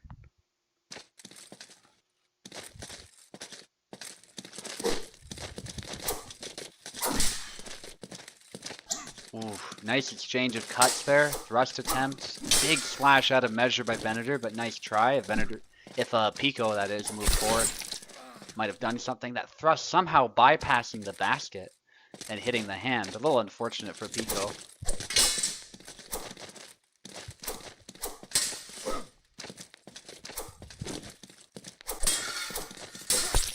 Wow, he canceled into the back X. That was beautiful. Straight to the arm by Pico. High level play. And the chop. Venator keeping it simple. Which might be advisable as he tries to just finish this round here. He doesn't want to give Pico the advantage of having a win. There's a stab to the body. Dashing to the side. Just chipping away at Pico's defenses. Thrust by Pico. Pico trying to go on the offensive.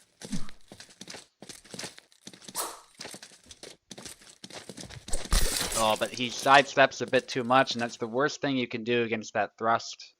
So Venator takes the first round.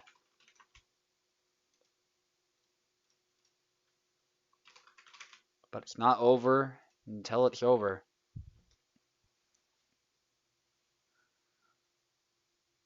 Switch sides. Yep. Yazik against Alex.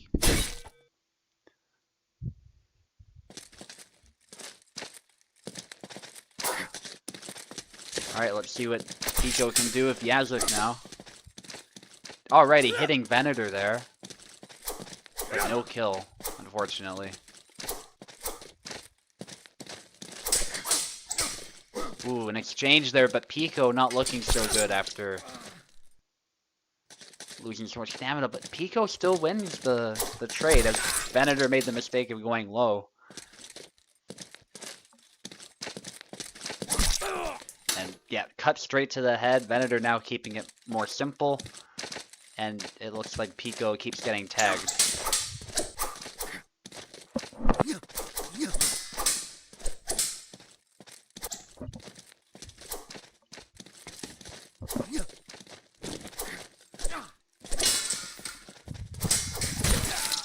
Nice back Y by Venator.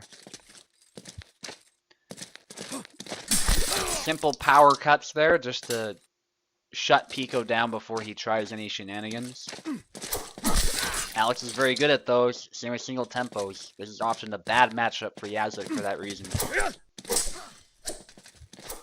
Not unwinnable, but it's tough, especially if you open yourself up. Venator needs one more to take Pico out and send him to the loser's bracket.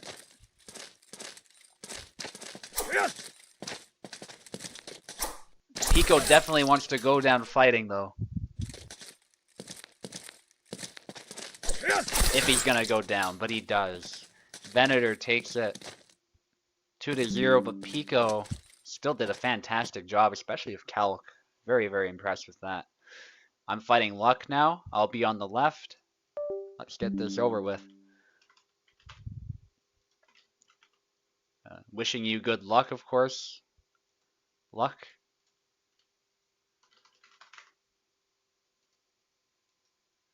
Yeah, no worries. Take your time. I think, yeah, we're the only fight that we can do right now, but that's not a problem. I can still wait a little bit. I'll just set up the names while I wait, and just join when you're ready.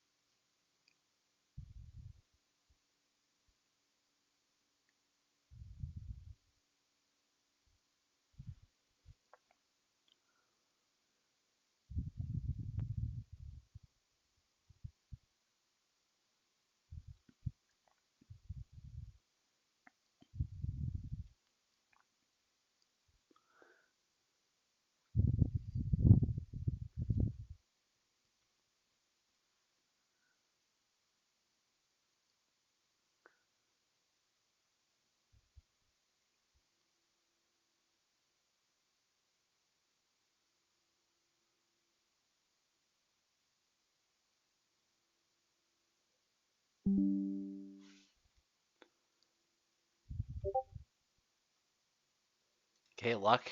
Looks like he's here now. Thanks for the heads up.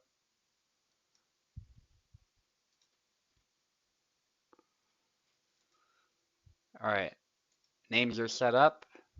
Good luck.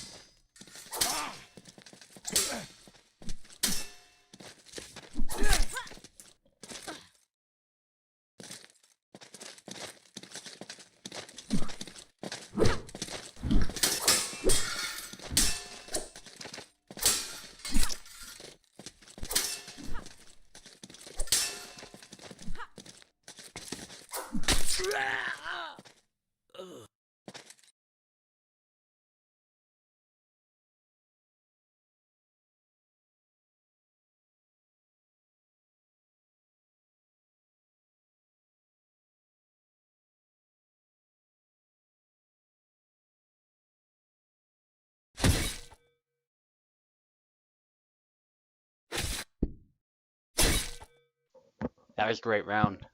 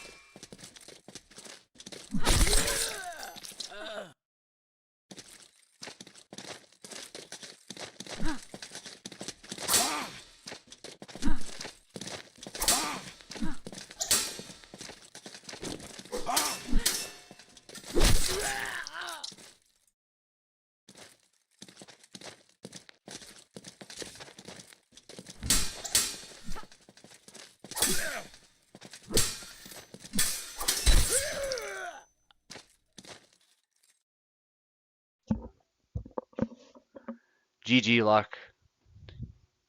Yeah, I have no answer for that that gameplay at the end. Earlier on I did, but I think you changed something up but kept the speed going, so I couldn't do much. So very nicely done. You're still fighting Pico, so please don't leave. Yeah, very good game. Fast exchanges, Hall of Fame worthy, I think. There were some other Hall of Fame worthy fights as well. So it's been a great tournament from that perspective for sure.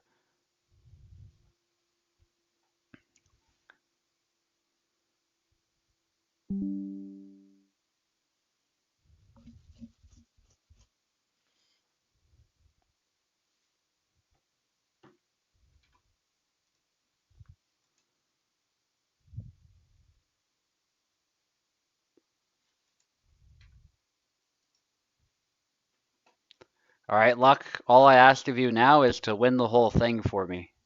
I know that's a tough ask, but you just proved to me that you have what it takes, so I'm counting on you.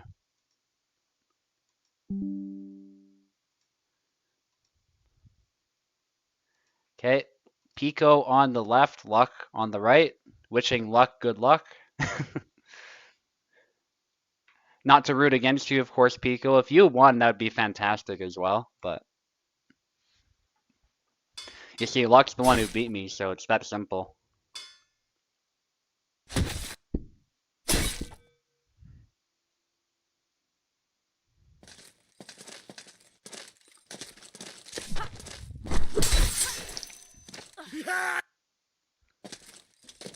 Yeah, no, Luck did fantastic there. Now he's fighting Pico. Another test for him. Pico with 2 early flags for Zera, though, I have to say, that could be important. But Luck punishing that whiff.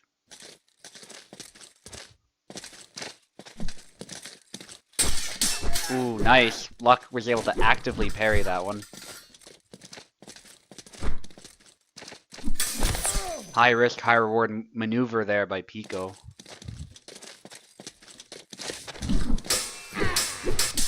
Bunch of attacks by both, and it's a double.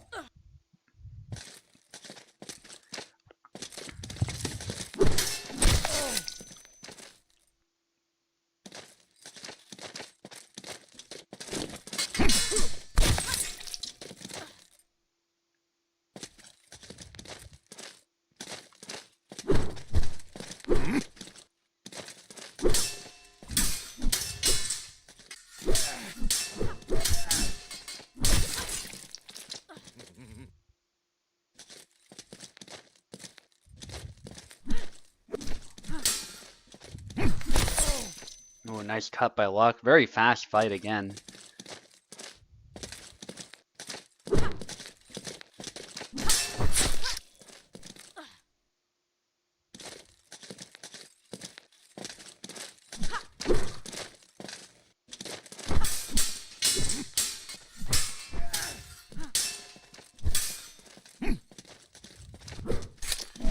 Wow, the upcut by Pico. And wow, Luck is able to power through. Very close fights here. Both fighters proving they deserve to be here. Not that that was in question before, but they've proved beyond any doubt whatsoever. Luck is able to take the first round, though.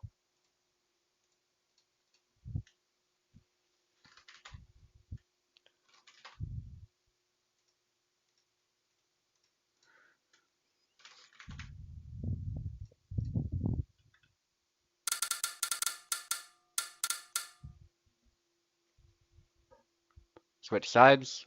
Luck on the left.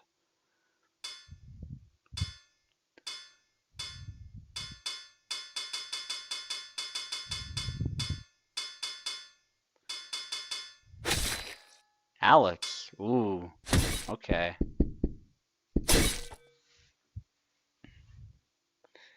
Pico, like, he's using the whole roster pretty much here. Now we've got Alex.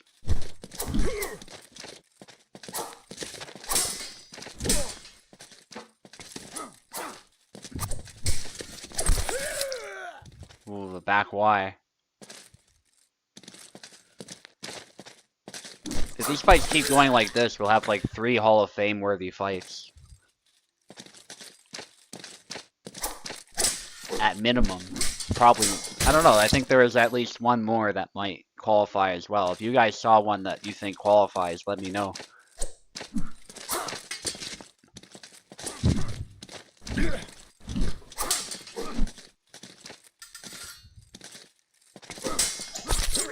Double.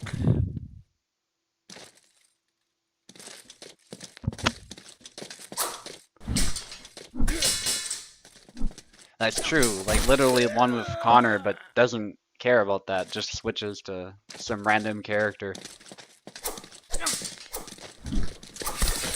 Ooh, a bunch of side steps there. Alex is amazing at this single tempo game.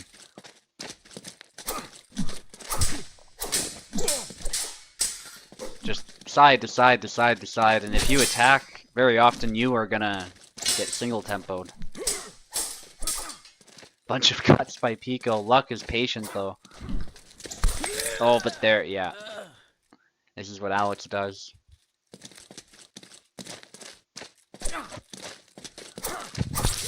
Ooh, but this time Pico is single tempo. Nice by Luck. Oh, big slash from Pico gets through. I don't know if Luck was trying something or not. But a bit of an exchange there. Luck is able to get a hit because Pico moved into it. Bunch of cuts by both. Yeah, this is another Hall of Famer, I think, at this rate. Wow. They're just literally fighting each other to exhaustion.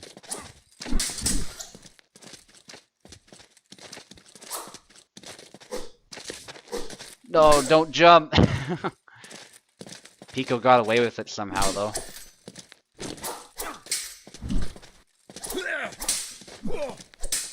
Ooh, Luck getting tired. Pico dashing in, and somehow Luck survives, and now Pico's the one tired. Wow. Wow. I think Pico had to jump. Maybe that's what he wanted, but he pressed X instead. Speaking of jump.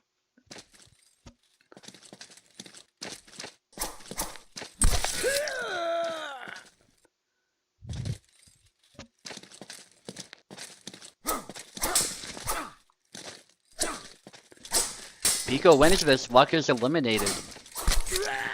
Or sorry, no, Luck won the first one, right? What am I smoking? Yeah, no, it's Pico who has to... Or am I right? Yeah, Luck won the first one, yeah. So, it's actually like Pico has to win this. Pico. Yeah, so Luck's in a good spot still.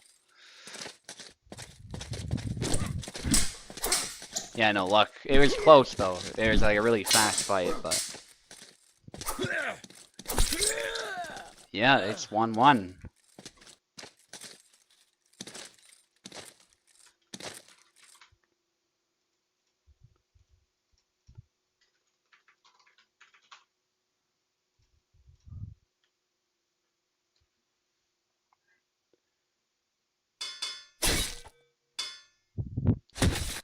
Calc versus Isabella.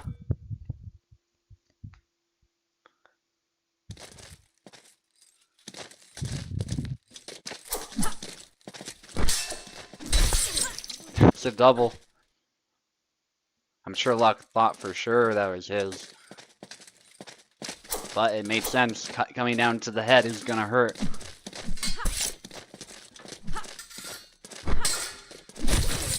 Ooh, Luck keeping it tight, as you should.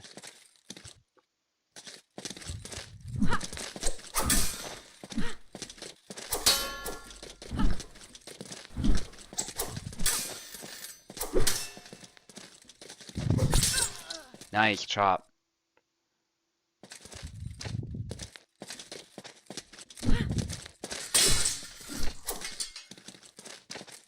A cut there by Luck, dominating the center. And it's another double.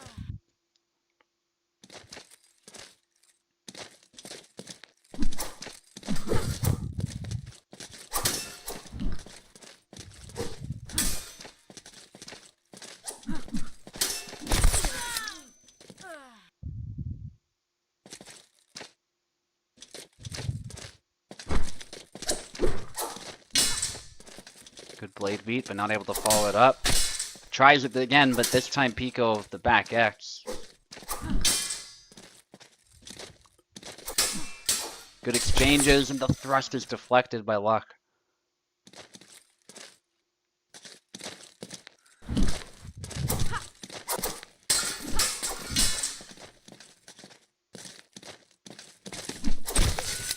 Nice.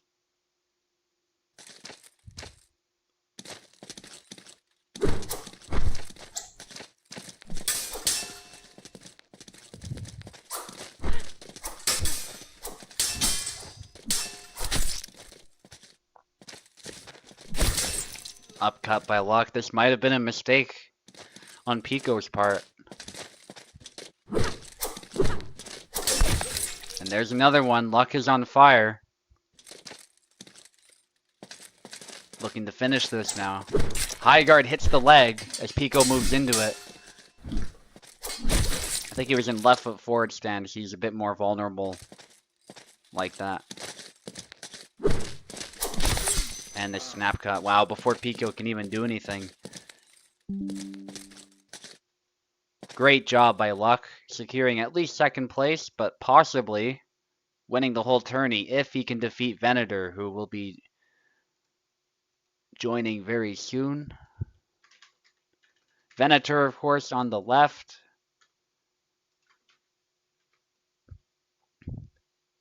And Luck on the right. I don't know why I said Venator like I was a Quebecois person, but I did.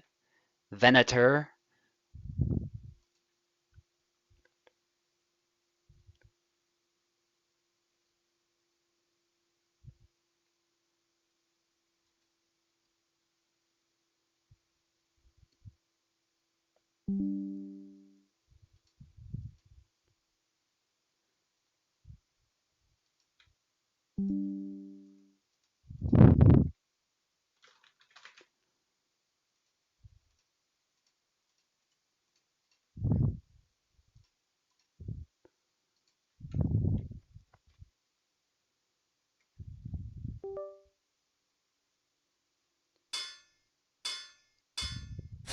We got the Isabella versus Alex. Wow.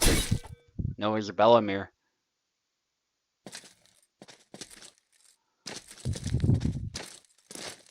Can be a 50-50 matchup, although Alex probably has a slight edge if you ask me. It's definitely quite possible for Izzy to win though. She does have tools for him. Just as Alex has some lethal tools for her. At this point we're in the finals. It's pretty simple. Luck has to beat Venator in 2 matches because Venator hasn't lost his life yet. Venator just has to win 1. And I'm sure for Venator, the sooner the better. He's from Europe. Probably wants to go to bed. Although he does stay up pretty late, I've noticed, so maybe this isn't a big deal. Pretty late for him, anyway.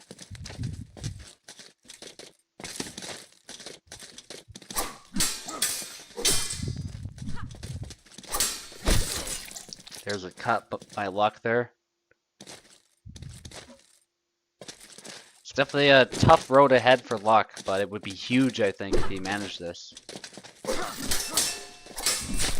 Thrust to the hand. So far, it's looking pretty good for Luck. He does a good job of slipping those stabs in the middle of an exchange. Trying it again there. This time it doesn't work, but there's the push. Defends low, but Venator still sidesteps from there. It's crazy. As Luck tried to punish that, I think sensibly. Like, that's usually what you want to do, but...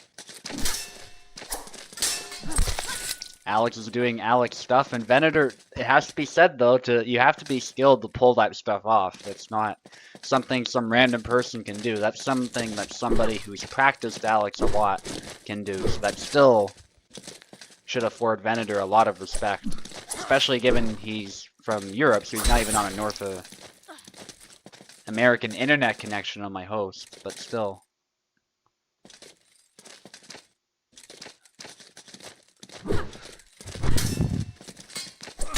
Yeah, it definitely takes an understanding of the game. Stabbed to the head, though, by Luck.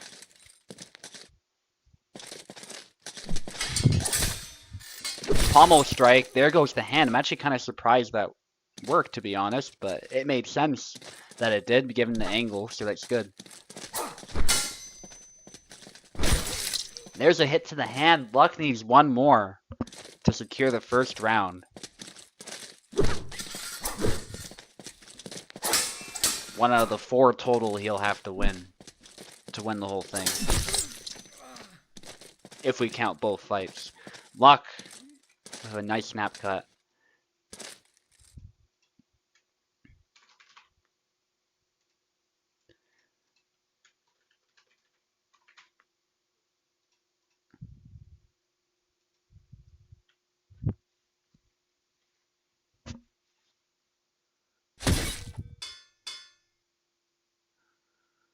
Laszlo, yeah, Venator's Laszlo, I don't know what was up with that, but he was so good. So I don't blame him for trying it, although Isabella is a pretty good matchup against Laszlo, so this might not go well. In hindsight, maybe I should have used Isabella. But Jan is usually a good matchup too, so I thought it made the most sense.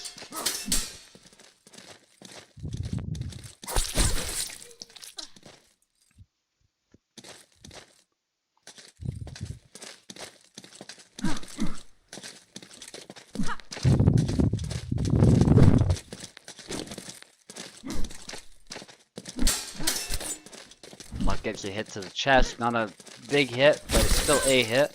It's a double again.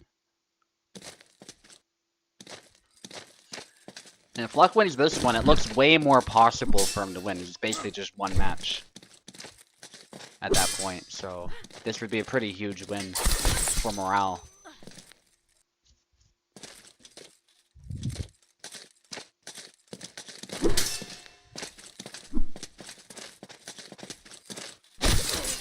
There's a cut to the arm.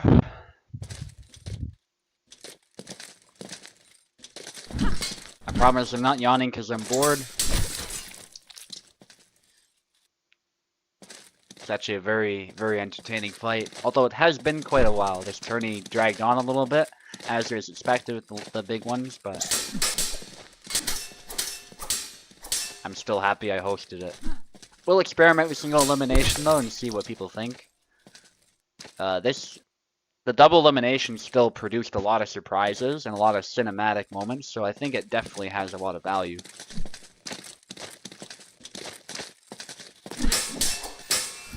But sometimes it's best to save a bit of time, so we'll definitely give that a go and see how it goes.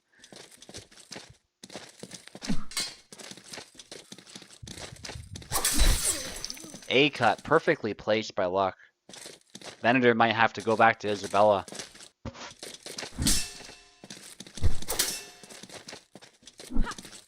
Thrust attempt. Venator's long guarding. Luck waits, and somehow he blocks it. I don't even know how. But Venator took his first flag. Sidestep by Luck, but still He got grazed and then Venator just finished it.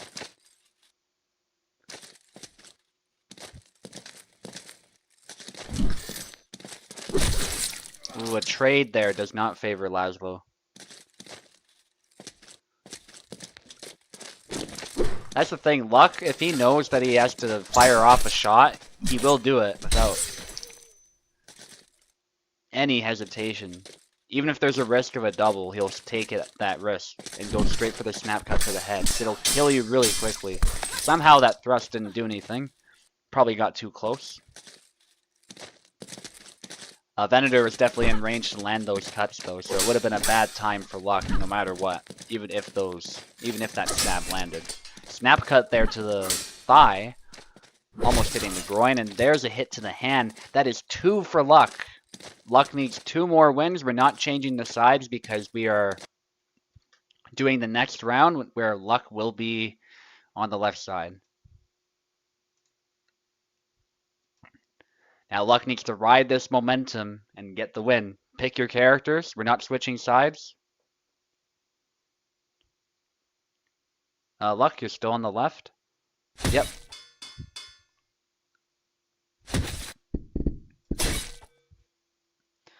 We'll switch after this one, of course. Let's see how the Isabella Mirror goes. Very prestigious win for Luck if he manages this. And there's a double to start us off.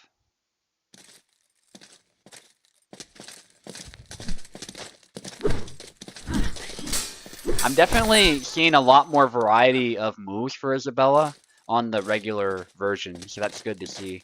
I think the retro mode did something to the Y cuts that made them a bit unbalanced, but on the normal mode, it definitely looks a lot better. There's a lot more variety, a lot more high-level plays, so that's good to see.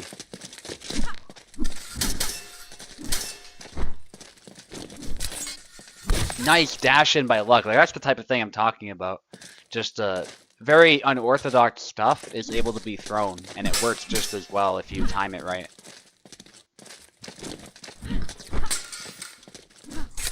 Ooh, cut to the left. And that's just a move-specific thing, by the way. I'm not saying the mode itself is bad. Just, I think that move, for some reason, just seems very...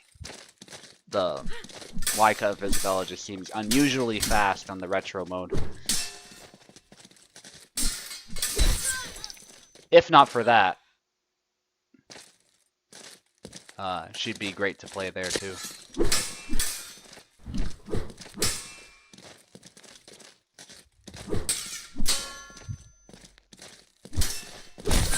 And that's a double.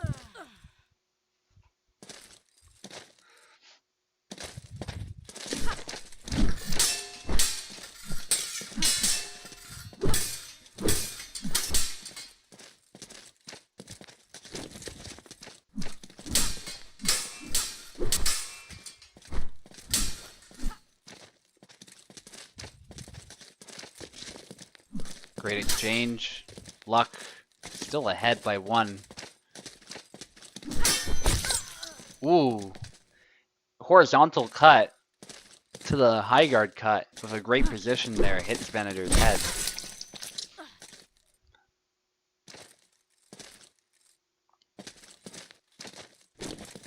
Push out a measure there to switch legs, I assume. Good exchange.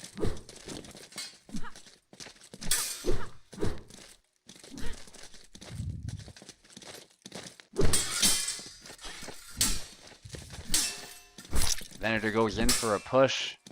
Not able to get the kill, but it was a great try.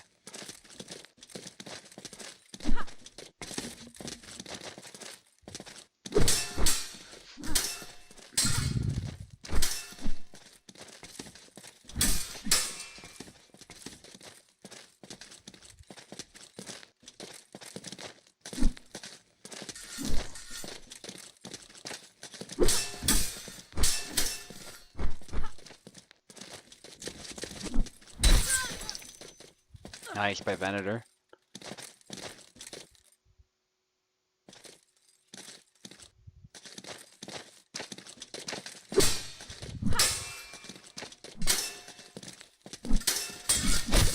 Ooh, and Luck just goes forward, displacing the thrust and hitting the head.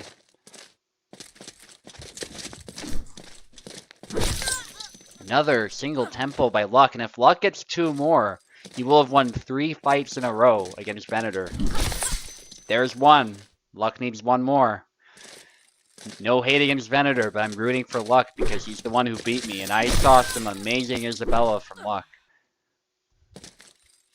So I'd love to see him get that champion title. There it is. Luck got another flag. And that means he's won 3 rounds against Venator. He needs 1 more win to win the whole tourney.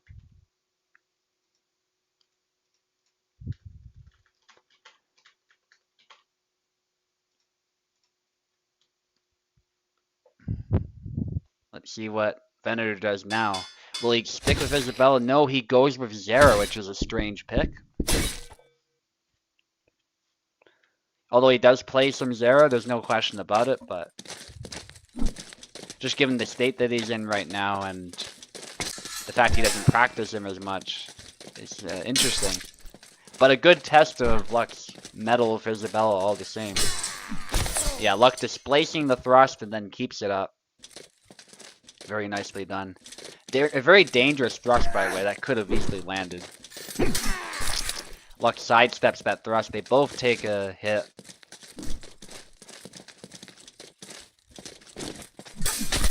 And that's a double. Pretty predictable outcome as they both rush each other like that.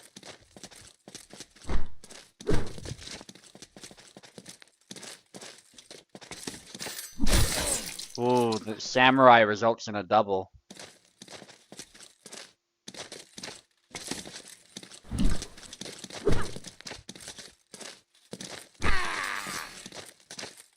Calm before the storm aggression by Venator.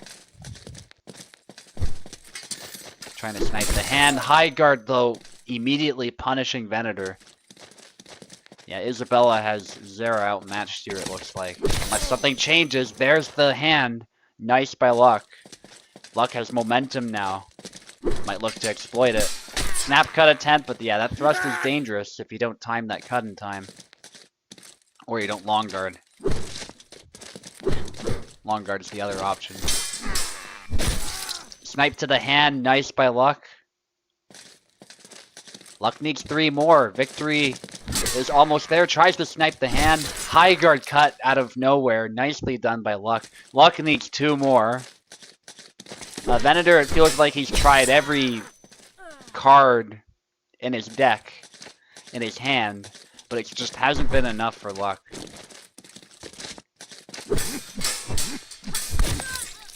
Ooh. But there's one for Venator. It's definitely not over yet. Ooh, Luck beats the thrust aside. Beautiful with that snap cut, then follows it up.